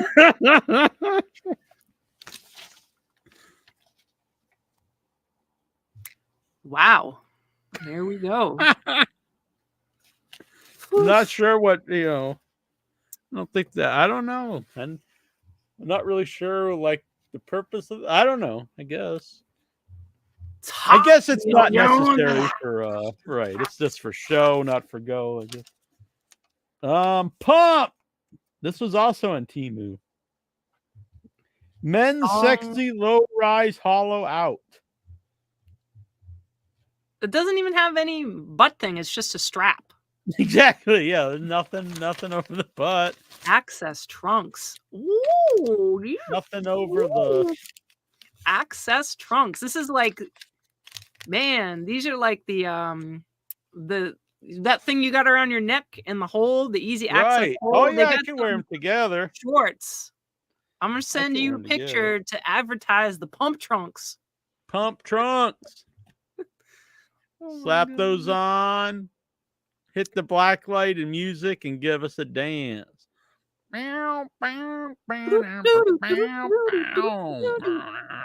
Insert your own cup. Aha. And all this time, I've just been dumping my garbage into a pair of boxers like a plebe. All right, let me find you on the Facebook. Oh man, I think it's two pictures to make sense of this. All right, then I think so you understand what's happening. Just making sure. I think we're down. Unfortunately, I think after this, this is the final one. After I get this picture from you. Yeah, I got a couple photos so people understand. Pump trunks, access trunks.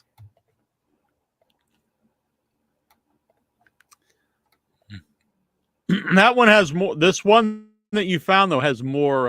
Oh yeah, I'm not saying it's the same one. I just am looking at their website. I'm like, this is quite a concept. I just find it amusing. That actually getting hot now with all this clothes on. I bet you are, Neil Jones. You're getting some other people in the audience pretty hot too. So is the audience.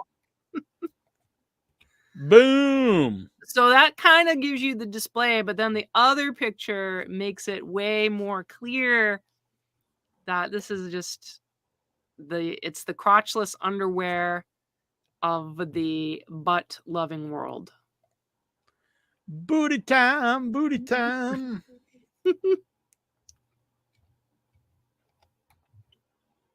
What's cute shorts?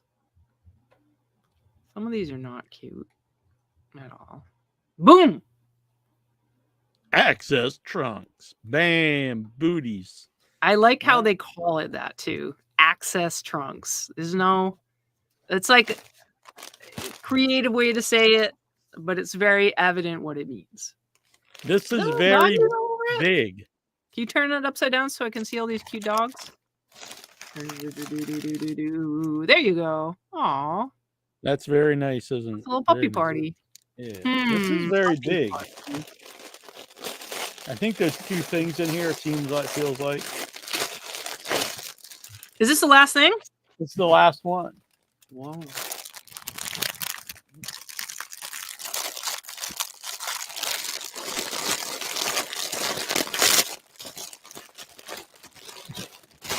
What the hell is this?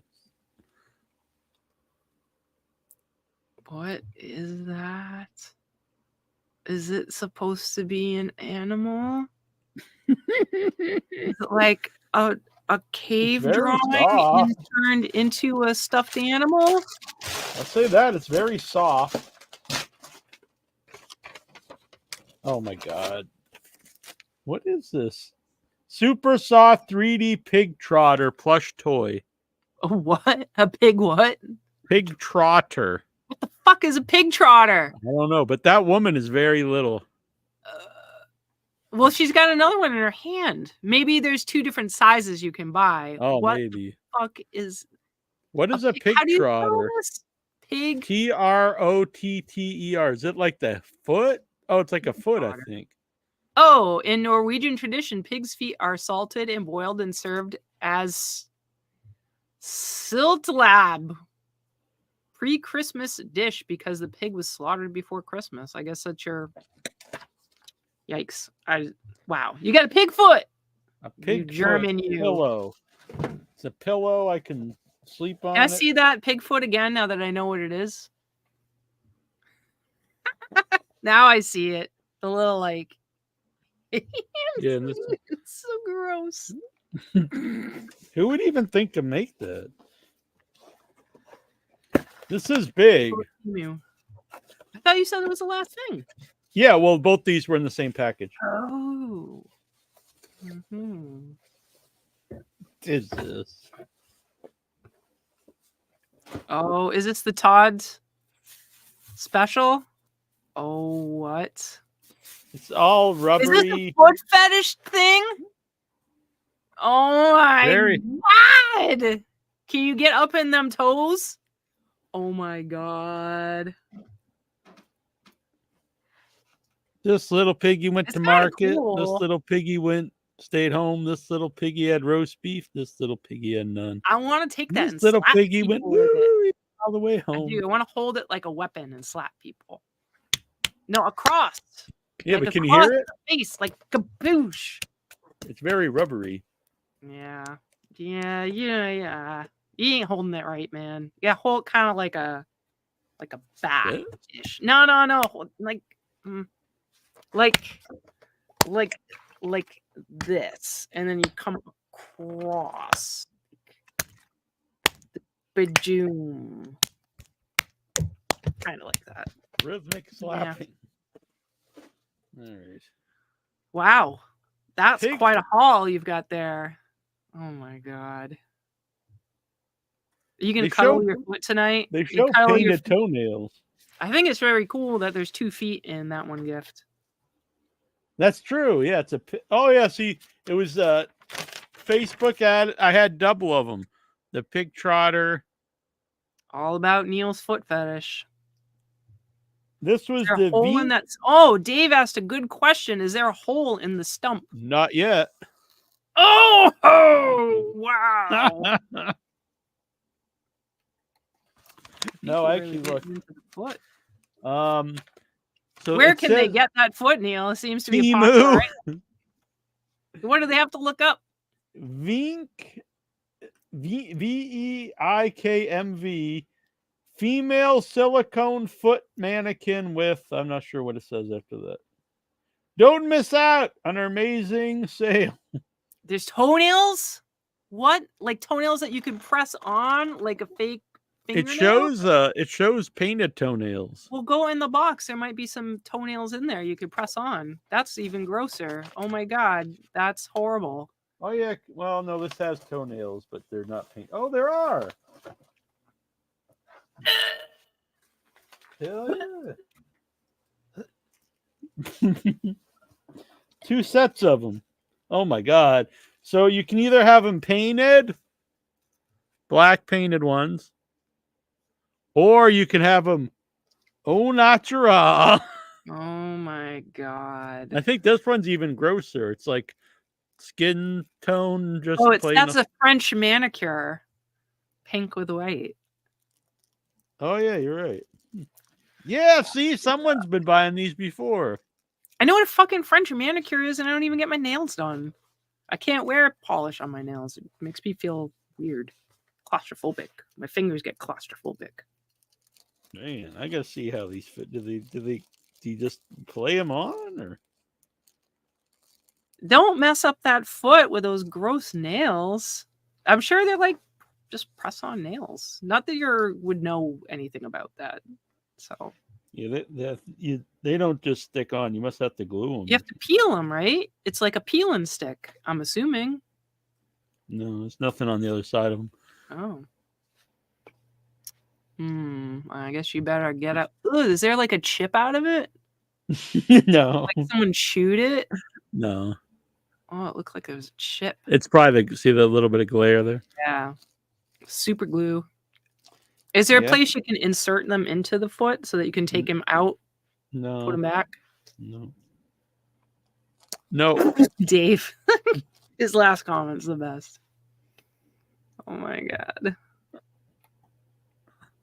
I'm casting my feet and yanking out my toenails as we speak. Jesus, I've been trying way too hard to make money.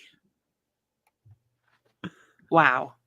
That Oh, foot. yeah. Oh. Who knew there was toenails? Was that Mitten or was that I assume it would be Jonathan him. Jackson? Oh, Well, you I mean could someone see- familiar yeah, with the maybe product? Jackson, yeah. It does have a hole in it, but it's Does it? it's very little. See, that's like Can you get your thumb in it though? That's not your thumb. I know, but So that's there's not meant for. yeah. No, it wouldn't work out. Can you put the mushroom in it?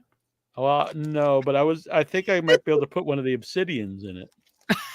It'll get lost. That's true. It's sealed back up. It'll be funny. Plus, if it only does get- about an inch in, it gets very hard. Like the center of it. You're supposed to put your toe in it.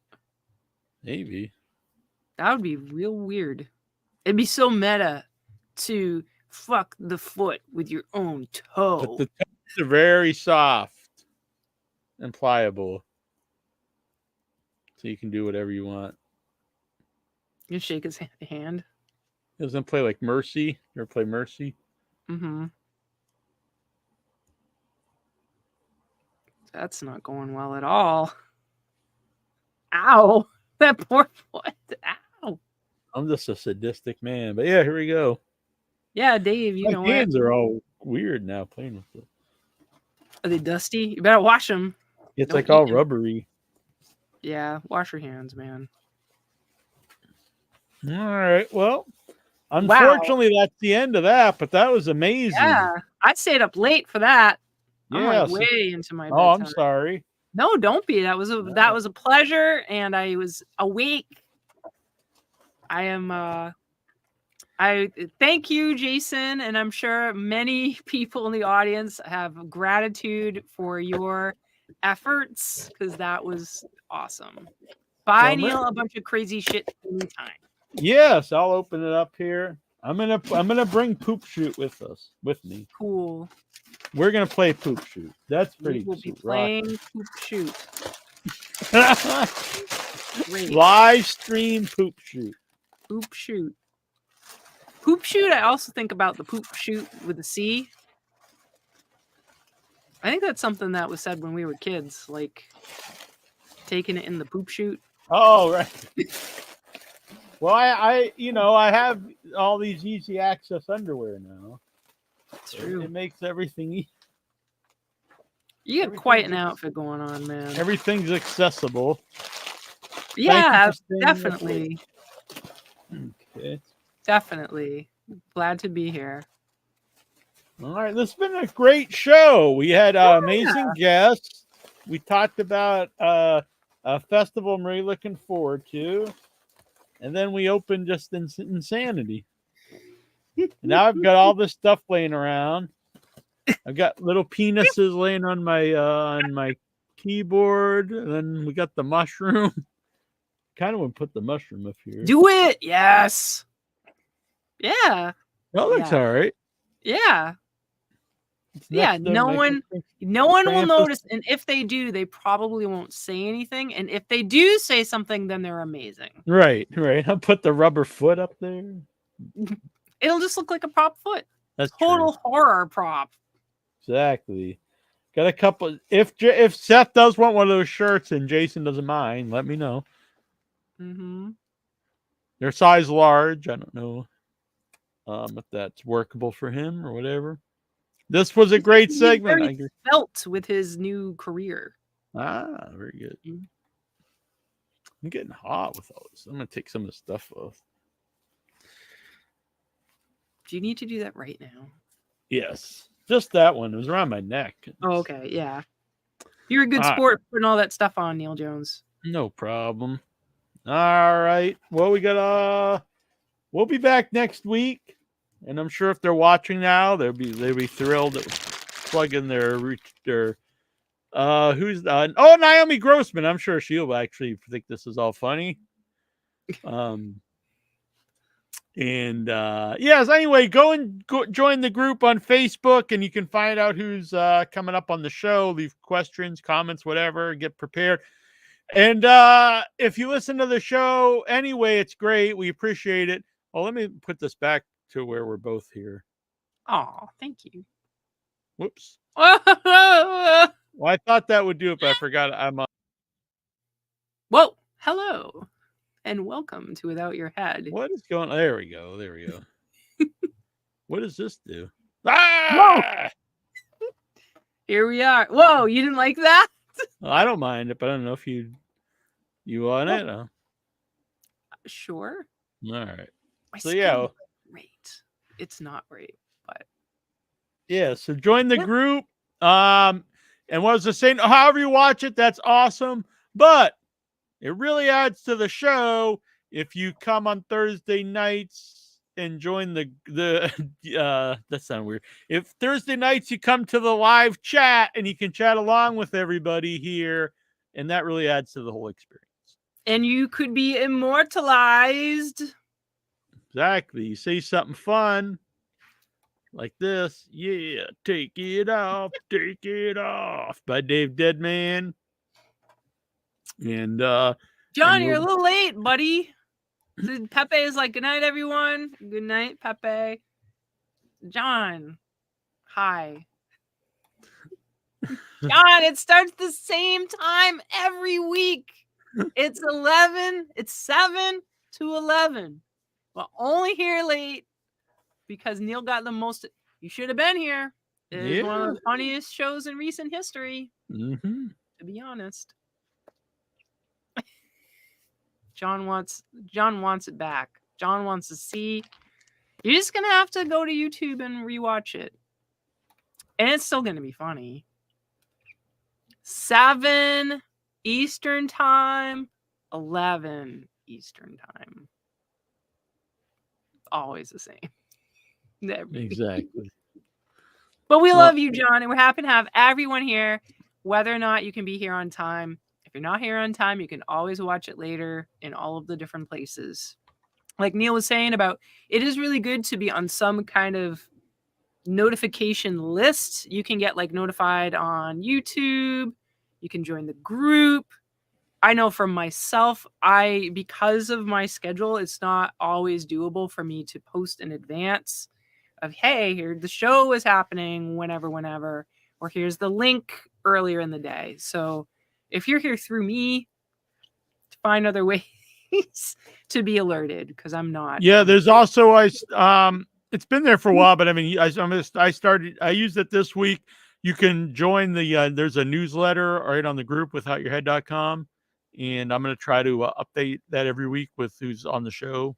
Cool. I do like your new here's the upcoming guests thing. I think that's really cool. I know it's not always possible because sometimes we do get people change or whatever, but I love that. It's nice.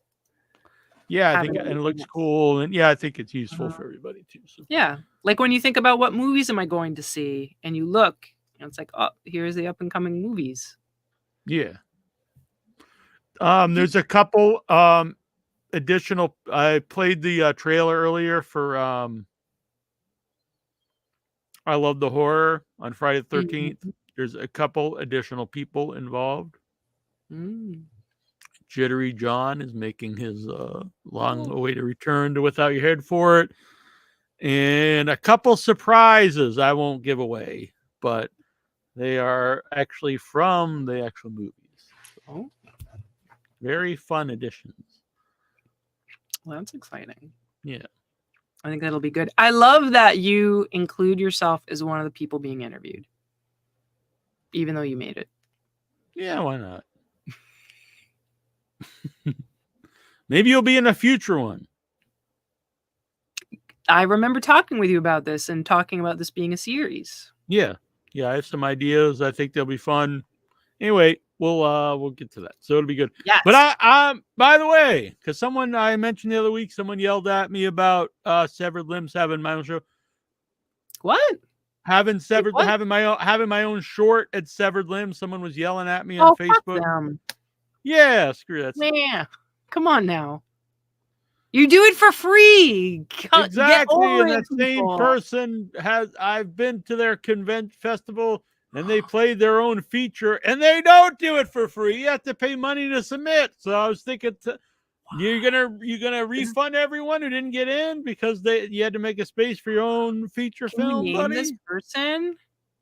No, I mean he's all right, but he doesn't sound all right. He sounds like a shitbag. Well, you can't make a story like that and think people are going to think that this guy is all right. That's not how that works. I'm just saying. What makes him all right? What does make him all right? Share. He's played my stuff, but I don't know. I'm just saying you can't bitch about that, and you've done it yourself. So. Sounds shitty. All right. Neal's really good at that, though. Neal's good at like taking something that's kind of like annoying and dumb and making it like this crime against humanity. And people are out there with pitchforks ready to like kill others. No, he was bitching about it. It was a public post. Yeah, but then it's like, but this and that, and you're charging, and it becomes this like pitchfork. People are ready. You see the audience yelling. Get your he's a shitbag, but he's all right. Pig feet. Instead of pitchforks, we're gonna run them out of town with pig trotters. Feet, just throw them. We'll be flipping poo, throwing pig feet. You can catch them with that like kind of thing. Just like swirl it like a freaking lasso and whoop. I'm gonna bring this next time we're on the plane. Oh, that would my be neck rest. Amazing. Please do that. Please do that. It's small. It fit in my backpack. It is pretty comfortable. I'll be honest. There you go. Take a nap. All right. Until next week, this is Nasty Neal. This is Annabelle Lecter. That was Terrible Troy. And this is Without Your Head.